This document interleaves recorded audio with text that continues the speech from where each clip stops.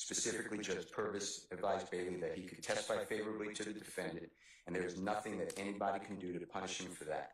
That admonition was incorrect because Bailey could be prosecuted for perjury.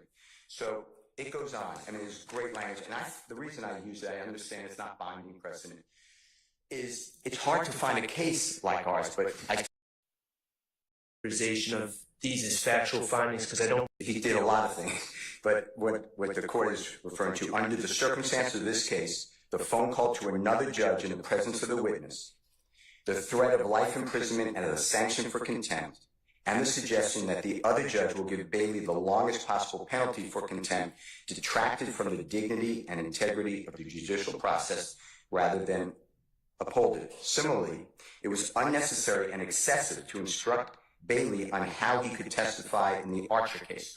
Mr. Archer was one on trial.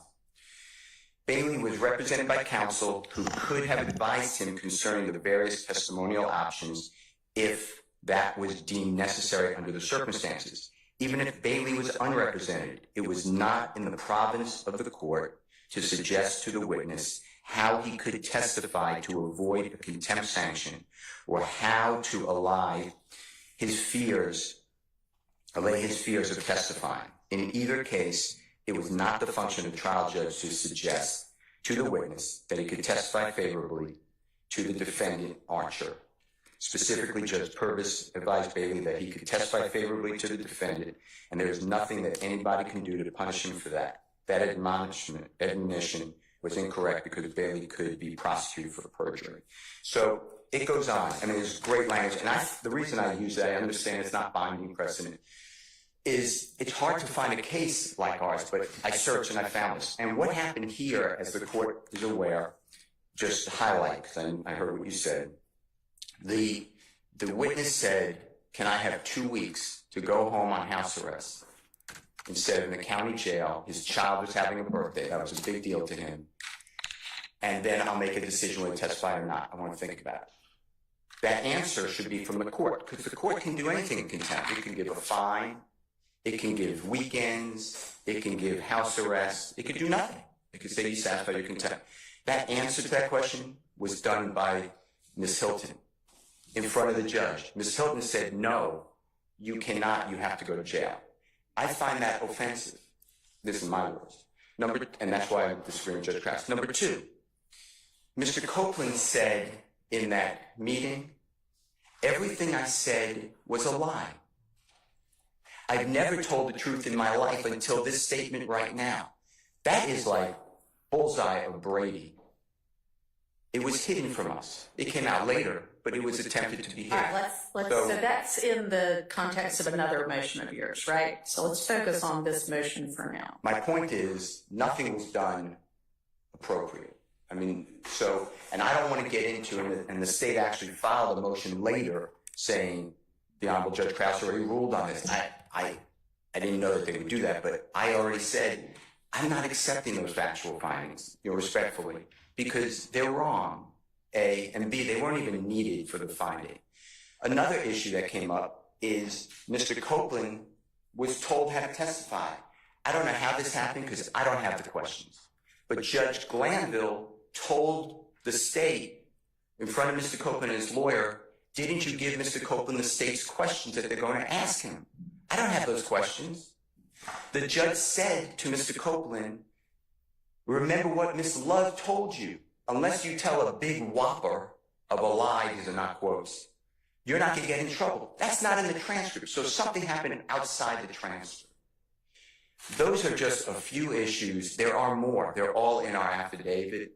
But those are a few issues that when Judge Krause said everything that was done, if it was done in open court, was appropriate, everything that was done is intimidating a witness. And it changes the complexity of the case. Because what you will find out is Kenneth Copeland, these are my words, made misstatements to law enforcement. He made 6 statements. They're all audio, video recorded, except for 2. They track over 16 hours. The judge told him, and Ms. Hilton told him, and Mr. Copeland said, you previously told me, meaning Ms. Hilton, I could just say I don't remember. I don't recall. And the judge said, yeah, you won't get in trouble for that. Well, what that does under Georgia law is that triggers a prior inconsistent statement, which is all that the state wants him. Mr. Copeland is just here for his prior consistent or inconsistent statements. And that's what happened in the Archer case. That's why they're saying, the judge said to Mr. Bailey, you can even testify for Mr. Archer. You won't get in trouble because, and it explains in the Maryland case, because that would trigger and open the door to prior statements, which is all the state wanted. So to me, as founded by the Maryland court, this is intimidation. There was nothing appropriate, and the Honorable Judge Krause, I'm confident, did not have this case, but I respectfully disagree, and that's why I wrote that motion. All right. Anybody else? And I know that there is another, or there are a couple more motions for mistrial based on the ex parte that talk about coercion and things like that, and I'd rather take those up in the context of those motions. So if that's what you want to argue, hold off. Otherwise, come on up.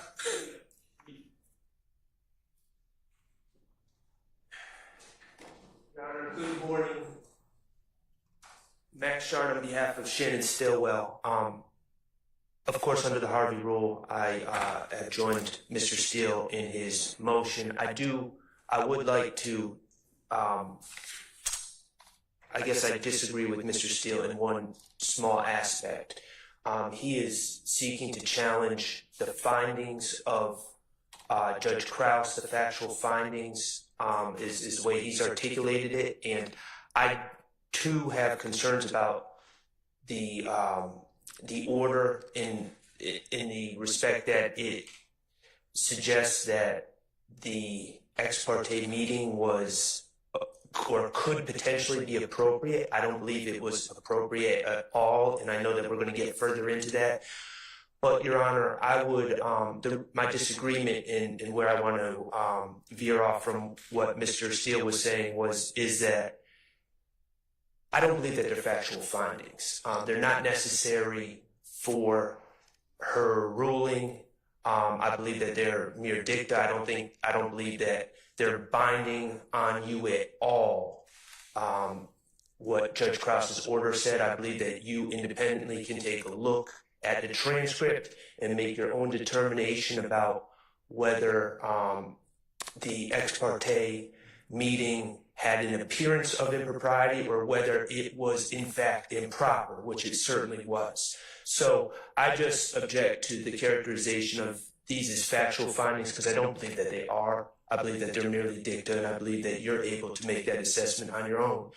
Should you view them as factual findings, I, of course, join Mr. Steele in his objection to those quote-unquote findings. That's it. Thank you. All right. Anybody else from the defense? All right, I'll hear from the state. And I know you haven't had a chance to see and absorb the Arnold rule, the case that Mr. Steele just, Archer, shared with us before now, but. Your Honor, I will use it as he has presented and just point out the most obvious omissions and distinctions that I see present with the Archer case.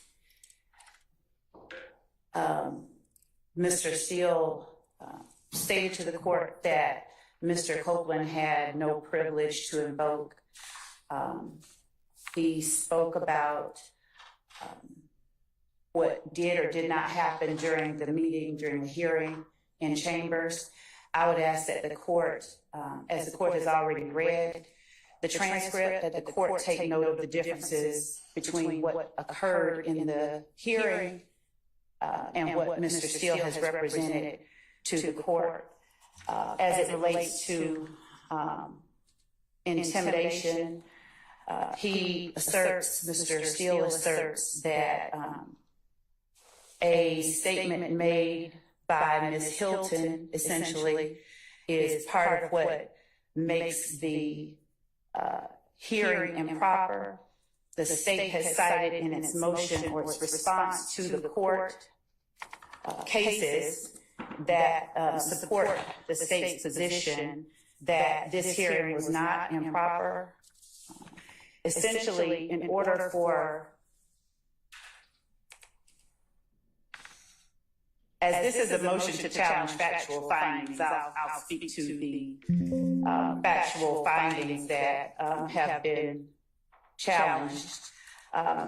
Again, Mr. Steele cites that Judge Krause's finding, the way he said it, if it had been made in open court, it would have been proper. The court, Why don't I just put on the record, because I've got Judge Krause's order right in front of me, exactly what it is that I think we're talking about. And I believe, and Mr. Steele, you can correct me if I'm wrong, but I think that the factual finding, that's the second one you're challenging, if it even is a factual finding, is Judge Krause's statement. It is worth noting that this court generally agrees with Judge Glanville's assessment of the propriety of the ex parte meeting. While the meeting could have and perhaps should have taken place in open court, nothing about the fact of the meeting or the substance discussed was inherently improper. Is that what we're talking about?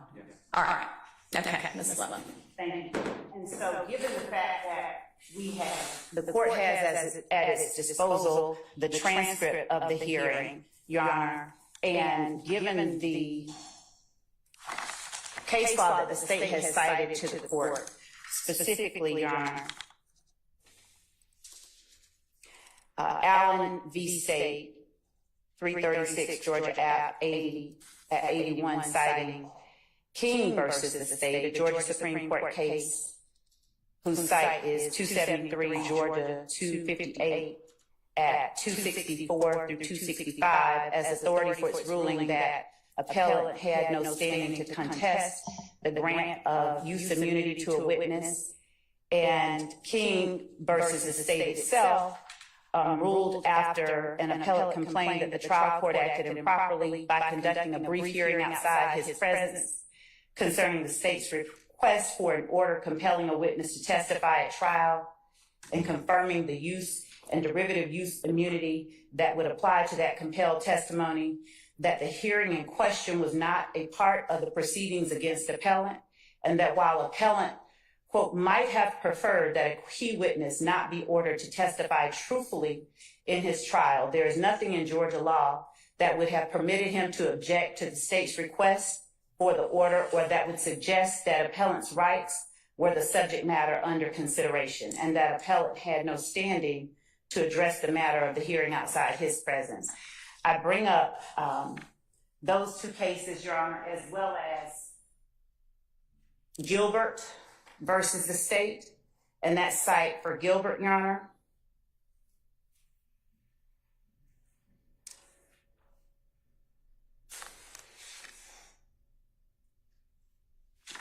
is 306 Georgia App 776 at 777.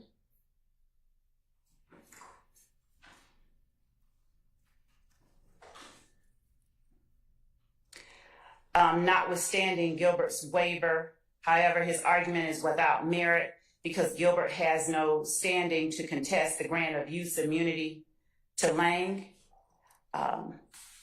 The court again cited King and pointed out how the defendant there had argued that the trial court erred by conducting a hearing outside of his presence to determine whether a witness should be compelled to testify against him in exchange for use and derivative use immunity.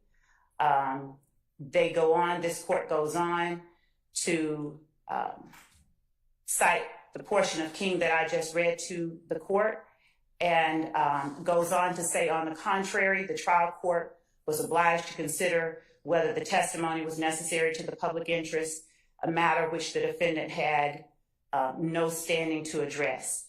In this particular instance, of course, there is the distinction that Mr. Copeland had invoked his right to not testify at a point where there was no, I'll agree with Mr. Steele, there wasn't a privilege to invoke. The point at which he said, I plead the fifth, is when he was asked, I believe, his age in years.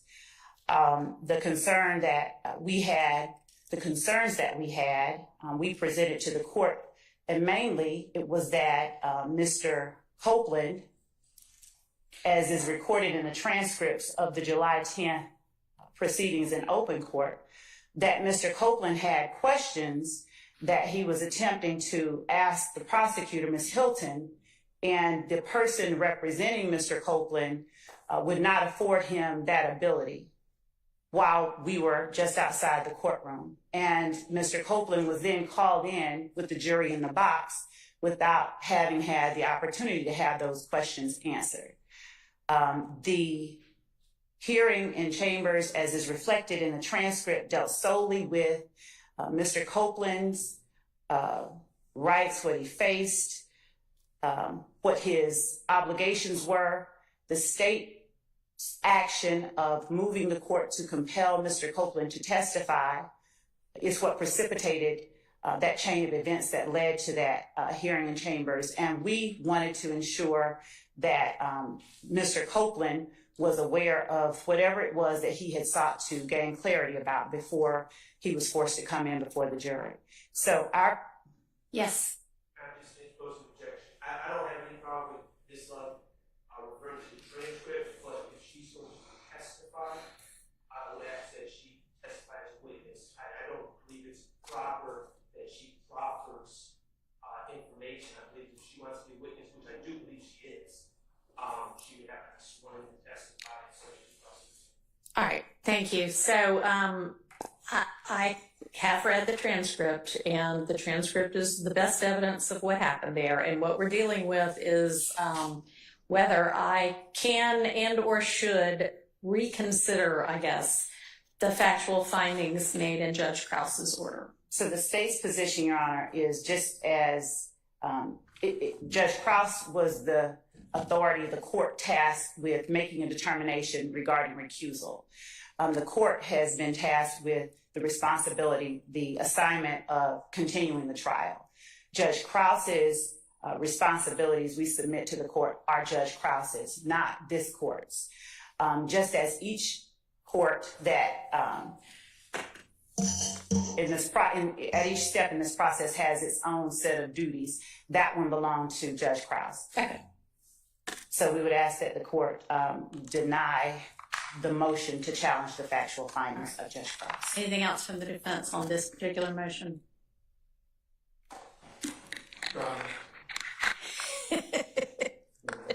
Has there ever been an attorney invited to talk who didn't take the opportunity? I took a pass a couple of times, Your Honor. Doug Weinstein for Mr. Kendrick. The only thing I want to add is that the King case and the Gilbert case are about a different circumstance than we are objecting to and complaining about here. That is a hearing about the issue of whether the immunity should be granted by the court. Presumably that was done in this case sometime prior to Mr. Copeland's testimony on the 7th. What we are concerned about, object to, believe violate our client's rights, is the ex parte meeting that took place in chambers on the 10th, far after that immunity decision was made. At least just speaking with respect to my client, Mr. Kendrick. Okay, thank you. Anybody else? All right, with regard to just this particular motion, which is styled a motion to challenge essentially Judge Krause's factual findings in her recusal order. It appears to me to ask this court to almost sit as a reviewing court and find certain factual findings to be erroneous. And this court doesn't have an ability to do that. The time to have filed or sought a certificate of immediate review has passed. I can't really sit as a reviewing court over a fellow superior court's order. To the extent that it is a motion to reconsider that court's order, that's a little bit closer to something that I might be able to do, but I can't really do that either. That, as Ms. Love correctly pointed out, was a motion to recuse Judge Glanville. It was before Judge Krause, not this judge. and she granted the relief that the defense sought. I understand that the defense does not like some of what might be factual findings in there. There are other motions before this court right now for mistrial based on that, and I think it is more appropriate that I consider them in the context of that than going back and essentially undoing potential factual findings made by Judge Krause. I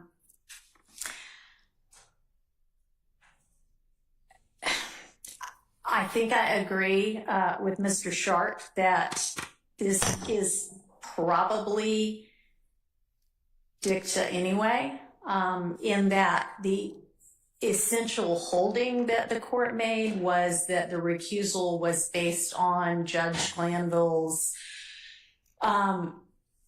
engaging essentially while making a ruling on the motion to recuse, and making kind of more than just the minimal necessary findings in his ruling. But I'm not going to reconsider Judge Krause's factual findings, so I am going to deny that particular motion, understanding that we still have other motions for mistrial to take up where some of the arguments y'all made just now might be more appropriately considered. All right. So I think that actually the next motion I'm going to take up is the motion filed by Mr. Williams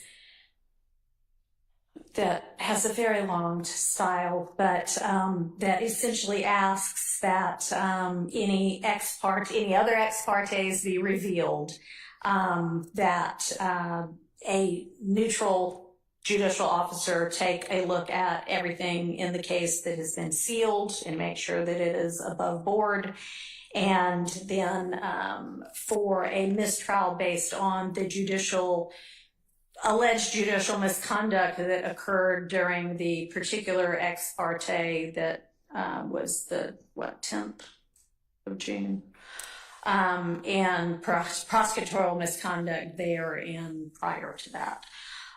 So I got from the clerk's office every sealed filing from the state or any of the defendants in any of these 6 defendants' cases.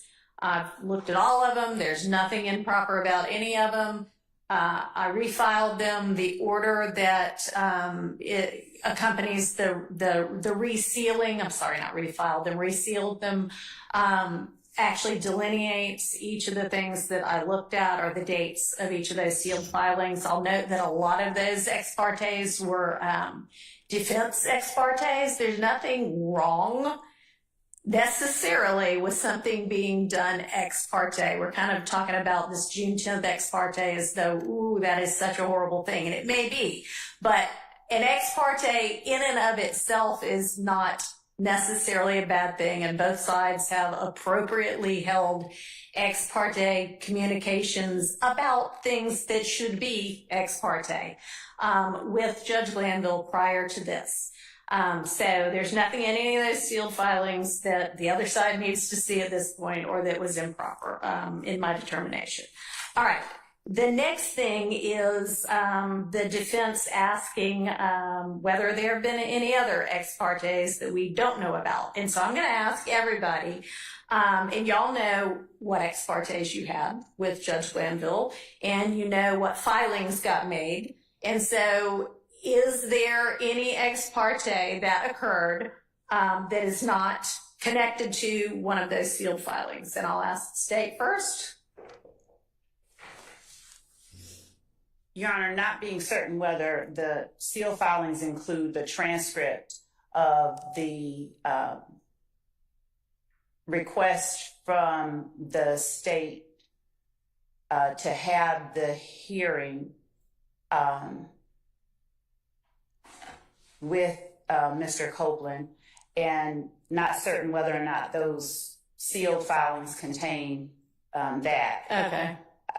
I can't say, but the state requested that we addressed the matter of Mr. Copeland's representation. All right, and was that done in writing or was that oral? The request was done orally with the court reporter there. Okay. We requested that the court allow us to address the matter and that it be taken down for the record. Okay. All right. Anything beyond that? Yes, there was also the state's request for a material witness warrant for one of the. I think those are all reflected, and you may want to go back and look, but I know that there were material witness warrant requests from several different parties in the case. Okay. All right. So those are the ex parte matters that we address with the court. Okay. Thank you. Mr. Weinstein, anything? Okay. Mr. Carlton? Mr. Matthews. Okay. Mr. Steele?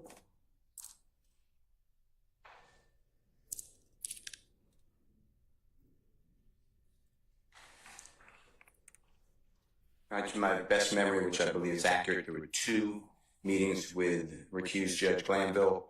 One was during voir dire. It is going to be the day, I could get you the date, but it's going to be the day that law enforcement executed a search warrant for the computer of the Honorable Eric Johnson. He's a lawyer in the case who's severed out now. Okay.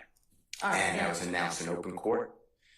I asked recused Judge Glanville whether we can have an ex parte. All the parties were here, and then everyone went. So when I say everyone, all the people here went into chambers behind, and there was conversation in front of a court reporter.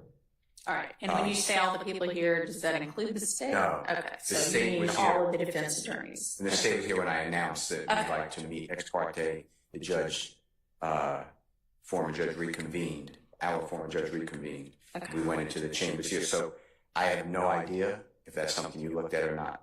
And I don't know whether that's anything I looked at because that would have concerned a severed defendant. I would imagine it's in that case and not any of these 6 defendants. And I only looked at what was in these 6 defendants' cases. I can't. But, okay.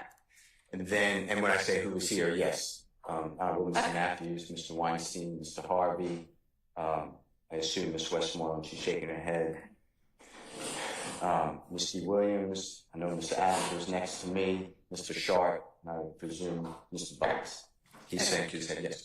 And the second one was also asked in open court for a meeting with recused Judge ex parte, and that was on the day before we're coming up to a man named Mr. White, like the color, was going to testify, and we had it at the bench where the court is, and that was Mr. Sharp, Mr. Matthews, Mr. Williams, myself, and Mr. Adams. And if my memory is wrong, I'd like them to correct me. That's who I remember being there. And it was on the record. Okay. So I don't know if you saw anything about that. All right. And that was the total that I've had with. All right. Thank you. Thank you. Mr. Harvey. Just to be on the safe side, it wasn't, we had a in-camera meeting with Judge Glanville, and I say meeting, it was not ex parte, it was me, Ms. Westmoreland, and I believe A.E.A. Hilton. But it concerned a scheduling conflict in federal court Okay. that I had, and we resolved that. I just want to make sure that. I appreciate it. Thank you. Mr. Sharp.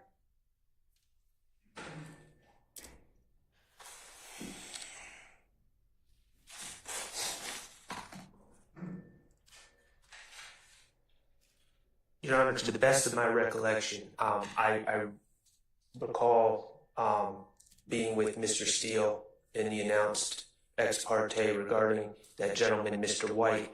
I also believe there was an ex parte regarding another permission to interview a separate witness who was unrepresented at the time.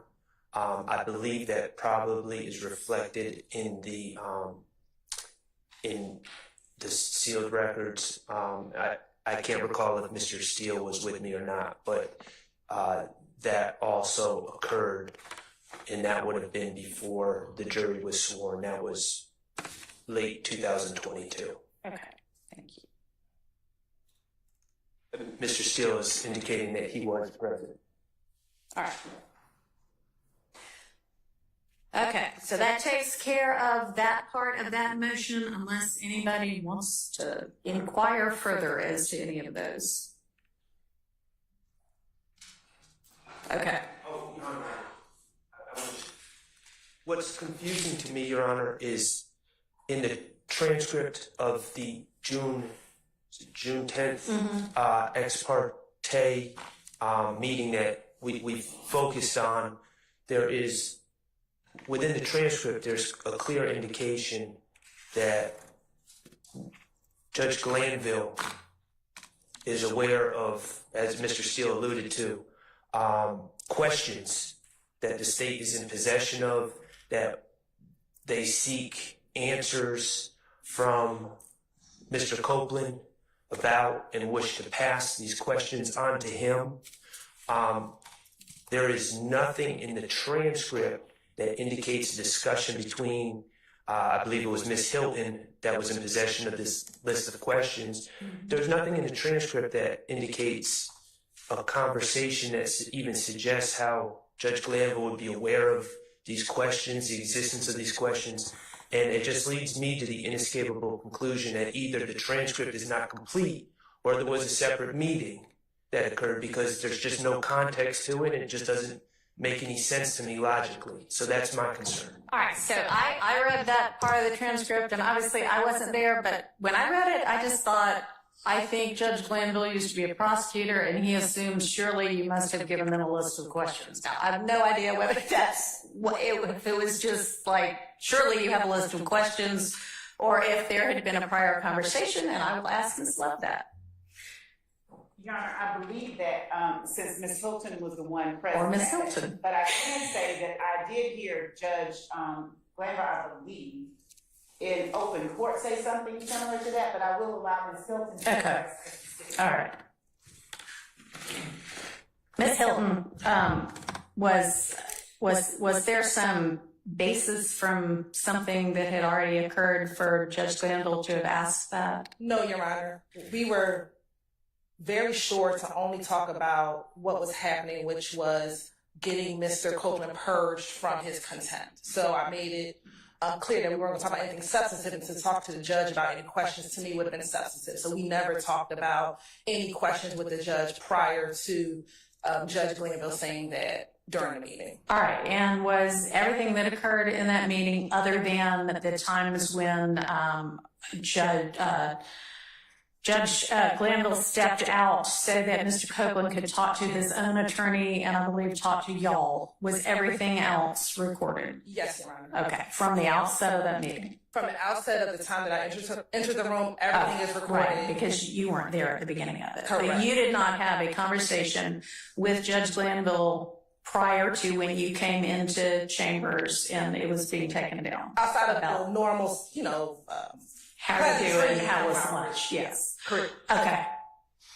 And Ms. Love, you were in there at the outset. Was it recorded, taken down from the outset? Yes, Okay.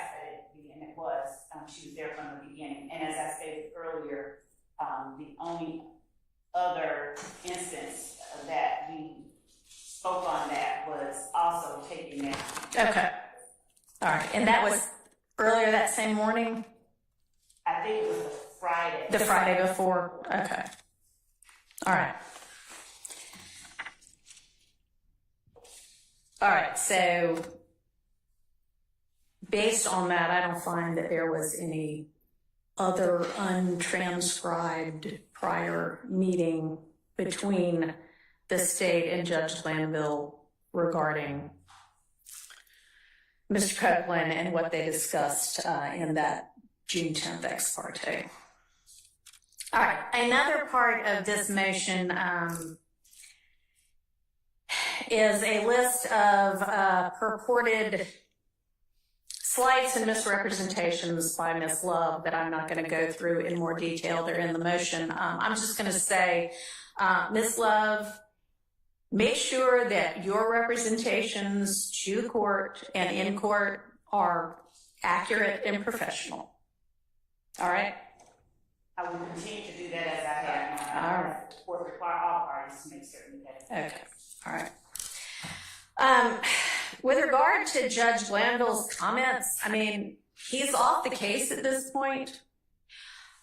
If we want to endeavor to craft some sort of instruction to the jury, you know, I'll consider something that y'all want to present to me. But I know in particular, Mr. Steele, you took issue with apparently at some point Judge Glanville used some adjectives about you, specifically unprofessional and unprepared, that are bothersome to you, and I can understand that.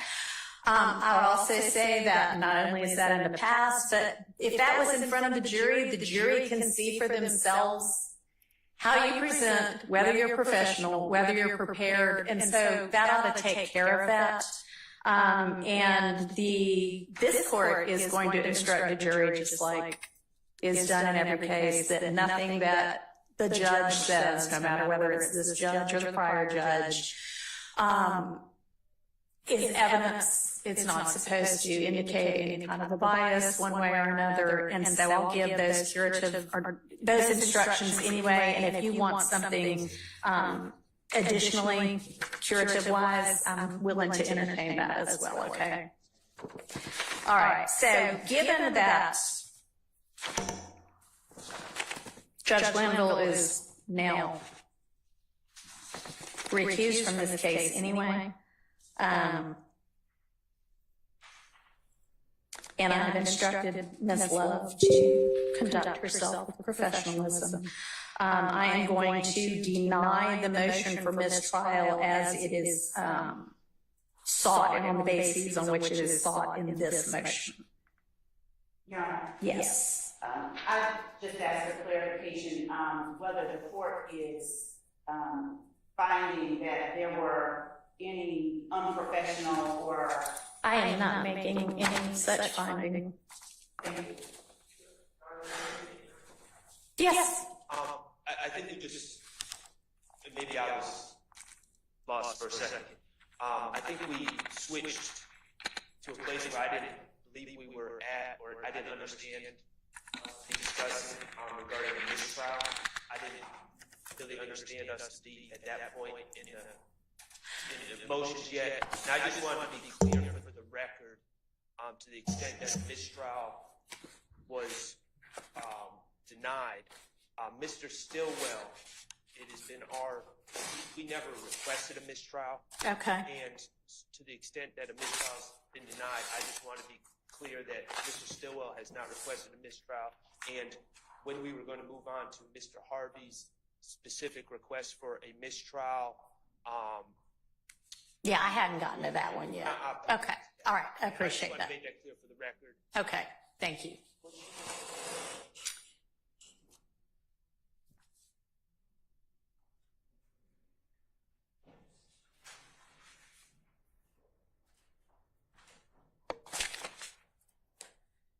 All right. So now we get to the motion to disqualify attorneys Love and Hilton, the two of the main ADA prosecutors in this case.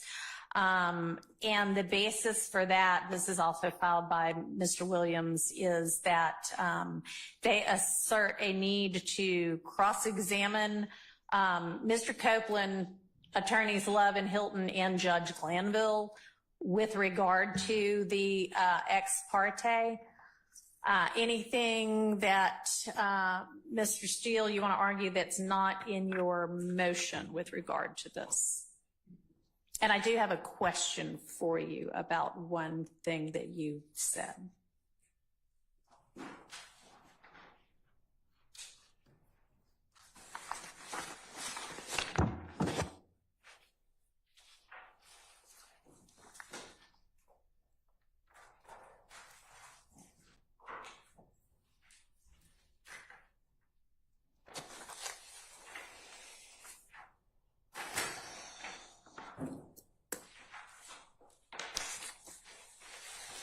Yes, Your Honor. You want me to ask my question first? Whatever you tell me. So, in your paragraph 3, you assert that Judge Glanville provided legally incorrect information to Mr. Copeland. I just want to make sure I'm clear as to what you assert that legally incorrect information is. Okay. So going back to what you read and digested June 10th, 2024 ex parte meeting, the use immunity, as we discussed earlier, just protects Mr. Copeland. What Prosecutor Hilton and what Judge Glanville were telling Mr. Copeland was, you can say lies, as long as they're not big lies, and you will not be prosecuted. He could be prosecuted for perjury and false statements. Okay, and when you say that, do you mean when it was mentioned that if you say, I don't remember, No. you can't be prosecuted? No, I have to get the transcript in front of me, but it was as long as Miss Love told you, which is not in the transcript, but the Judge Glanville said, as Miss Love previously told you, remember is the word used, unless it's a big whopper of a lie, you will not be prosecuted. Do you have access to the transcript right now? May I step back? Yes, and of course I thought I brought it up here with me too, but I don't seem to have it in front of me either.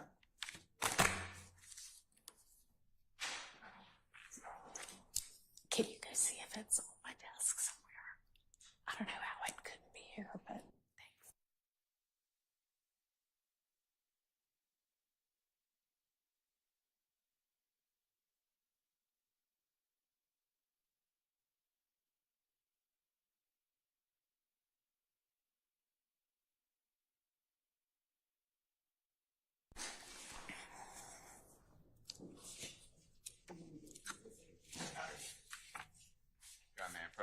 You may. And I'll give that back to you. I've got a copy somewhere. Just given that we're using a borrowed bench in courtroom, I don't have everything at my fingertips. All right.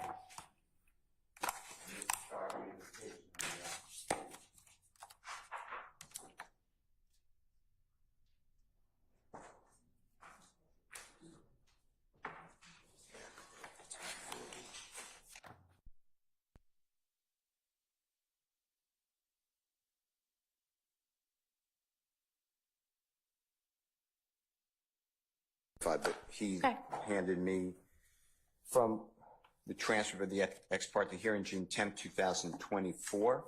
He directed me to page 40. It's Judge Glanville speaking, line 20. What will get you in trouble is you not, is you just invoking your Fifth Amendment privilege because you have been given immunity.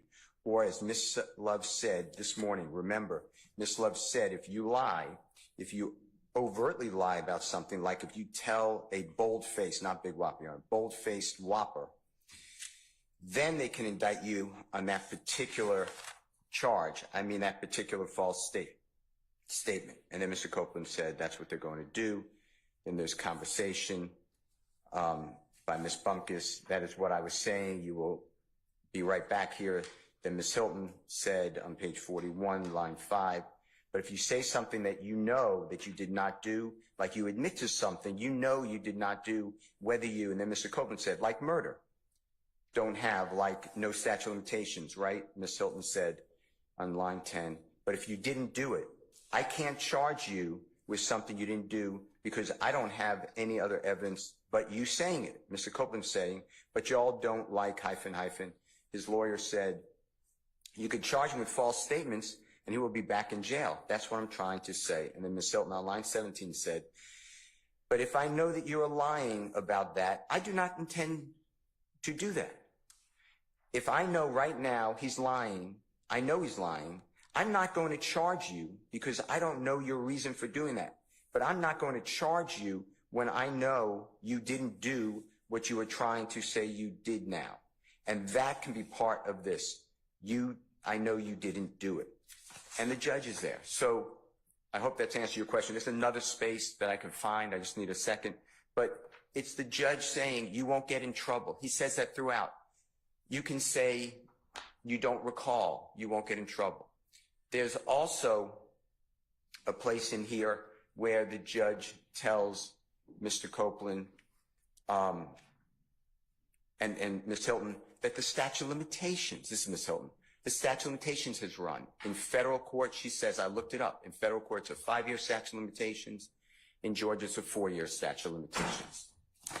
If I could get that cite for you, I'll tell you exactly where it is.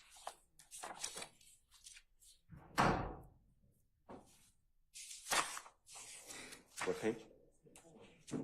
I'm being told 24, Your Honor, but let me check. Mr. Adams said 24 going into 25. Your Honor.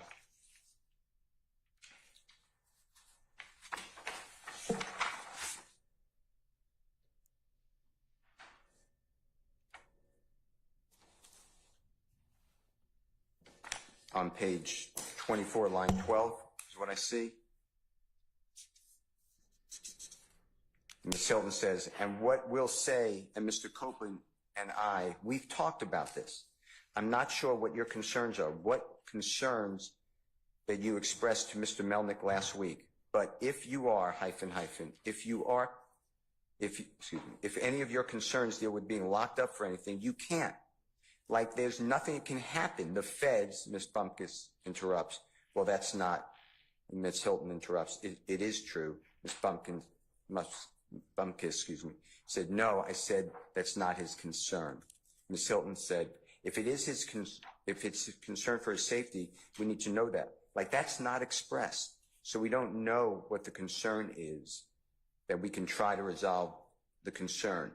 This is what I'm saying, Mr. Copeland and I have had conversations before going to page 25, Your Honor. And here it is. I understand some of his concerns is potential criminal liability, hence why we gave you immunity. The federal statute of limitations done. The state statute of limitations done. So there is nothing, like I researched it this weekend again, both those statute of limitations for what you and I talked about, which is a 2015 or before done. You cannot be prosecuted for anything you testify federally or statewide, immune, period. So if that's a concern, there is none because you cannot be prosecuted. The federal statute of limitations is 5 years. So anything in 2015, 5 years would have been 2020. Anything statewide is 4 years. It would have been 2019 finished. Your Honor, that's just not true. He's an unindicted co-conspirator in this case. It sounds to me like they're talking about some kind of particular crime he might or might not have committed that he might be testifying about, and whether it obviously wouldn't be murder because, as he recognized, murder has no statute of limitations. But that sounded like it was a really particular crime. You can't tell a person, I wouldn't tell a person, how about that? You can't be prosecuted because statute of limitations ran when you know he could be prosecuted in our indictment. The state is saying, agreed. Yeah. That appears to me to be talking about something very particular that they've had, like a particular crime they had conversations about, and not overall broadly. You can't be prosecuted for anything. I don't know. Okay. I don't read it like that. All so on the next page, page 26, it's again, Ms. Hilton, line 2, you will not. This order, I don't Can I know interrupt if you for just a second, Sure. too? And I'm sorry, and I do want to hear, but is there anything else that Judge Glanville said that you believe is legally incorrect information? Yes. Okay, because I want you We to need- address that. We as need you well. to testify. Why do we need you to testify? That Mr. Copeland had to stay in custody till all 26 criminally accused have their case disposed of? That's not true. Okay, That's wrong. Yeah. That is on. That's on page 36 of the transcript, lines 3 through. I mean, the discussion's kind of lines 3 through 9. At some point, civil contempt becomes punitive. Civil contempt is supposed to make the person do the act. If the person's not doing the act at some point, it's just not effective. So it has to be then given a date certain. You can't just hold a human being in custody until all 26 people, some of them don't have lawyers, forever. Yeah. That's what Judge Glanville said. That's the problem. So I'm just being transparent. We're going to have a situation where Mr. Copeland's testifying. At some point, I'm going to be able to ask questions. I'm going to ask him, was there a time on June 10th, 2015 that you found yourself in an office with a judge? Was this person who I'm pointing at there? He'll say, I believe no. But the transcript says, exactly, you spoke with Ms. Love earlier. If we get to that, that may be something that you are able to examine him about. And I do think that, you have the transcript, and I know everybody has said, oh, there was Brady in there. Y'all got it all now, so it's not Brady anymore. If it even was before, y'all have it. You can use it at trial. I think you can appropriately examine Mr. Copeland if he decides to testify on some, maybe all of the things that happen in there. That may be something we have to hash out a little bit more. But let's not get ahead of ourselves. So with regard to legally incorrect information that the judge gave to Mr. Copeland, the two, page 40, 41, 24, 25, and then the one that I cited that you mentioned about all of, you may have to stay in jail till all of the co-defendants trials on page 36. Anything else? We need you to testify. Nobody needs him to testify. I mean, he could do whatever, it's America. He could do whatever he wants. He could sit in a jail. Okay. He has to pay penalty of perjury, but that's what judge. And they also tell him how to testify. Judge Glanville tells the lawyer first. If you remember, I could get you the transcript. You remember, you're shaking your head. Judge Glanville tells the lawyer. Yeah, if you've got a transcript cite, I think the more clear we are, the better. Okay. It's at the beginning when Miss Love was there. Hold on one second.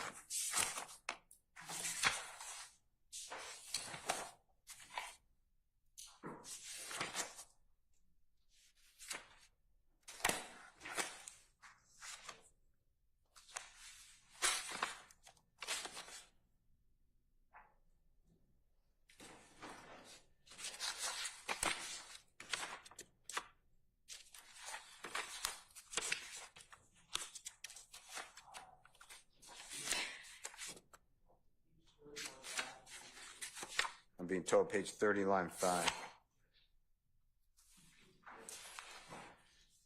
Okay, page 30, line 5 is Mr. Copeland talking. Give me a second.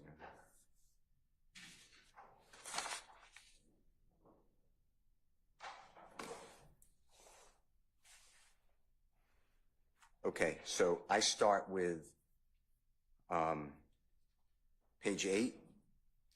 Page 8, Mr. Copeland's not there. Mr. Copeland doesn't arrive until page 23. Right, and you asked where the former judge was asking questions that I'd like to know. Where he gave legally incorrect information to Mr. Copeland. Okay. Which is what you put in your motion. Well, okay, and page 8, though, if you take in consideration, starting on line 9, the former recused Judge Glanville is telling the lawyer for Mr. Copeland. Now, to be fair, I think Ms. Bumpkus, as an advocate or anybody, has got to tell him, meaning her client, he's going to face some pretty significant cross-examination. And then Ms. Bumpkus says yes, or excuse me. Was that legally incorrect? I would think, given this defense team that's been accumulated, that's probably accurate, even though it wasn't said to Mr. Copeland. The judge, though, and the motion is, calling the judge and the prosecutors and disqualifying prosecutors. The judge has stepped out of his role as a judge. What judge tells a lawyer, tell your client, whatever the words are, you make decisions, obviously, but this is how I read it. Tell your client he's going to face significant cross-examination. And you know what else? The judge goes further. The judge starts telling him, that the client, he's telling Mr. Copeland that the clients are guilty. Mr. Copeland's not here at this I'll point in get you. time. This I'll is get you his that. attorney, Ms. Bumpus. All right, let me get that for you.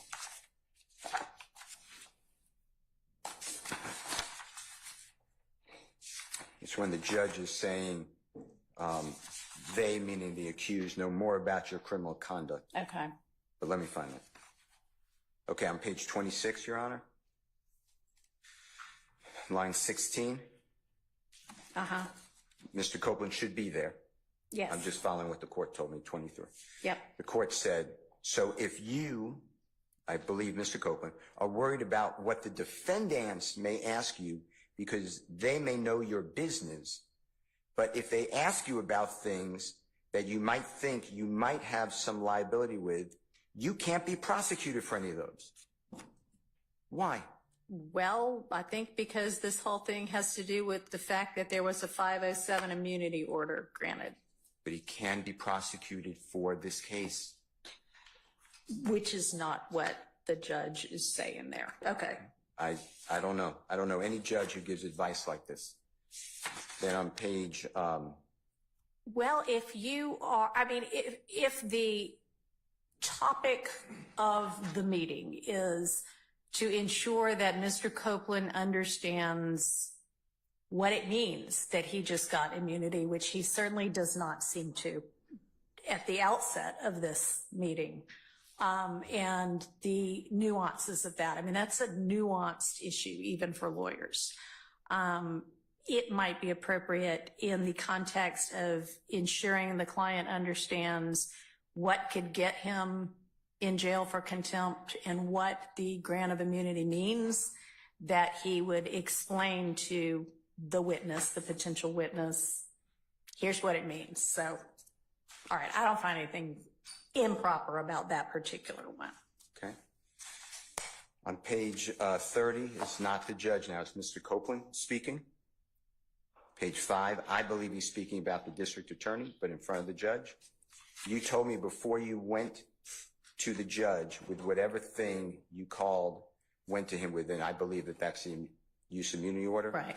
You told me I can't, when I'm asked a question, I can say I don't recall or I don't remember, excuse me, I don't know. You told me that if I plead the 5th, I mean something.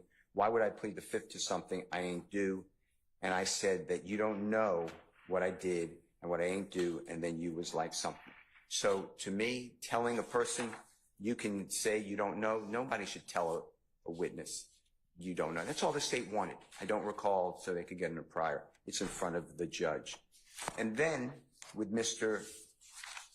Talking about what the judge did or didn't do for cross-examination of Ms. Hilton and Ms. Okay. Love, that was Brady, as you said, evidence. Yes, I have it now. But why wasn't I told that? And So- I want to ask questions. Okay, so Judge Glanville is off the case. That all would go to whether it's appropriate for Judge Glanville to be on this case. That has been taken care of. My understanding of the law is the motivation for any witness to testify is admissible evidence. Right, and you can certainly ask Mr. Copeland about that. And I'd like to ask the judge on page 36, line 3, until the trial is over, until all defendants have been, I got these 6 that we have right now, then there's another 6. Ms. Hilton said, no, there's another 12. The court said, there's another 12 or thereabouts that are still outstanding for various forms or another, and they're talking about he has to stay in jail. And I'd like to ask Ms. Hilton, Ms. Love said the same thing, and Judge Glanville, why would you tell him that when that is not the law? You can't just hold a human being. All right, so you can certainly ask Mr. Copeland about that. Okay. I don't know that the prosecution's motivations are relevant to the issues that the jury is supposed to decide. And with regard to Judge Glanville, again, he is not involved in this case anymore. So I'm definitely not going to permit you to cross-examine Judge Glanville in front of the jury because, frankly, it's irrelevant, and he's been recused. So, to the extent that, do you have anything else with regard to why it is you ought to be able to have Ms. Love and Ms. Hilton removed from the case? Yes. Okay. So, and just go back to your answer, last question, page 44, line 22, it's Judge Glanville speaking. Mm-hmm. And he said, okay, so you testify about some aggravated assault or murder. They can't prosecute you on it because that's what the order said. Okay, That's just hang on. not true. I'm sorry, where are you? Page I may be on 44. 44. Line 22, Judge Glanville Oh, okay. I'm with you. speaking. Yeah. He said, okay, this is Judge Glanville. So you testify about some aggravated assault or murder. Okay, so I'm They can't actually not prosecute with you. you. Page 44, line 2? 22. 22, okay. All right. Gotcha. Judge Glanville speaking.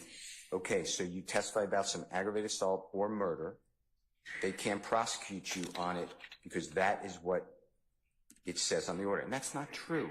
They can prosecute him. They can't use his word. Okay. All right. I will take all of that into consideration.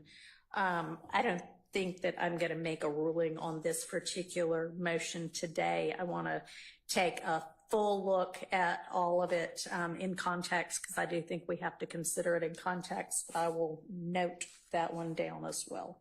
So let me then answer your question directly. So what's going to happen in my mind's eye is I'm asking all these questions to Mr. Copeland. He's answering however he answers. I am pointing fingers at the two prosecutors. That mandates that the jurors have to rate their conduct that happened outside the jurors' purview. I am saying that he being Mr. Copeland, was given erroneous legal information. He was encouraged by the holding of hands of Judge Glanville, Ms. Love, and Ms. Hilton, that they all intimidated, coerced, directed, encouraged, whatever the right word is, Mr. Copeland to do what they wanted him to do. It's in the transcript. We need you to testify, Judge Glanville said. Mr. Copeland will say, I don't know what he was going to say. But yes, I felt that. I felt that they were not going to let me out of jail. I can't then have, nobody should have, then lawyers stand up when the jurors now need to rank what they are doing in the case. Their conduct is at issue. I'm not making them witnesses. I'd rather they stay on, to be quite frank with you.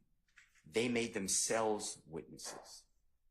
And the reason is because they injected themselves in such a, my opinion, inappropriate communication with a court and a sworn witness who did not ask any questions. The gentleman was represented by known counsel. He says, and it's in here, I could give you the page, but there's no reason. Take me back to the jail. Judge Glanville said, do you want to talk with your lawyer, me, or the state? Why would a judge say speak with the state and go around the lawyer, even in front of the lawyer? So all of this to me is very at the heart of that gentleman's testimony, his credibility, and it invokes and puts into effect the testimony and credibility of Ms. Love, Ms. Hilton. I can't ask anyone on the earth. I have a transcript, but I can't ask Mr. Copeland, why did Ms. Love tell you? Or tell your lawyer, if your lawyer told you. And I understand I have to stay away from attorney-client privilege, but did you ever find out this statement? And if his answer is yes, because Judge Glanville said, remember, Ms. Love told you. We just read that. I want to talk about that. And then at some point, I want to ask Ms. Love, why would you tell a human being that he's going to just rot, in my words, rot in jail until 26 people are gone, which is not the law? And Ms. Hilton, why would you tell him that if he lies, and you know he lies, you're not going to charge him? Why? Okay, And those promises were not given to us. They were hidden from us. And Judge, this did come out. Your Honor, this did come out. I got it now. I understand that. But if you look back at June 10th, 2024, about 11 o'clock in the morning, not the ex parte hearing, recused Judge Glanville comes on the bench. Please look at the transcript because I'm not verbatim. I understand that Mr. Copeland's going to testify. Mr. Copeland's put on saying, are you going to testify? He said yes, and we rolled into questioning. I don't know how it got away from the prosecution, Miss Love, Miss Hilton, Judge Glanville. By the way, he told us things that are specific on the case. He said in here, I could give you the number, I committed all these crimes. All these crimes include murder. He's asked about statute of limitations for murder. We don't get any of that. So for all those reasons, I'm going to cross-examine Mr. Copeland. I'm going to bring all that out. And the people who are at the heart of that conversation are witnesses as well. They should not have done it. Then they tried to hide it, which I'm bringing out as well.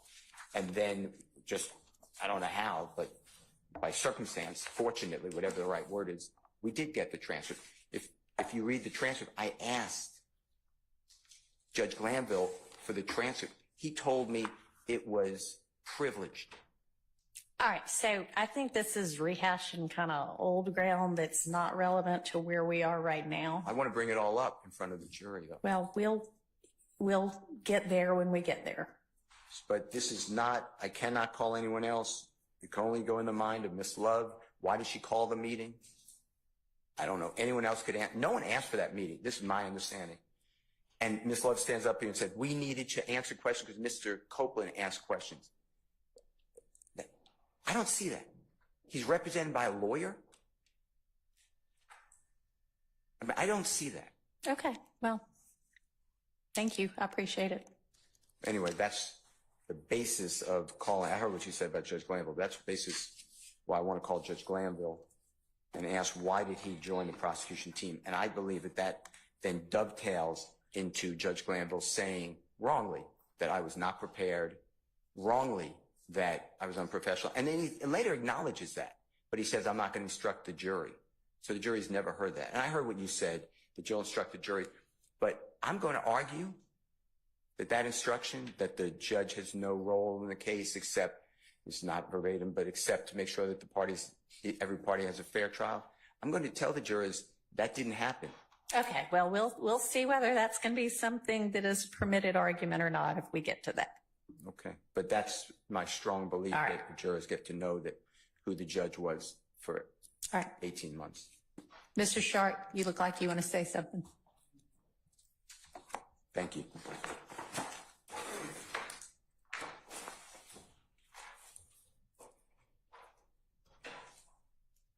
And I'm trying not to focus on things that we're likely to discuss. Okay, and yeah, remember that this is the motion to disqualify Ms. Love and Ms. Hilton. Right. I would just like to stress one point that, Your Honor, I know that you did not request an ex parte meeting. My understanding is Caleb Bumpus nor John Melnick, who served as counsel for Kenneth Copeland, did not call for an ex parte meeting. They did not express any concerns. The state called for an ex parte meeting. And in the beginning of that ex parte meeting, with Judge Glanville explaining the need for the ex parte meeting, the state made statements to Judge Glanville that accused Attorney Melnick of violating his oath and of not fulfilling his professional responsibilities and representing Mr. Copeland. They strongly insinuated that myself and Mr. Steele were somehow in cahoots with John Melnick and were somehow, I guess, obstructing justice, tampering with a witness, intimidating a witness. They presented the judge. And mind you, this is an ex parte meeting where I was not allowed to respond. Mr. Steele was not allowed to respond. Ms. Love stated to the judge, well, Mr. Melnick sent Mr. Steele and Mr. Shard an email, and he may have inadvertently included us. possibly by mistake, and was communicating with them that Mr. Copeland would not be testifying. And we don't know what they have going on between them, and I guess we were just lucky to be inadvertently included, CC'd. Judge, I have the email. I believe it's in the record. I can show you the email. The state's not CC'd on the email. It's to the state. Okay. So that was a misstatement. Convenient. There's absolutely the reality is the state was meeting with Mr. Copeland behind the back of his attorney. The reality is the defense was pristine in their duties in dealing with an attorney and not with a represented individual. And somehow the state, in this ex parte meeting where we were not allowed to respond or even to hear the accusations, they suggested that the purpose of this meeting was based on this behavior by defense attorneys and Mr. Melnick, which was completely fabricated and offensive. And again, we weren't there. That's the problem with these ex parte meetings. All right, well, I'm going to get a transcript. I have just typed a note to Judge Glanville's court reporter requesting the transcript of the request for the ex parte itself. So I'll find out what it said and I'll share it with everybody. Okay, well, that's in the beginning of the transcript that you have. It's in the first 6 pages, I believe. In fact, page 3 to 4. Okay. Page 3 to 4, they talk about this email, and we have the email. Oh, no. I know the email. Okay. I'm talking about, I'll get the transcript of the Friday request as well. But yeah, I've seen the email. It's made an exhibit, I think, to the ex parte transcript. And just so we're clear, and the reason I say that's important, because again, why are they doing this? What was the purpose of the meeting? Because that couldn't have been the purpose, because their stated purpose was completely inaccurate. And I would invite the court, I believe it's in the record, but we can certainly provide a copy of said emails. It's an exhibit. Okay, because that's not an accurate rendition. And you know, I'd be happy to answer questions about what happened, but that was not accurate. And these are issues that now the state has injected themselves. As Mr. Steele said, we didn't do this. We didn't do any of this. In fact, we were excluded. We knew nothing about it. And it's improper, and the state initiated all of this, and it's not just what happened in the ex parte meeting, but why did it happen? And ultimately, there's only 2 people, I suspect 1, but we'll say 2, that we know why this meeting was called, because it wasn't called by, my understanding, Judge Glanville either. It wasn't called by his staff. It was either called by Ms. Love or Ms. Hilton. And we have the right to cross-examine them or examine them about that. All right, thank you. Response from the state. Yes, Your Honor. Again, Adrienne Love responding for the state. And I want to hear what you have to say. I've got your response. That's your written response. It's pretty thorough. So let's highlight what needs to get highlighted without rehashing everything. That was my intent. Not to suggest that you would, but.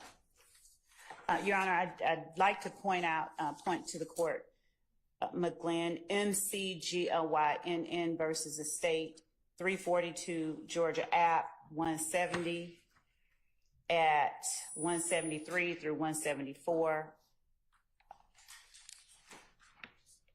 In McGlynn, the court notes, while Webb dealt specifically with statements made by a trial judge, this court has previously noted that either judicial or prosecutorial intimidation that dissuades a potential defense witness from testifying, or the defense can, under certain circumstances, violate the defendant's right to present a defense. However, such analysis must be undertaken on a case-by-case basis.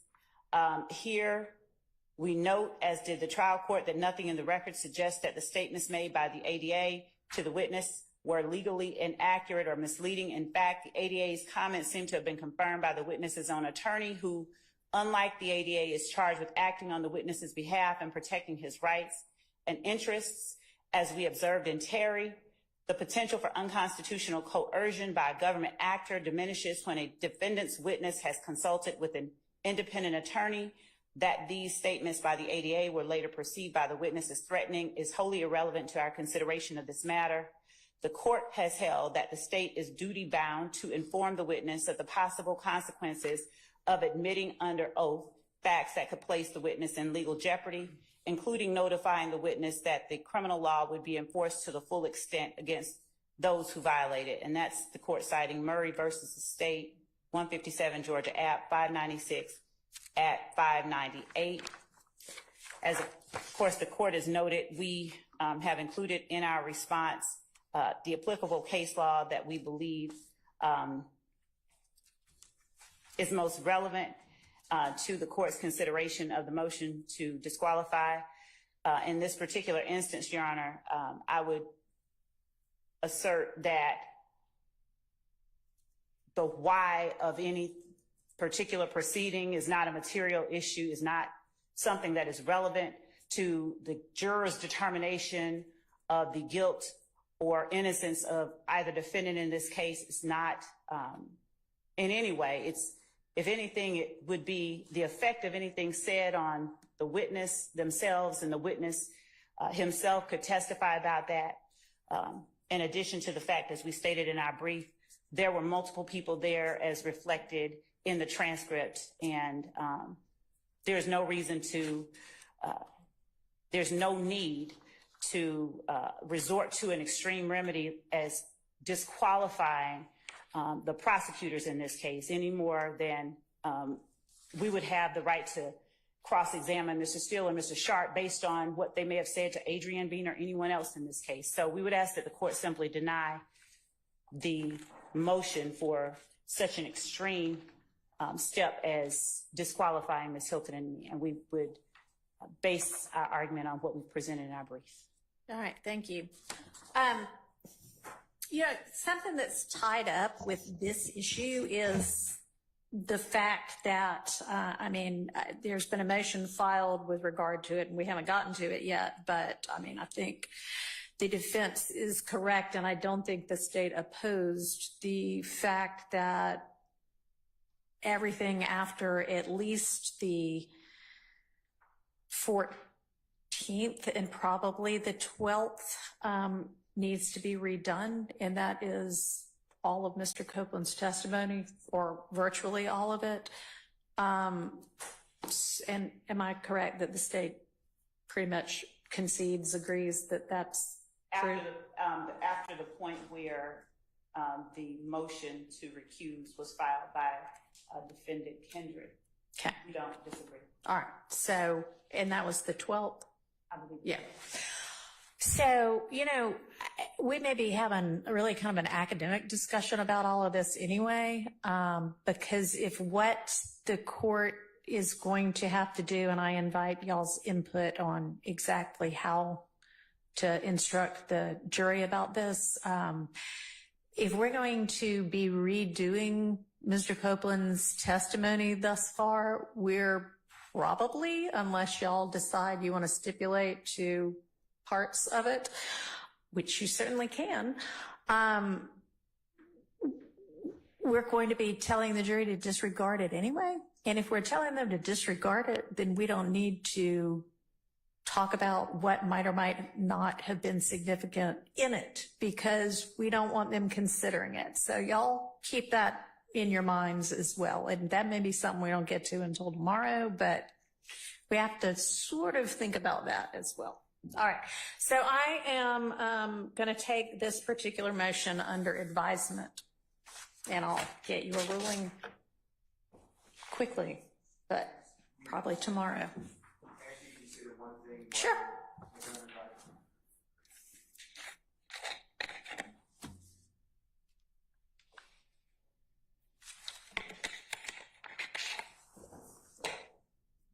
Mr. Copeland testified hardly at all on the 7th of June 2024, but then did testify the 10th, 11th, Right. and then the 12th is what Right. you referred to. And I said we'll take up that motion tomorrow. But there was a lot of exculpatory information. I'm not going to agree to strike all that testimony. Okay, just well, want you to be what I mean that we'll get to tomorrow is how to, and I'd love for y'all to get together on whether there are any parts of his testimony that occurred before, the testimony that occurred before can stay. Okay, I misunderstood what The you said. testimony that occurred after the motion was filed, if there are parts of that testimony that y'all can agree to, then that will be great because it'll save us time and we'll have better contours about what we're dealing with. So I want y'all to get together about that and we'll think about that probably tomorrow, maybe the next day. I don't know, but not today. But y'all after court today can think about that together with each other. Okay. The reason I stood up, though, Yes. I just want to make that introduction. The reason I stood up is the following. The state elicited testimony. Now, Mr. Copeland denied it, and they've done it with many witnesses before the Honorable Court took over the case. You've never had to testify in front of Mr. Williams, Mr. Huey, Mr. Kendrick, et al. Right. And you're intimidated, and that's why you're not testifying. Mm-hmm. I would need to show the jury that it's the state, and I have evidence now, and the judge that has been the person to intimidate a witness. So that's another issue when you're resolving this. Can the Judge Glanville, I heard what you said, but can Judge Glanville be a witness? Can the two lawyers representing the state of Georgia be witnesses? I need that in the case. Okay, let me ask you this though. Why can't you use the transcript to get that point across? I mean, it's right there in the transcript. What it is that you assert to be intimidation is in black and white in the transcript. I'm intending to cross-examine or examine Lawyer Hilton and Lawyer Love. I know you're On how intending they- to, but what I'm asking you, and I don't mean to interrupt you, but I want you to answer the question that I asked you, which is why can't you use the transcript to do that? Because Mr. Copeland can't discuss. Why are you asking these other witnesses this? And what other witnesses, how do you treat other witnesses? There's another witness named Miss Bennett who said basically the same thing. She was intimidated by the state. My point is, I can't ask Mr. Copeland what But the happened to these other issue, witnesses. as I understand what you're saying to me, is that you want to get before the jury that the state and the court intimidated Mr. Copeland Right. into testifying, essentially. What you say is the intimidation is reflected in the transcript. Ms. Love's motivation for doing it, if she in fact tried to do that, is not the relevant issue. But I have evidence of other witnesses who were treated not similarly, because I don't have any other evidence that there was some meeting between the judge and the prosecutors like there was in this, but that the prosecutors are doing the same thing with other witnesses. Okay. They are intimidating other witnesses, All right. and Mr. Copeland can't answer those questions. Okay, but And that you can argue because you will have, look, we see that it happened here. We've already heard that it happened from the mouth of XYZ witness.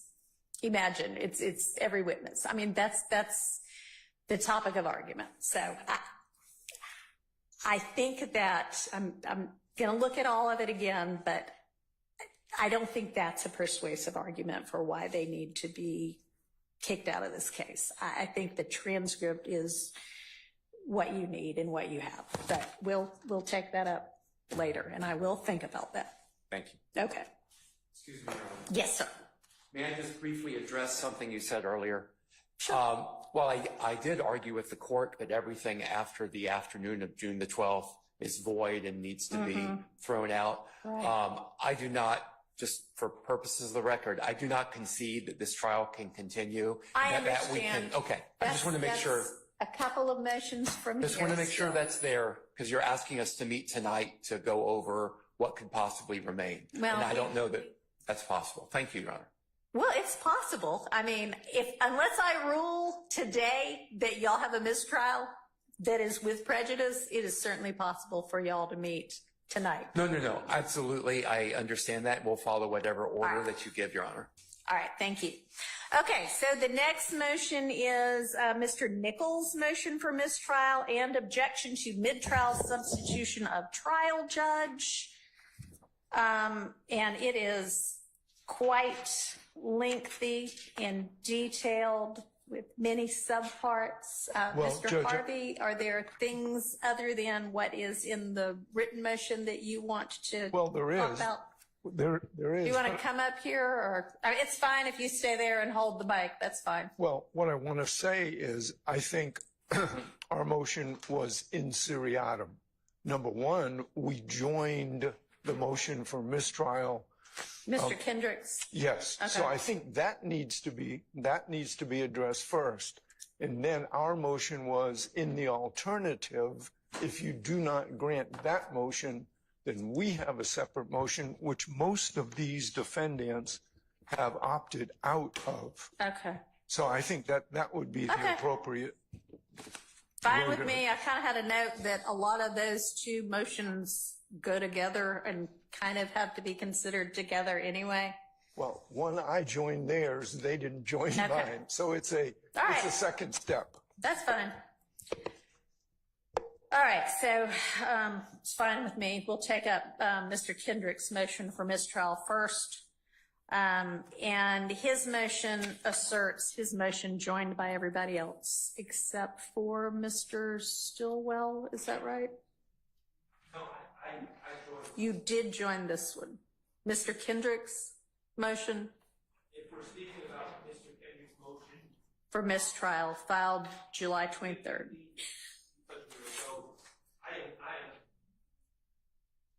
May I make my stance clear? Yes.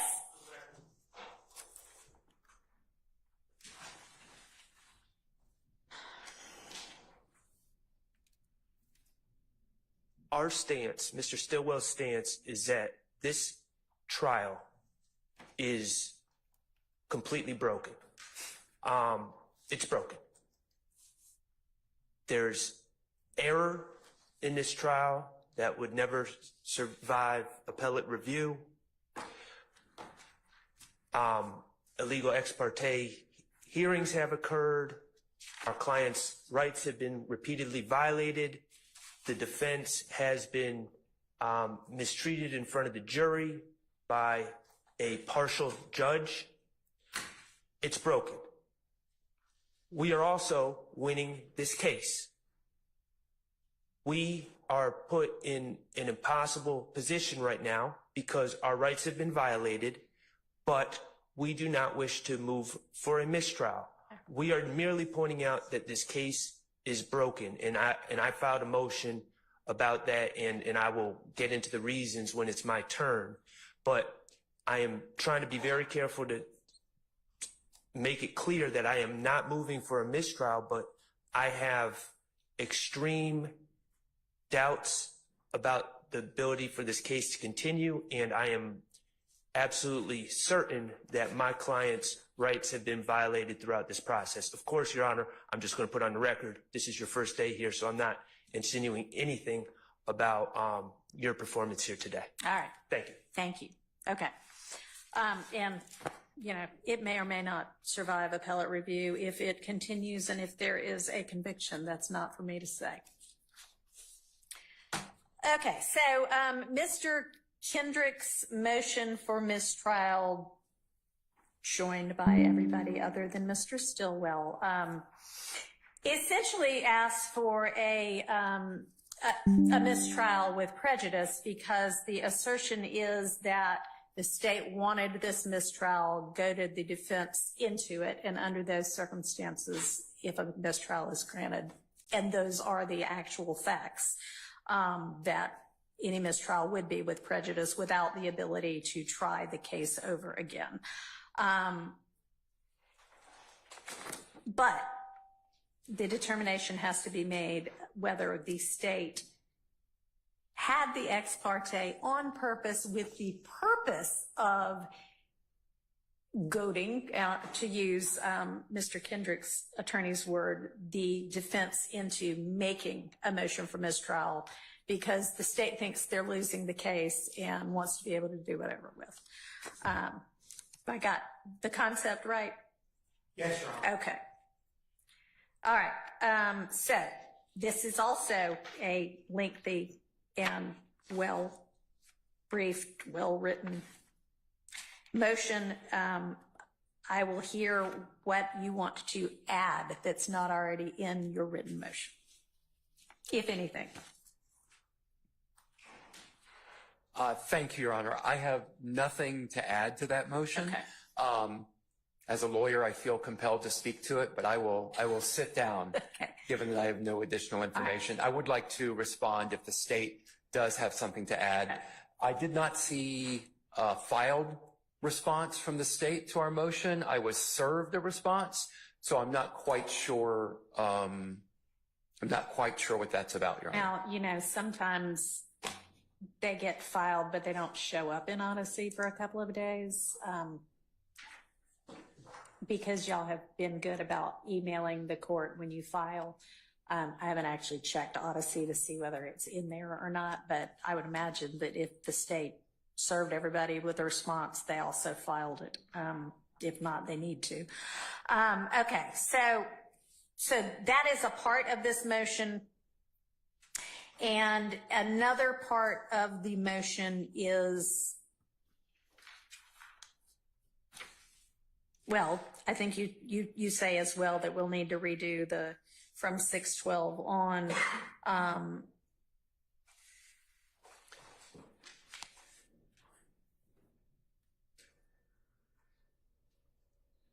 That's a part of this motion. That is a part of this motion, Your Honor, yes, that there is a requirement that everything after 612 is void. Okay. And in that motion, we argue what I stated earlier, that I don't believe it's possible to erase that information from the jury. Okay. Also, I'm happy to take any questions you may have. Okay, I appreciate it. All right, so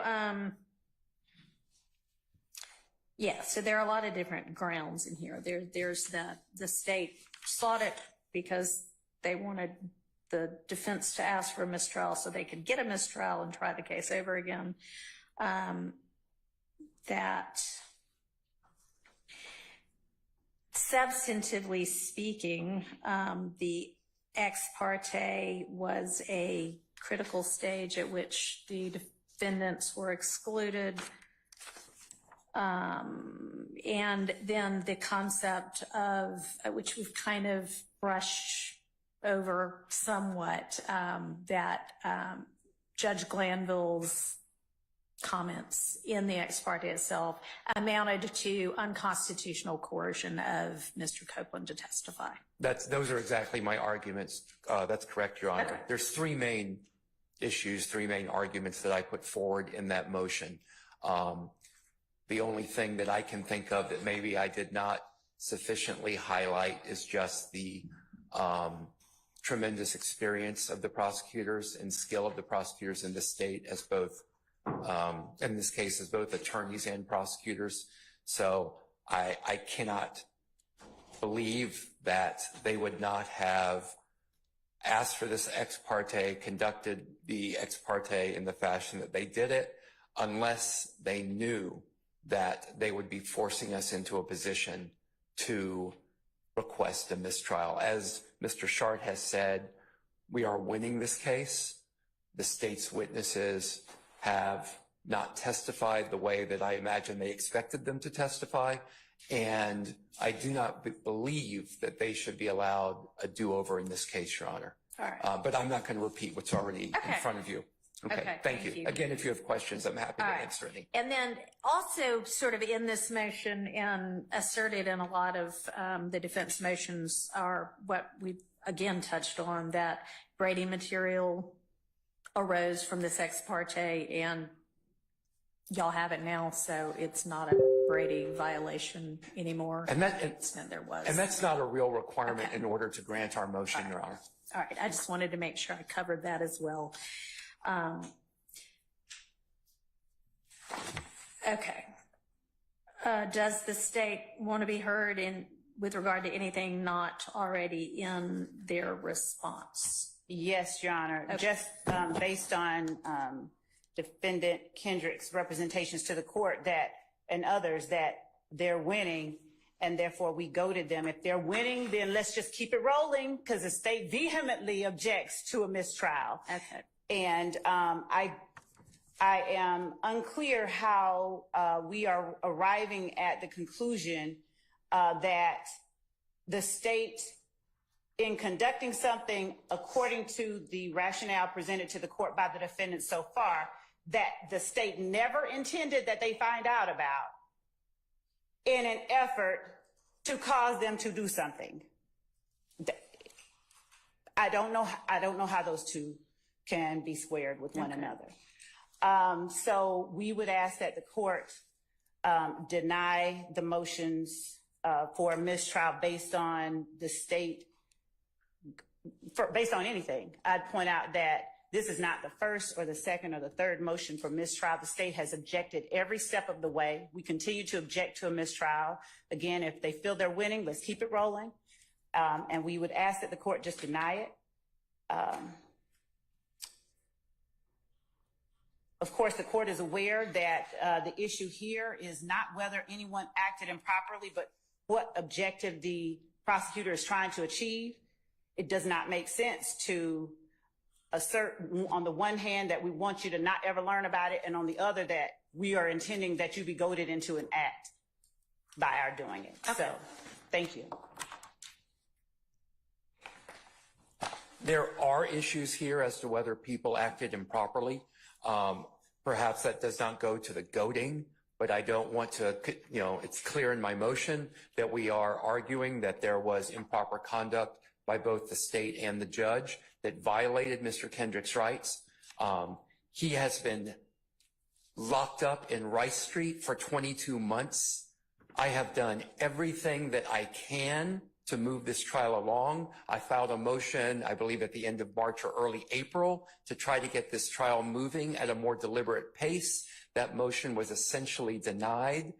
I have no interest in retrying this case, Your Honor, and we are winning, I think, by any measure. So I'm asking for this mistrial, but I'm doing it because I have absolutely no choice but to do that, Your Honor. All right. Thank you. And I don't know whether this was, I think this was Mr. Nichols' reply to the state's response. So I don't know if it was with regard just to Mr. Nichols' own motion for mistrial or also Mr. Kendrick's motion for mistrial, but I think it's, the argument is applicable to Mr. Kendrick's as well, so I'm going to address it right now.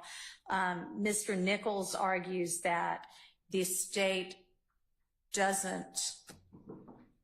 says that the defense's characterization is a mischaracterization of what happened in the ex parte, but does not offer their own characterization, and therefore they essentially aren't opposing it. And I should just take as fact everything that the defense said. And I do find that the prosecution did, in fact, oppose the characterization made by the defense and posit their own characterization. In their response, they say, quote, the hearing in chambers was proper, unquote, and then quote case law. So that to me is not the state saying, yeah, your characterization is right. That is them saying, no, we were not trying to get a mistrial here. We didn't do anything improper. So with regard to that issue, I'm not finding with Mr. Nichols. Now, I am going to, in the context of taking under advisement the other motion that we talked about before, take under advisement the concept of whether what occurred in chambers was coercive, and if so, was coercive to the extent that under the cases like, I think, Wynn and Webb, it requires a mistrial. Because I think the concept generally was before Judge Krause, but not in the kind of detail that it is right now. So I do think that that is something that I can take into consideration and will take into consideration, and y'all both briefed it, and so I'll get the ruling to you. As with regard to the propriety of the ex parte itself, you know, we've kind of already talked about, I don't think that was the actual basis of Judge Krause's order on the recusal, so I will endeavor to make a substantive ruling on that as well. So that's another one that I'll probably give you my ruling tomorrow. Okay. So, making myself a note. All right, now to Mr. Nichols' motion for mistrial, which, in addition to everything else that's in Mr. Kendrick's, essentially says that there are reasons why the mid-trial substitution of another judge makes this impossible. And Mr. Harvey, I know. I apologize. Can I interrupt you again? Yes. Thank you.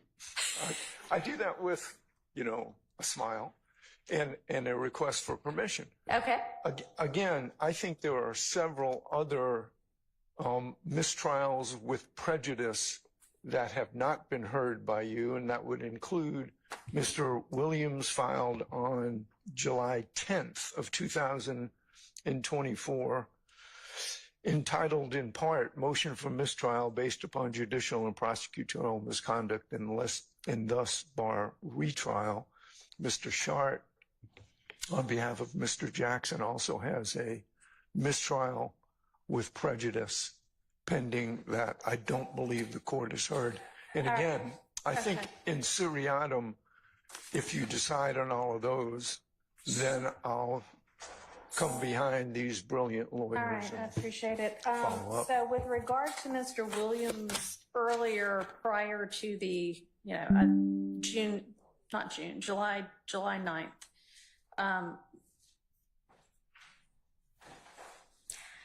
honestly, I don't know that I saw a motion to recuse filed July 9th, but when we talked about all of the pending motions before, there was the July 10th motion for a fair trial and for mistrial on prosecutorial and judicial misconduct. That's one of the first motions I took up today. Is there another one? Yeah.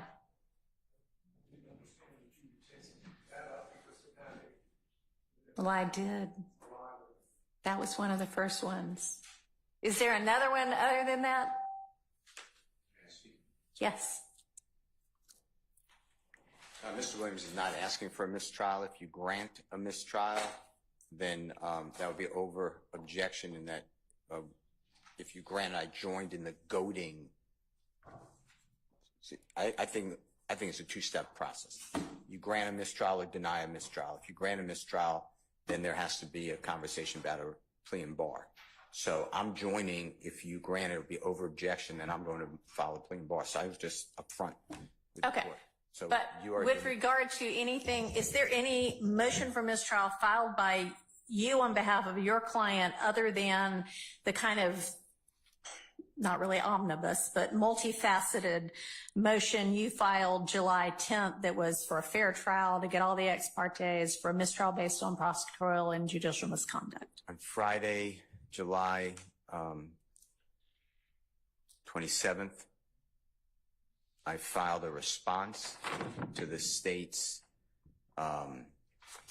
you called it a gag order.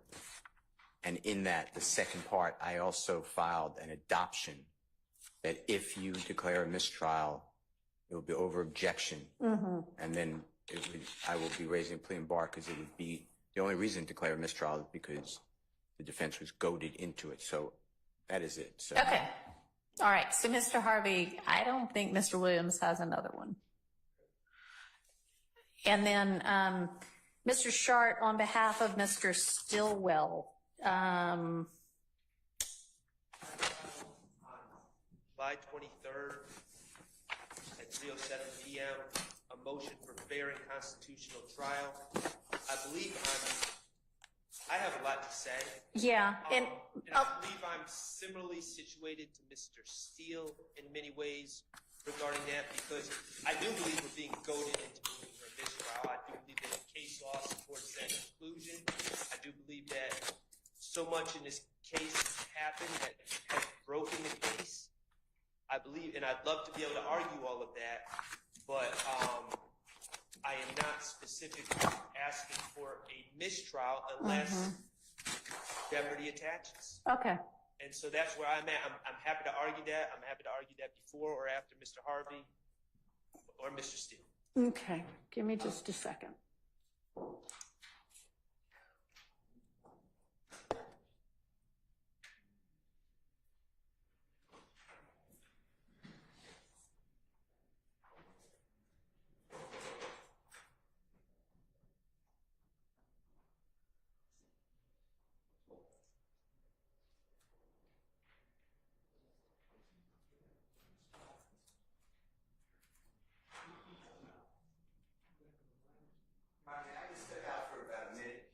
Sure. You know what? I need to find the motion that was just referenced by Mr. Shard. Anyway, why don't we've been going for a couple of hours. Why don't we take a 5 to 10 minute to have a fair trial under the Constitution of the state of Georgia, the United States, and the laws of our state. Okay, that is why I am here as a judge, to make sure that that happens. So to that extent, it's granted.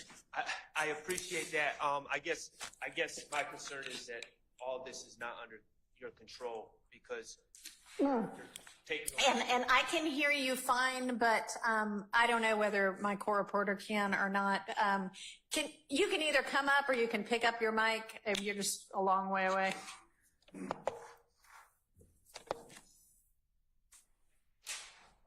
I guess my concern is that and I have no doubt that you will do everything in your powers. I just don't know if at this point, if it's within your control to ensure that we receive a constitutionally appropriate and fair trial at this point based on what's happened previously. And, you know, I do have cases regarding the concept of goading. Okay.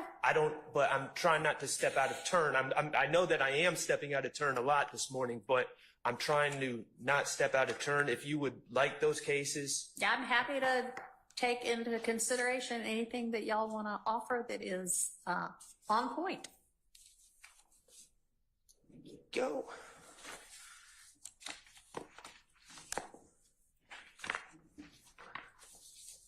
May I approach? Yes. Can't really get to me, but you can get to my staff who can hand it to me. Thank you.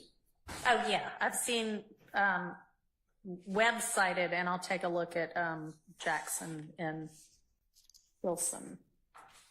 Jackson. Oh, did I not give you Anderson? No. Oh, I'm sorry. Thank you. Okay. And Your Honor, I believe that those cases stand for the general proposition combined. Each of them are a little factually different. Okay. But they stand for the proposition that the trier of fact can consider certain factors. Of course, the difficulty in determining if someone's goaded someone else comes down to intent.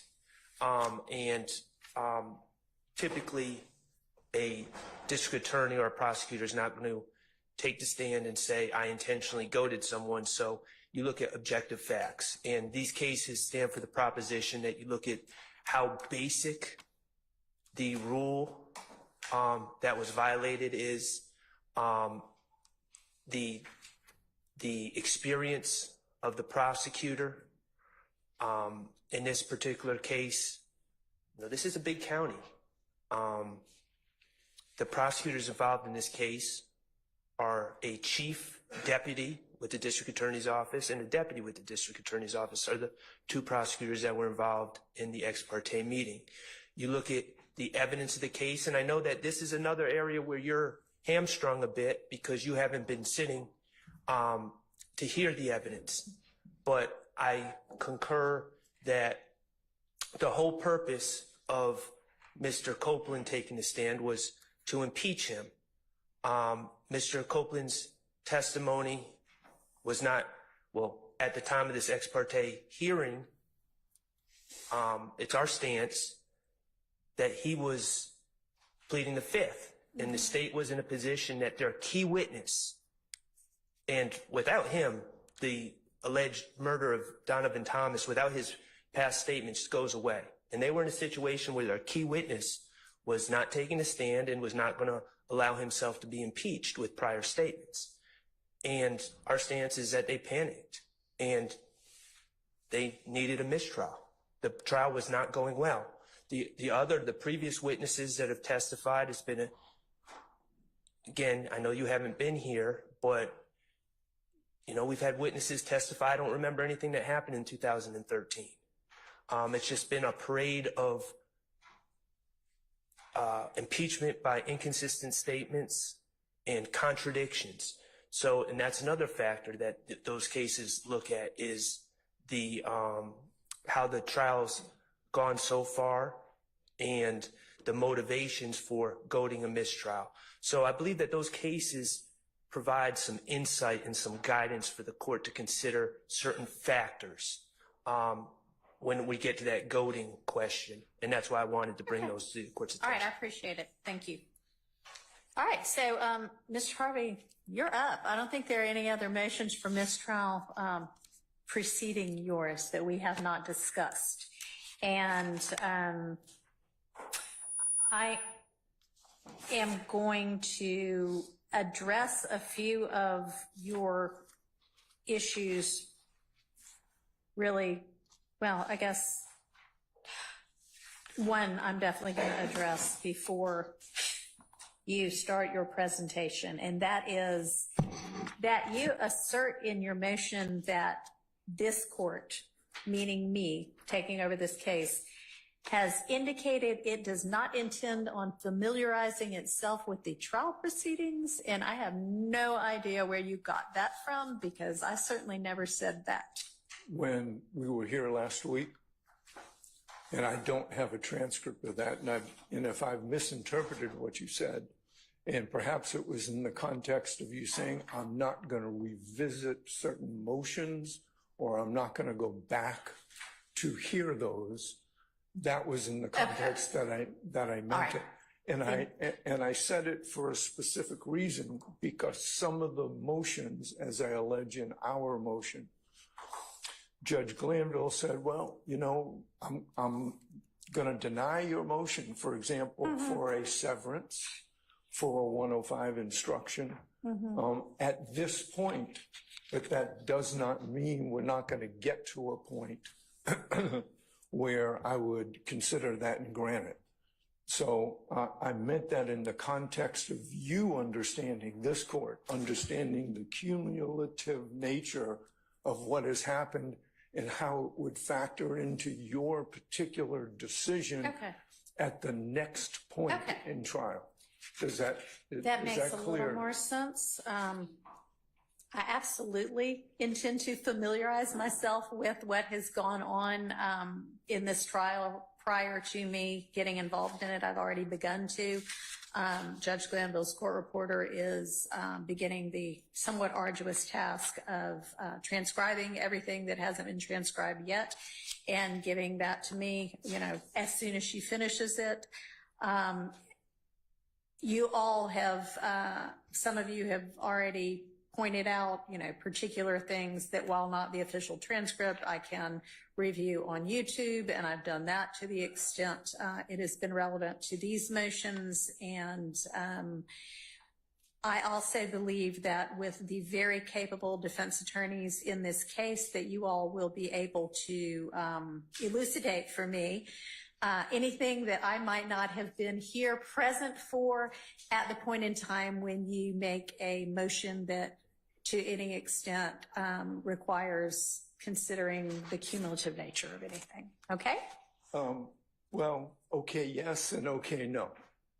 Okay, yes, I understand that the court is going to make a what I think to be an impossible effort to catch up to where we are at this particular point after 9 months or thereabouts, hundreds of witnesses. I appreciate the court's effort, and I understand the genuineness of the court's statements that I'm going to do it, but you know what? I just don't think it's possible. And that is the gravamen, that's the base of what we contend should be a motion for mistrial qua mistrial. I have joined in we've been goaded into it, but now the second layer of that is I am going to stand here. My team is going to stand here. Everybody in this courtroom is going to stand here and look at you and say, Judge, the state, I want a directed verdict of acquittal. The state has not met their burden. I believe you have to be entirely conversant with the record, with the way witnesses have testified, their demeanor, their voice, their actions, all of which may or may not be caught on YouTube. And there are a plethora of cases. There are many cases that say, you know, just reading a dry transcript is insufficient. Every court from the U.S. Supreme Court down has said you can't necessarily make those kinds of judgments based upon a dry transcript. And I believe that to be true. There's a world of difference, and you know this. Every practicing lawyer knows this, that you cannot get the feel of a lawyer. You cannot get the context. You cannot get the understanding of a witness unless you're there to view that witness. So I start from the premise that no matter how hardworking you may be, and I think you're a very hardworking judge, I think that you will make every effort, but I think that it is impossible for when we get up and make our motions for directed verdict that you can assess the now going into the 9th month of trial testimony. That's essentially basis number one. Okay. More importantly, I think that should you erroneously deny our motions for directed verdict, that you then would be in a position to sit on our motions for new trial. And that's the so-called 13th juror. We have put that in our response, and it is without question. We have our courts, the federal courts, all say that there is a distinction between whether there is sufficient evidence to go forward, which is the standard on a motion for directed verdict, and a 13th juror motion for new trial. You can find, you know, I denied your motion for directed verdict, but you know what? I just don't think that this was either a fair trial or a trial in which, based upon what I have seen, what I observed, that should stand, and I'm going to grant it. I mean, it's entirely in your discretion. And that discretion is unreviewable, really, by the appellate courts. And they have all said, as we said and quoted in Wilkerson, that the discretion the trial court must consider some of the things that she cannot when assessing the legal sufficiency of the evidence, including any conflicts in the evidence, the credibility of the witnesses, the weight of the evidence, meaning that the trial judge may grant a new trial on the general grounds, even when the evidence is legally sufficient to sustain a conviction. So I know that we're going to stand here and make a motion for directed verdict, that God forbid, if any of these defendants are convicted, we will come back to you and say, Judge, motion for new trial, sit as a 13th juror. Don't think you can possibly catch up to that extent. Nor do I think that, based upon the cumulative nature of Judge Glanville saying, I heard you when you want a severance. I'm denying it now, but it may come to the point later that I'm going to grant it. So 3 reasons that nobody else has argued to you, essentially, for a motion for mistrial or a severance as to Mr. Nichols. 1, the motion for directed verdict. 2, the 13th juror. 3, the continuing nature of the motions to sever in for a Rule 105 instruction, a limiting instruction which the court said, you know, I'm probably going to give that at the end of the trial, but I don't think it's necessary to give it now. So, Okay, all of those. I understand. And I don't really need to hear from the state on this one. With regard to the directed verdict issue, the standard, as we all know, is essentially an any evidence standard. It is entirely possible that just on what gets presented going forward, I will be able to rule on the motion for directed verdict, assuming we get there. But if not, I can and will ask for specifics from the state as to what the facts are supporting each count of this indictment. And it is not for directed verdict whether I'm convinced, it's whether there is any evidence from which a jury might be convinced. And so we'll take that up when we get to it, but I don't think that the fact that I'm coming in mid-trial is a basis to grant a mistrial in this case. With regard to the 13th juror, I understand that's a different standard. There are times, it's not routine, but it happens when a different judge from the trial judge considers the motion for new trial and considers the 13th juror issue. And the appellate courts have recognized that it is a somewhat less deferential standard when they're looking at it on review, when it is a different judge than the trial judge. So, you know, if and when we get there, I will consider whether anything ought to be granted as a 13th juror, if y'all ask me that. And if I deny it, then the appellate courts can consider it. But that is not anything unprecedented. It happens all the time that one judge does the entirety of a trial and then another judge considers the 13th juror issue. So that is also not a basis on which to grant a mistrial. And with regard to the severance issue and the cumulative nature of that, I'm going to rely on you to point out to me everything ought to be taken into consideration if and when you make that motion again. With regard to a 105 limiting instruction, I am happy to consider anything that you all think might be appropriate to give right now. Okay, so I invite y'all to submit something. Okay. To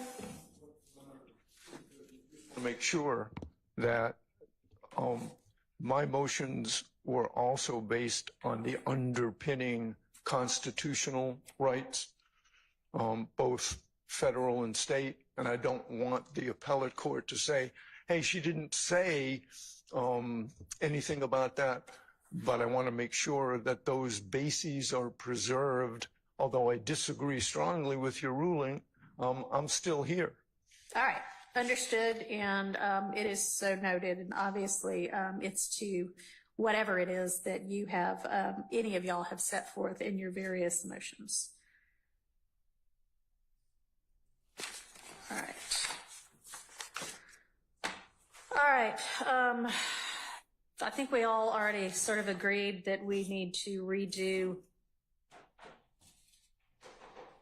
everything that happened post recusal motion on June 12th and the details and logistics of that we'll take up probably tomorrow. But that motion itself is granted.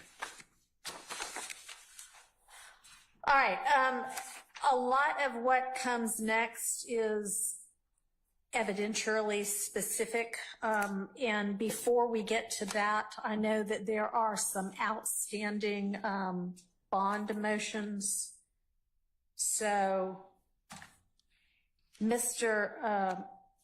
Steele, on behalf of Mr. Williams, has filed a motion for bond reconsideration, but Mr. Steele, you essentially go back and argue anew all of the factors that whichever, I don't even know who took up the bond to begin with, but another court has already considered all of those, the Ayala factors, and you don't present changed circumstances. You just essentially say this call was wrong to begin with and you should do it over. And I am not going to reconsider any bond issues that have already been considered and ruled upon by another court absent legitimate changed circumstances. So that motion is denied. Can I address the court? Do you have changed circumstances? Yes. So, okay, go ahead. There weren't any in your motion.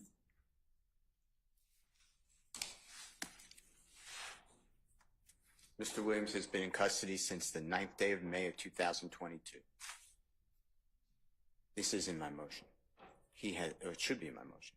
He has sat through unnecessary jury selection for months, bringing in over 2,000 people when the jurors were chosen from the first 511. That should not be on him. This is excess. He's now sat here for a month while the antics of Judge Glanville and Lawyer Love and Lawyer Hilton cause him to just wander and squalor in a jail. The case is, God forbid there's a conviction, going to be reversed potentially because these are serious issues, and I've raised them. I've put them to the court. There are issues of confrontation clause violations, prosecutorial misconduct, judicial misconduct, not being present at a critical stage of proceedings. There is no reason to believe that Mr. Williams is fleeing.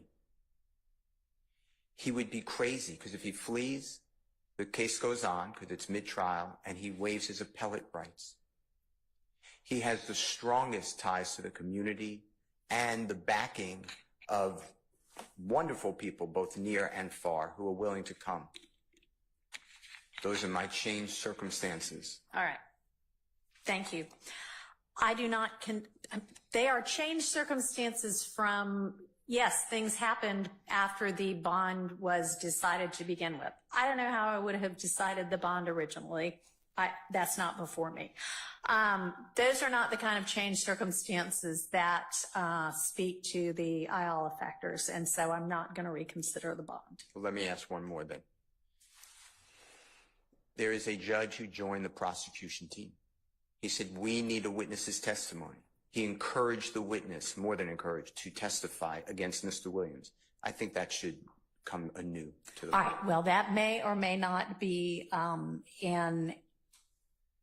a substantive error in these trial proceedings. I've got that under advisement right now, but that also would not be an Ayala type change circumstance. Okay. So I appreciate you presenting this to me, but I'm not going to reconsider bond.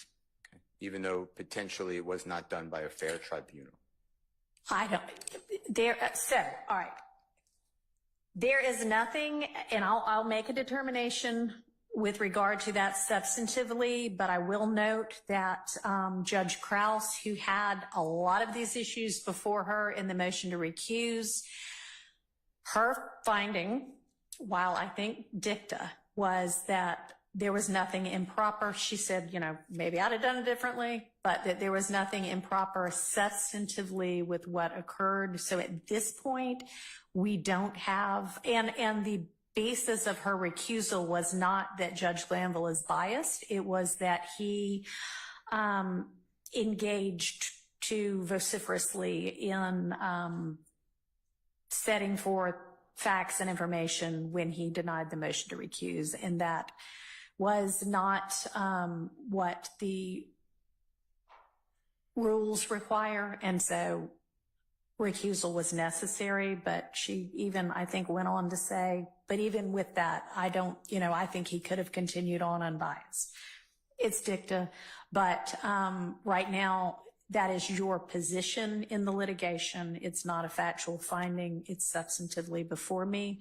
And if that is the case, then there will be a different ruling made that will impact this trial, that may result in a mistrial, that may result in a mistrial with prejudice, but that would not impact a reconsideration of bond. Now, if there's a mistrial without prejudice, then bond maybe could be considered then. That might be a changed circumstance, but right now we don't have that. Then I'd like you to address just one last thing then. Judge and district attorneys come out after the ex parte hearing and not a syllable about Brady evidence. It all should have been spilled right then. That's an ongoing concern.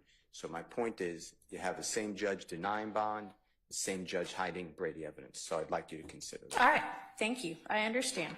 It's not an appropriate consideration, but I understand what you mean. All right, Mr. Huey has a motion for reconsideration of bond with asserted changed circumstances of the ex parte being a critical part of the trial that he was excluded from, and having been held longer than he otherwise would have because of the delay resulting from that. Do you have anything to add to that, Mr. Matthews? Yes, Your Honor. Good day to this honorable court. Carrington Matthews for Mr. Marquavius Huey. I cite for the court Wimbush versus the state, 345 Georgia App 54, which is cited in my motion. When a court has previously heard a motion for bond, its ruling is not subject to change unless the court finds that the movement has presented new information, testimony, or evidence that indicates a change in circumstances.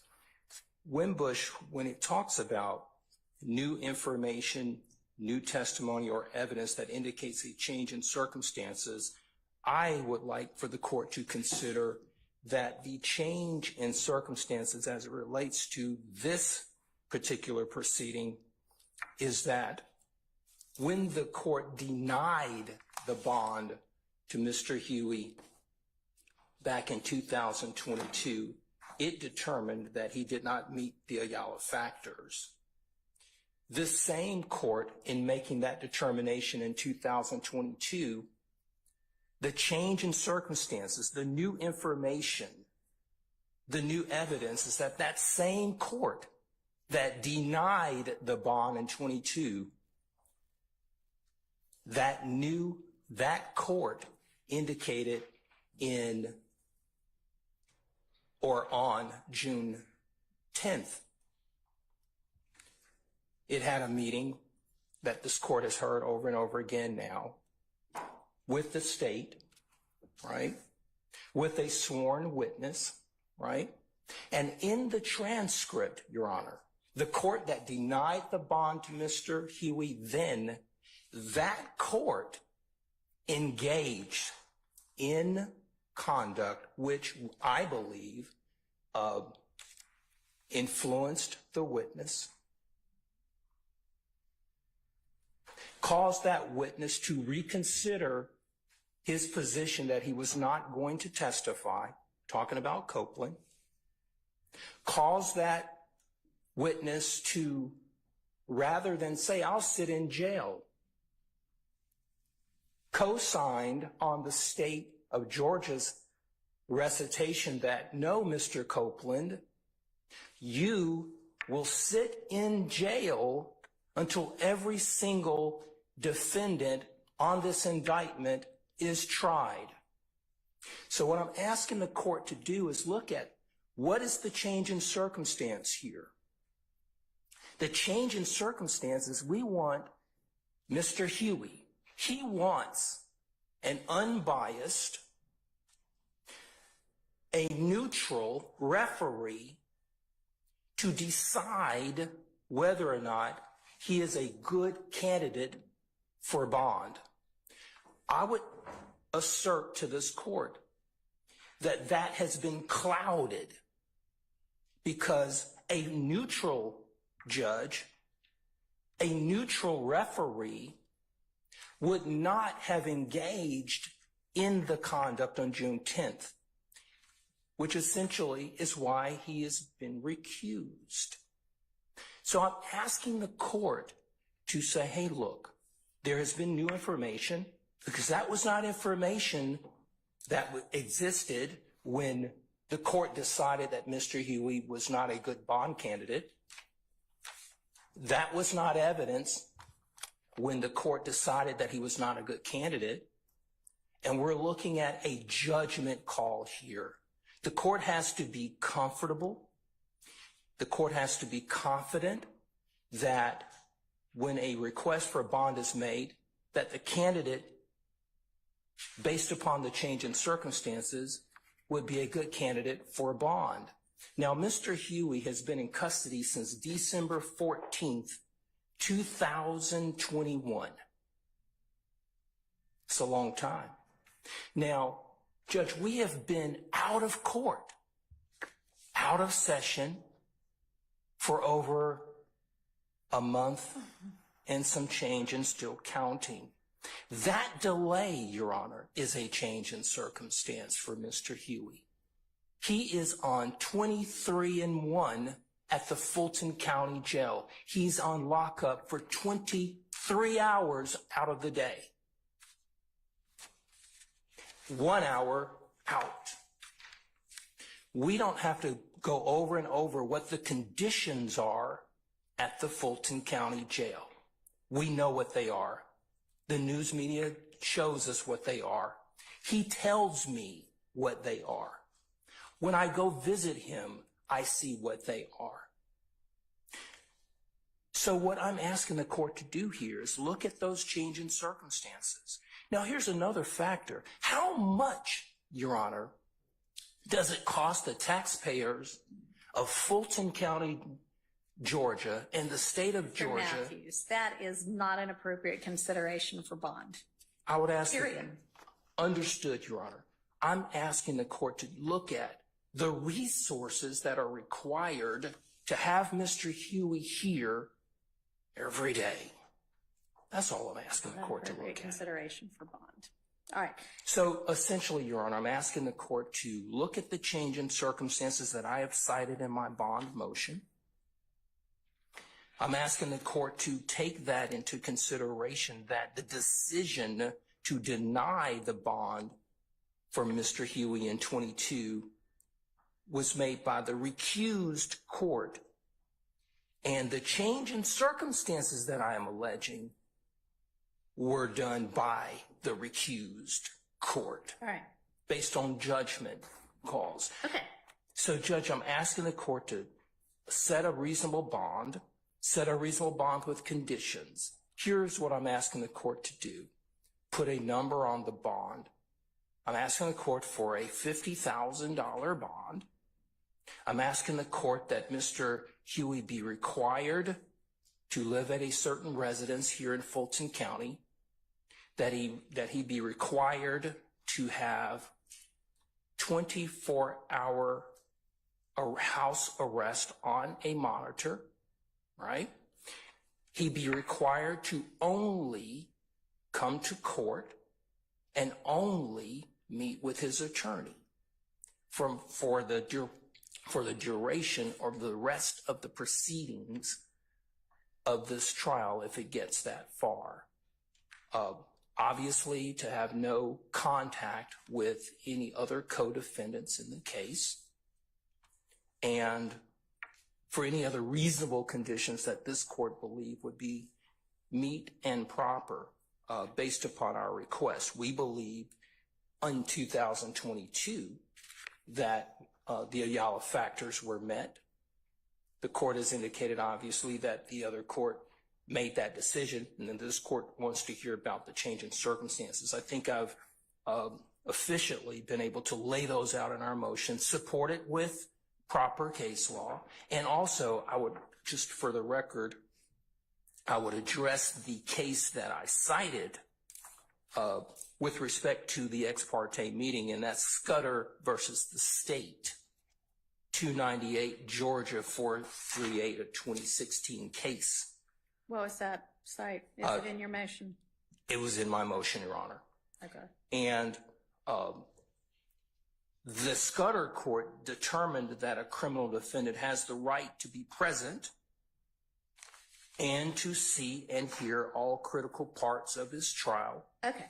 So forth and so on. That's with regard to that substantive issue. Yes, Your Honor. Okay. Which we are alleging is a change Okay. in circumstances, a change brought about by the court and not by Mr. Huey. And we believe that that month-and-a-half delay where he's had to sit in the jail, we're asking the court to not only be a court of law, but to be a court of equity, which this court is. And we believe that equity and fairness dictate that a reasonable bond be set in this case. Otherwise, any other change in circumstances that are not brought about by Mr. Huey has to suffer the consequence. And that's what he's doing. He's suffering the consequence, Your Honor. Okay. Respectfully. Thank you. Thank you, Judge. All right. So that the record is clear, the basis for the recusal of Judge Glanville was not that he is biased, was not that the ex parte itself was improper. It was that Judge Glanville engaged in an exposition on the facts in making his rulings on the motions to recuse.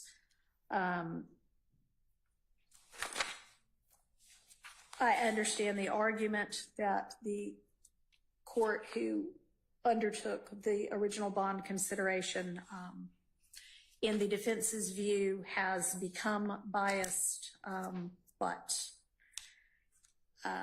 that in the same way that I said to Mr. Steele with regard to Mr. Williams, if I substantively end up determining that, then it may be appropriate at that time to take up bond again. Right now, it is not.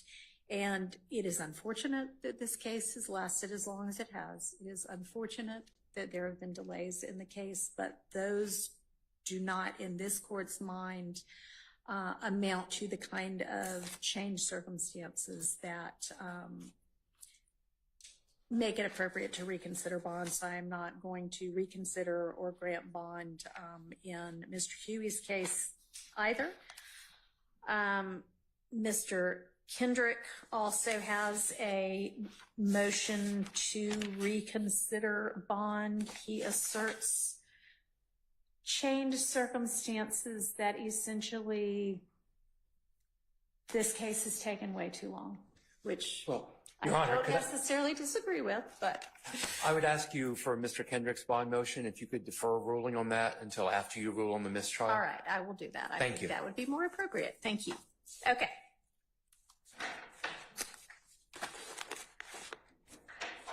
So the next thing I think that it would be appropriate for us to begin to undertake is some of the specific evidentiary motions. Mr. Stillwell has a motion it's entitled for reconsideration regarding certain hearsay statements, but given that we've all acknowledged we're redoing Mr. Copeland's testimony, it's not even really reconsideration, it's consider it anew as we go forward. So I'll hear you on that.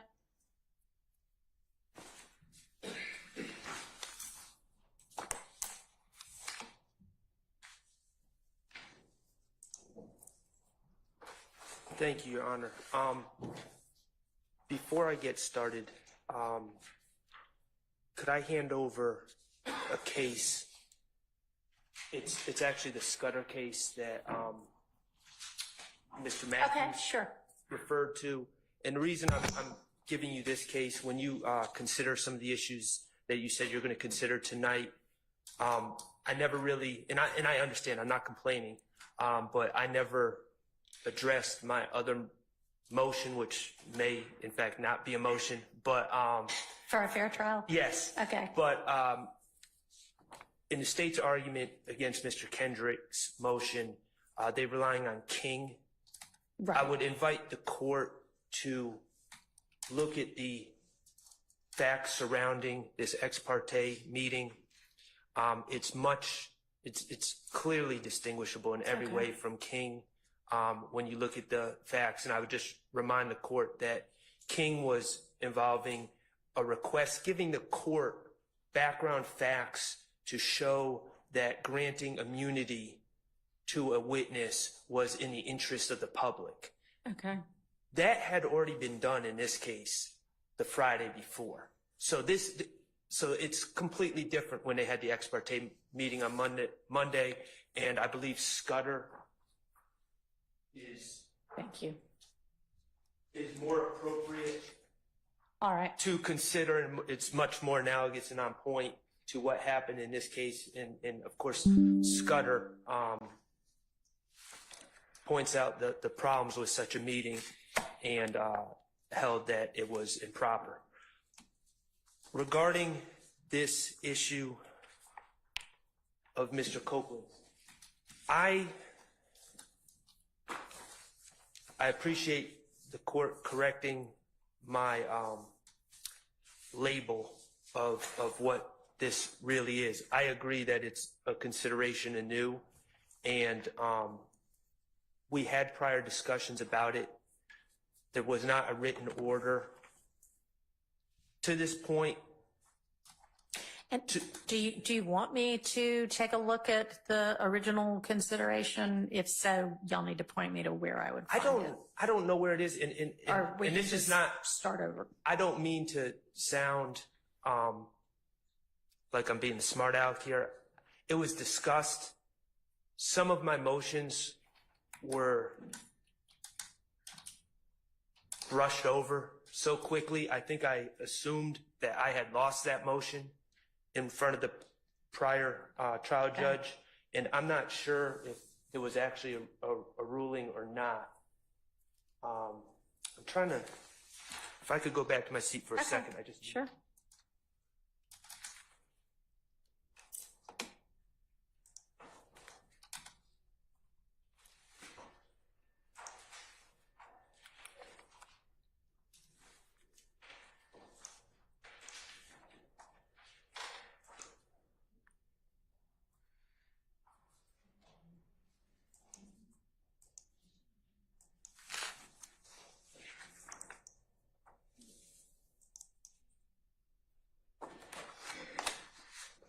I'm gonna give you something else as well.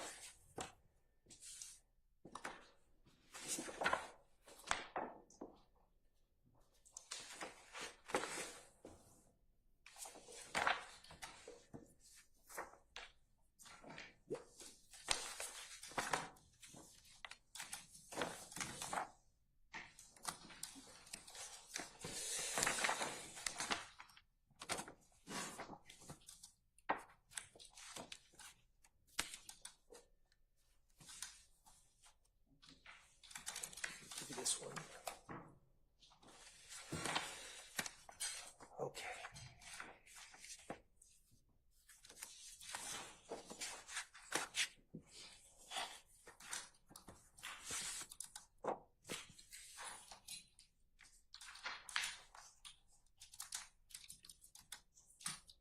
I'm handing 5 cases to the court, and I've also provided copies to the state. Okay. Factually, what this is about, Your Honor, is based on statements made by Kenneth Copeland. out-of-court statements.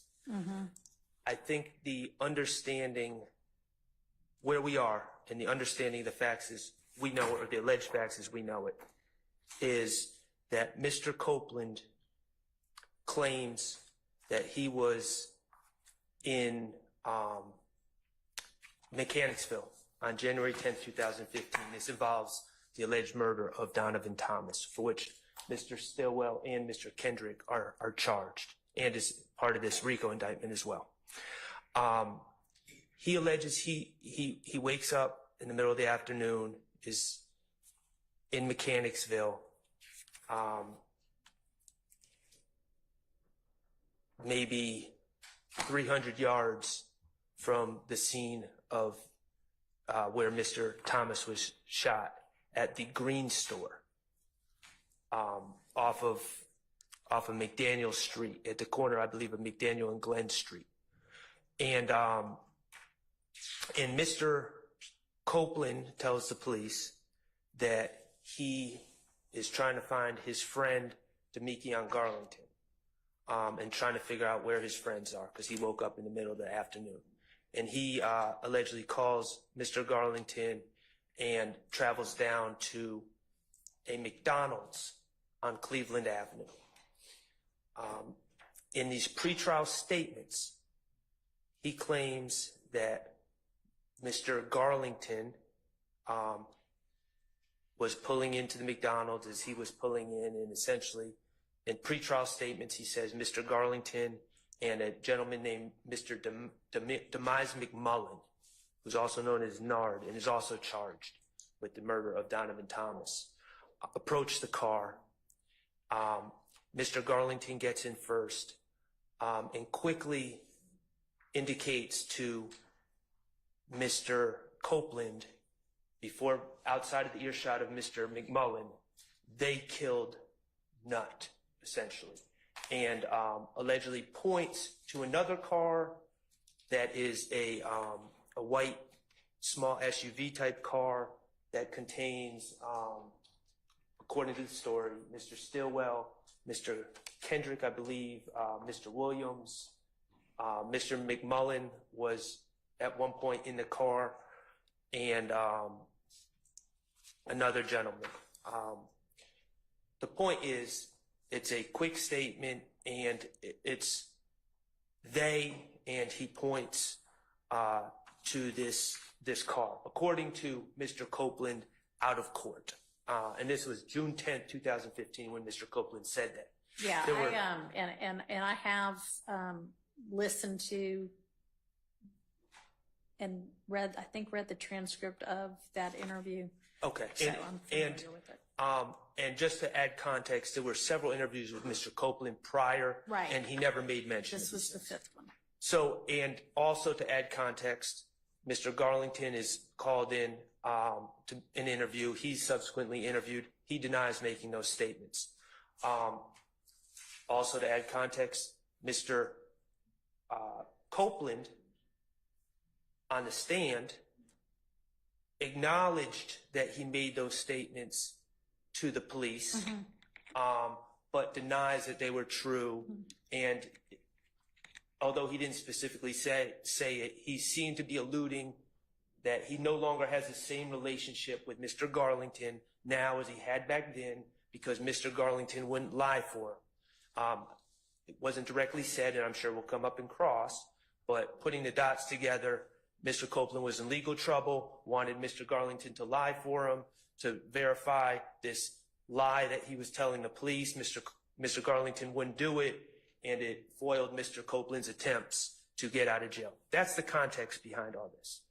But the question is the admissibility of this statement, they killed Nutt, and to the extent any follow-up conversation about that incident that Mr. Garlington allegedly said to Mr. Copeland. Mr. Garlington is charged in this indictment. He has a Fifth Amendment right. He's not on trial with us. I have no information that suggests that he's going to be testifying in this case. So he will not be testifying. So the state is attempting essentially to ask Mr. Copeland about statements he made to the police of what Mr. Garlington told him, because there's no indication that Mr. Copeland himself has any firsthand knowledge or is a witness to any of this. Now, I have a separate concern about the way they're not laying the foundation for a prior inconsistent statement to play the videos, because Mr. Copeland is in fact acknowledging that he told the police. He's not denying making that statement, he's just denying the veracity of that statement. That being said, the statements themselves, how are they admissible? Because they're clearly hearsay. Garlington to Copeland. Copeland without firsthand knowledge. So the state has always taken the position, as I understand it, that these are statements by a co-conspirator. Thank you. They've always taken the statement that they're statements by a co-conspirator. In their filings recently, and I don't want to misstate this, they may have made this claim before, so I'm not going to say it was the first time to make this claim, but I noticed in their filings, they argued in the alternative that they're statements against penal interest as well. And they've provided cases, and I have just handed up my cases. Regarding co-conspirator statements, of course, and we're talking about hearsay and the confrontation clause. It seems to me their main reliance is on the Kemp case, where the Kemp case, as they want it to be understood, is that idle chatter or narrative of past events do not further a conspiracy, but narrative of past events are admissible if they serve some present purpose of the conspiracy, including statements made to solicit membership or participate in the conspiracy or to promote cohesiveness among or provide reassurance to other conspirators. And the reason I filed this motion is because in all prior discussions, the trial court completely glazed over the furtherance. I'm focusing on whether these statements furthered the conspiracy. Okay. The state's cases do not apply to this situation. The difference, and I'm referring to the Kemp case, United States v. Flores, which the state relies, United States v. Santiago, and U.S. v. Holt, all in their filings. There's absolutely no indication in the record in these statements that the alleged declarant Garlington was attempting to solicit the membership of Copeland in the conspiracy in any way. And I understand the states, in the case law, some of the cases indicate this, that, you know, you have a conspiracy, you got a small conspiracy and a large conspiracy, and statements in furtherance of a conspiracy could be furthering the large conspiracy. Okay, but soliciting membership, there's been no allegations whatsoever by the state. In fact, we've been talking about this ex parte motion ex parte hearing where they're saying that Mr. Copeland clearly had nothing to do with the murder of Donovan Thomas. They've fought to say that Kenneth Copeland had nothing to do with that conspiracy. So there was no solicitation there's no evidence of anyone soliciting his membership in the conspiracy to murder Donovan Thomas. In fact, that had already occurred at the time that these alleged comments by Mr. Garlington were made. And if the argument is, well, they were trying to solicit his membership into a larger conspiracy, the YSL conspiracy as a whole, Mr. Copeland, according to the state, from the very beginning, according to their expert, Investigator Belknap, according to everything they've shown the jurors pictures of Mr. Copeland, videos of Mr. Copeland from 2012, 2011, 2013, well before this date, where he's with these gentlemen, putting up hand signs, claiming YSL, all the rest. If the argument is, well, they were soliciting him into the larger conspiracy, he was already part of the larger conspiracy according to the state. Okay, let me ask you this. So a part of the cases that the state cited, I mean, it may be that part of it was one way you can find this as a co-conspirator exception is soliciting membership, but another concept was to further the purposes of cohesion amongst, and I think they have gang cases, so a gang. So can you address that? Well, they have the burden of proof by preponderance of evidence to show that this has been furthered. There's been no evidence. Again, we're seeing pictures from over the years. There appears to be complete cohesion. There's been no evidence that this was done, if it happened at all, which my sense is it didn't happen, but assuming that the statement was made by Mr. Garlington to Mr. Copeland, this brief statement, I think we're really stretching where the exception is essentially swallowing the rule. If we just say, well, a statement about past events with absolutely no indication that someone said, hey, this is what we need to do. We need to be quiet. We need to do this. We need to do that. There's no indication that Mr. Copeland was instructed to do anything. Mr. Copeland just drove where he wanted to go afterwards. Now, I will say, and I'm sure the state's going to point this out, that people on the street apparently thought Mr. Copeland was involved and began allegedly shooting up houses that he was associated with, but that has nothing to do with the purpose of the statement that allegedly Mr. Garlington made to Mr. Copeland. So there's absolutely, I mean, the record is just completely devoid of any evidence that supports that other than the statement themselves and just reading into the statement and just assuming, well, it must have been done for cohesion. But again, if we can just assume with nothing else, then what's the point of the rule to begin with? Mr. Copeland has never testified that anyone allegedly involved in the murder of Donovan Thomas has ever asked him to do anything. You know, the story that comes out through past statements are Mr. Treadwell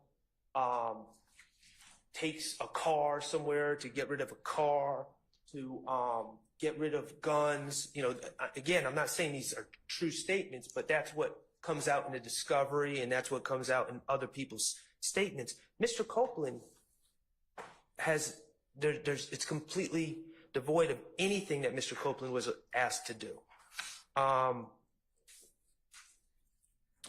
As far as also fostering cohesiveness, Mr. Copeland himself said that Mr. Garlington at the time was his best friend.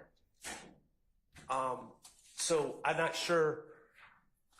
In the United States v. Flores case, they talked about cohesiveness and cohesion within the group.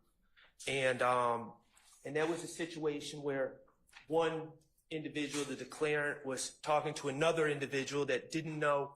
So you got the declarant, who ends up, and then another individual who ends up being the witness. We'll call him the third party. And then you have the defendant, and the declarant is telling the witness, hey, let me tell you about the defendant. He's a solid guy because this is what he did, and we're all one cohesive group. But the witness and the defendant were not close. They didn't really know each other. So the middleman, who ends up was the declarant, is kind of informing one person about the other and saying, oh, he's solid. We can be cohesive. In this case, Mr. Garlington and Mr. Copeland and Mr. Stillwell all knew each other very well. And that's come out in testimony. That they're, according to Mr. Copeland, they were the three best friends. So I don't understand how that falls under fostering cohesiveness, because there was already extreme cohesion between that group. So I think it's distinguishable in that aspect as well. U.S. v. Holt, I'll just point out also, with all my other arguments, there's no indication in that case. It talks about keeping a co-conspirator abreast of the situation. There's no indication that Mr. Copeland needed to be kept up abreast of the developments at the time. Mr. Copeland was not summoned to do anything by the group. Mr. Copeland called Mr. Garlington wanting to find out where he was. So it wasn't a situation where the group, assuming these statements were made, called Mr. Copeland to bring him in. Oh, can you pick us up? Can you do this? Mr. Copeland reached out to them. And also I'll point out that U.S. v. Holt was argued under or decided under the plain error standard because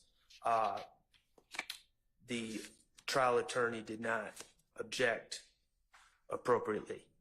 I have the 4 cases I handed up: U.S. v. Blakey. Well, I'm sure the court will read the cases, but State v. Wilkins I thought was particularly informative. It's a Georgia Supreme Court case. Trial court made a pretrial ruling excluding incriminating statements made by the co-defendant had been tried earlier. Trial court held that while statements were made by a co-conspirator, they did not further the conspiracy, and the trial court did not abuse its discretion. And it goes through all these different statements that the declarant co-defendant made that were basically spilling the beans and did not further the conspiracy in any way. State v. Lane, same thing. In that one, it's interesting. The appellate challenges the murder conviction, and the trial court granted Lane a new trial. The allegation was, the appellee, the defendant, hired Stallworth to kill a gentleman named Mr. Perez. A witness named Thompson testified that Stallworth told her about the plans to hit a lick before the killing, and then afterwards said that Lane did not pay him because he killed the wrong guy. The trial court initially at trial let the statement in, but then at the motion for new trial reversed itself, saying that in no way, in no stretch of the imagination was this statement made in furtherance of the conspiracy. A statement merely spilling the beans, disclosing the scheme, or informing the listener of the declarant's activities are not a statement in furtherance of the conspiracy.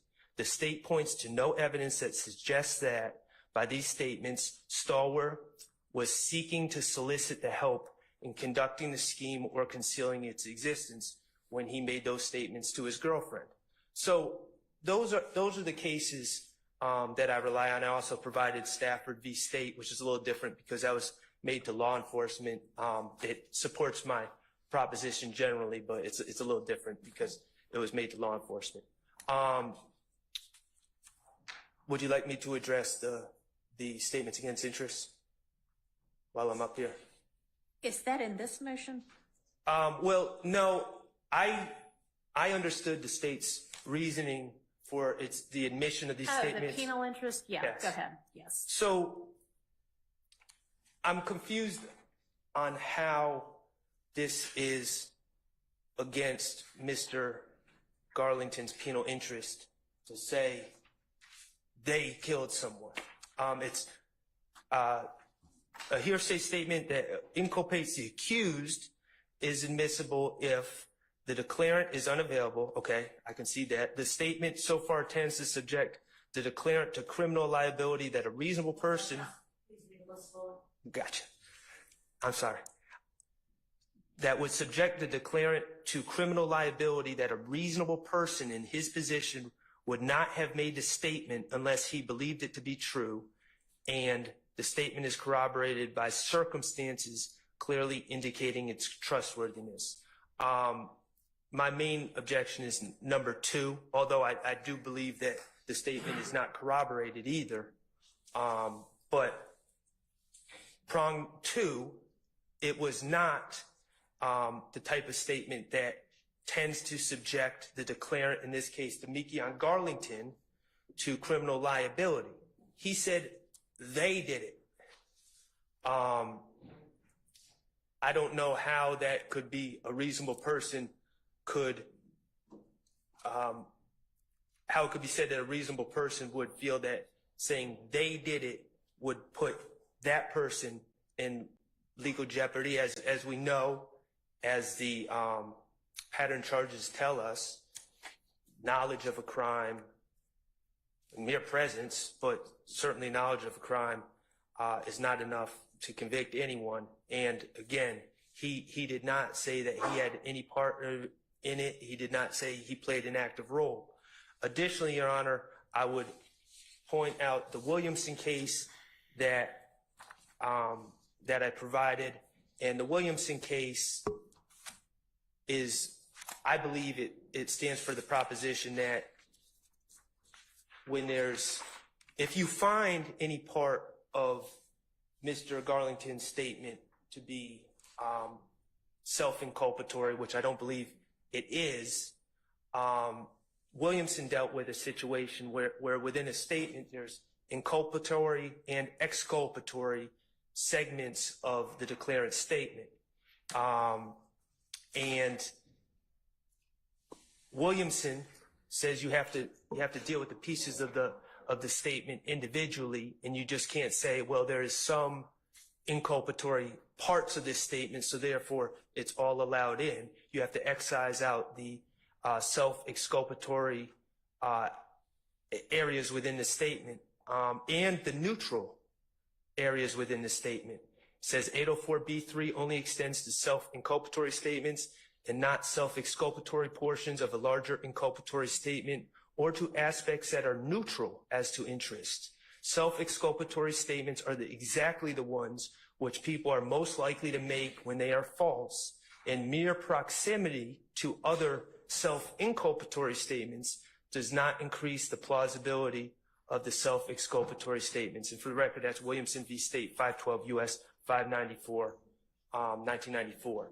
So if there are, which I don't believe there are, any inculpatory parts of Mr. Garlington's statement, the exculpatory or neutral aspects of that statement need to be excised out.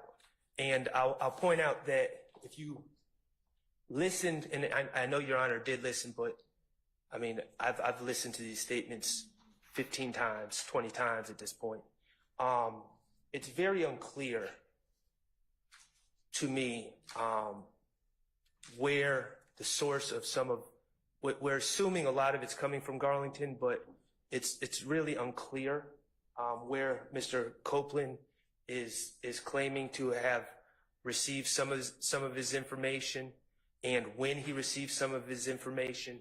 So that makes this task difficult. I think that absent a showing that the state can meet their burden under 801D2E or 804B3, that none of it should be admitted.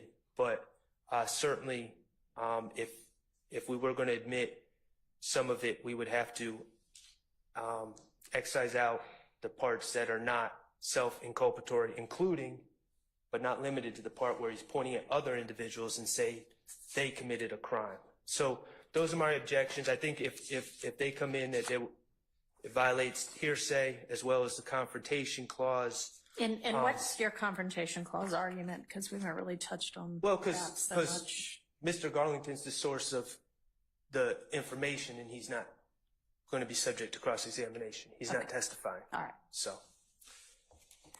thank you. Thank you. Who's arguing this for the state? I am, Your Honor.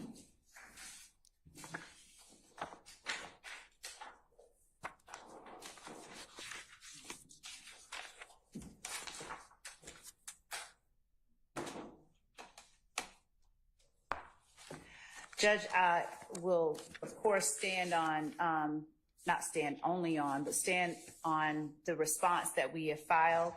I would point the court's attention, starting off to page 3 of our response, and the second full paragraph on that page, Your Honor, where we are giving some facts of the case wherein it's already been shown at trial that a few days before the murder of Mr. Thomas, Mr. Copeland said that he was with Defendant Williams when Defendant Williams rented an Infiniti from a rental facility at the Atlanta airport.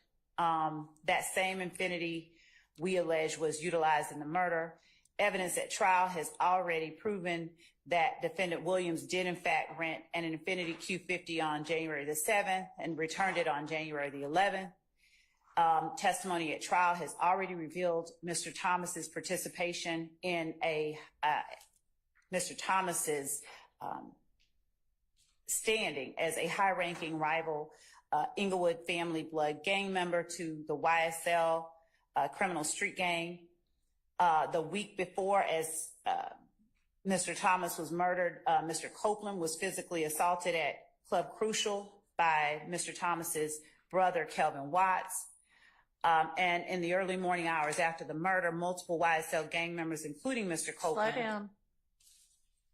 I apologize. Including. And y'all start reading instead of talking. Speed up.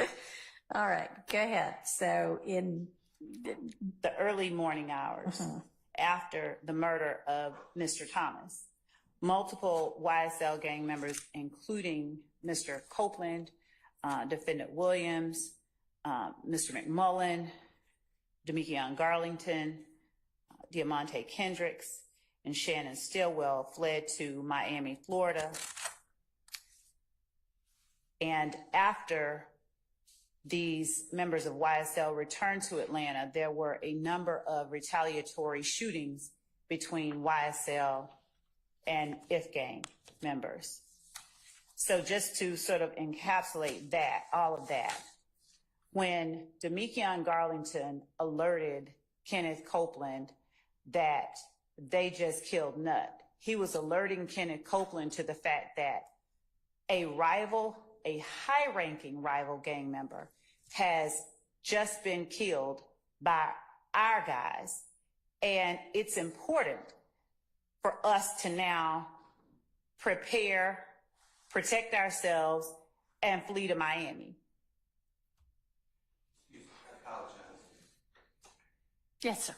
A lot of this is not, and I put in writing, I'm objecting to any proffer of Ms. Love. A lot of this is her theory. It is not what the evidence has shown or will show. Okay. So you, Ms. Love, are presenting this as what the evidence has already shown. Part of it. Not So- the part that I'm saying now, I specifically say when I mean to say that the evidence has shown. Okay, so the evidence has shown that Thomas was a high-ranking Yes. person in a rival gang. Yes. That the week before Mr. Copeland was assaulted by Thomas's brother. Yes. That in the early morning hours after the murder, Mr. Copeland was amongst the people who fled, the group of alleged YSL members who fled to Miami. That's established already? No. So that will be established. Okay. I did not assert that testimony at trial has revealed this, but I am Okay. asserting that it will be established. Your Honor, Who all has, I apologize. If it matters, it was not in the early morning hours. Mr. Copeland's phone records, if you go by phone records, will be several days later. Okay. Thank you. Excuse me, Your Honor, I object to the language of it's already been proven in here. I don't mind if she says that there's been evidence that's been submitted, but Okay. already been proven, I think, is too much. Noted. Agreed. That's not for us to decide. That's for the jury to decide. Ms. Love. our position. That's fine. Our position is fine. But what, so is your evidence going to show that Mr. Copeland went to Miami in the early morning hours after the murder, or is it going to show that several days later? he Not went to several Miami? days later. I believe it was actually, I know that, was it the next day? I think it was the next day that The murder was January 10th. Okay, and he went to Miami. And then he was in Miami.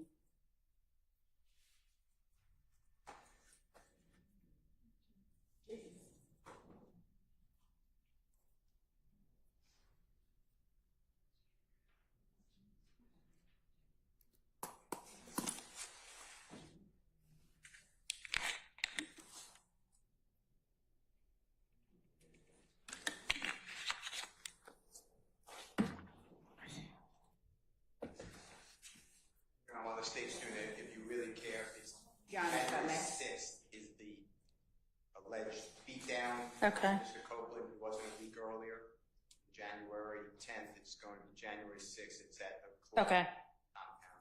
thank you. Crucial. It's a compound, not crucial. It was the Sunday before, Your Honor. Okay.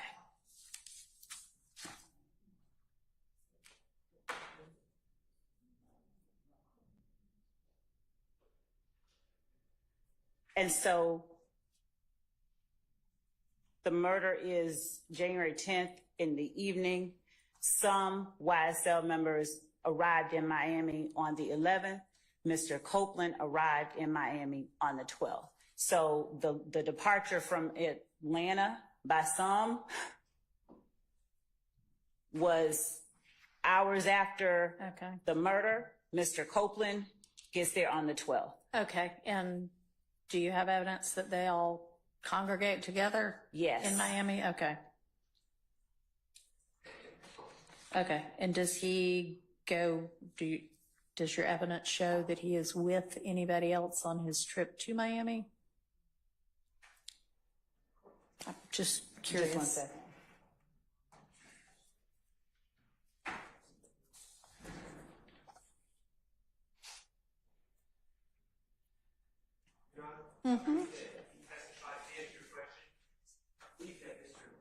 Testified after the recusal motion, that he traveled to Miami with his girlfriend or the mother of his child Okay. and his baby. All right, thanks. And also, my understanding, and I believe it was testified to, it may not have been, was just to, when we're using the word fled, is that Mr. Williams had a show in Miami. Okay. So, Your Honor, Mr. Copeland, I believe, has testified already that they were collectively in Miami. Okay. Regarding the court-specific question of who he went down there with.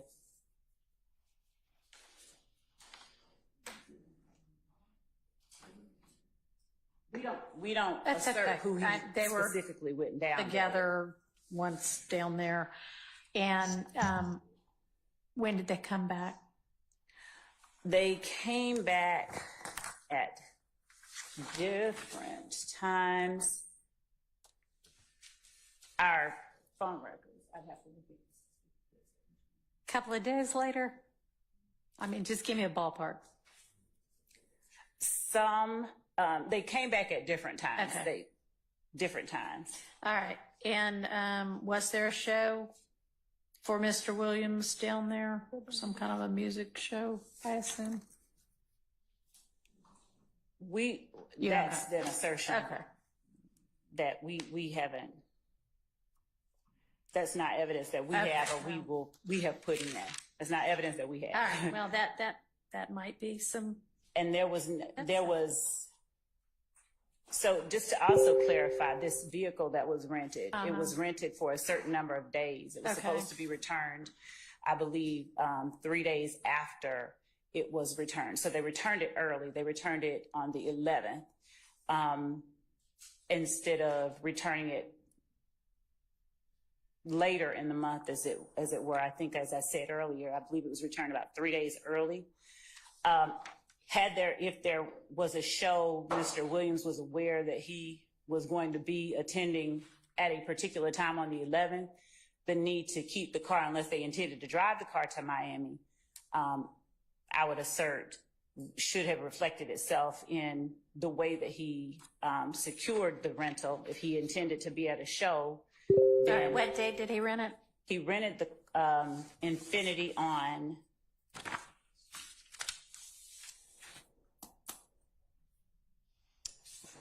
January 7th, I believe it was.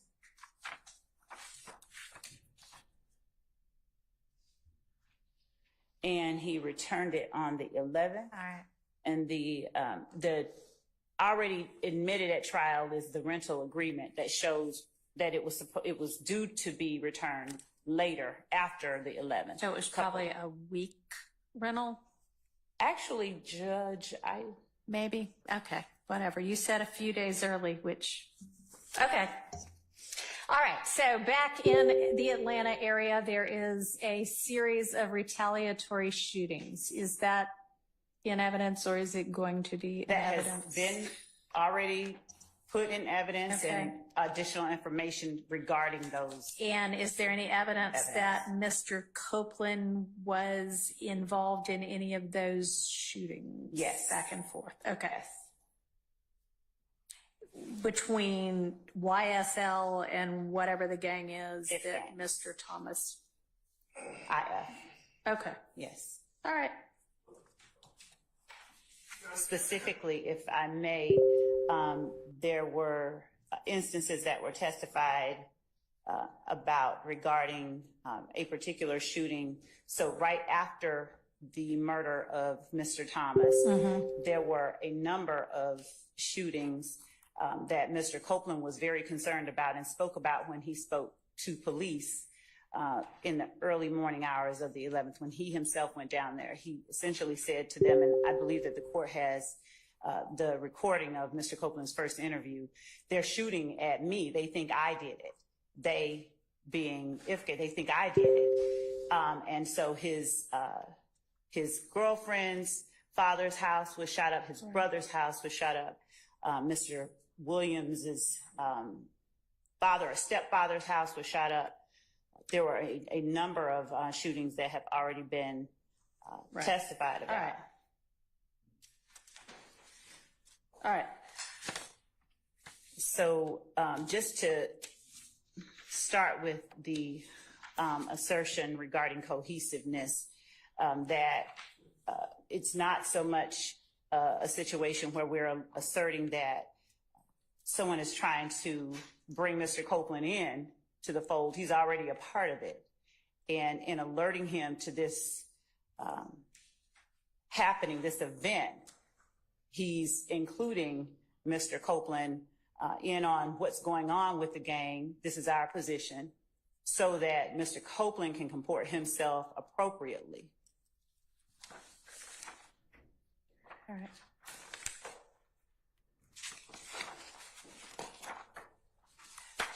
We have noted in our response that when we are talking about a conspiracy, it's not just the conspiracy, it's not regarding the conspiracy of the murder of Donovan Thomas only. The conspiracy is the wider, broader participation in YSL, and the criminal conspiracy is alleged in count 1. And Ms. Love, is it correct that Mr. Copeland also said to police that after the first revelation that they shot Nutt by Mr. Garlington, that and that was in the McDonald's parking lot, that either they did or they were then instructed to follow They did follow them. the car that had apparently been involved or allegedly been involved, follow that car to Kind of. another place where they all spent the night, Hold on just one second. and that he did so?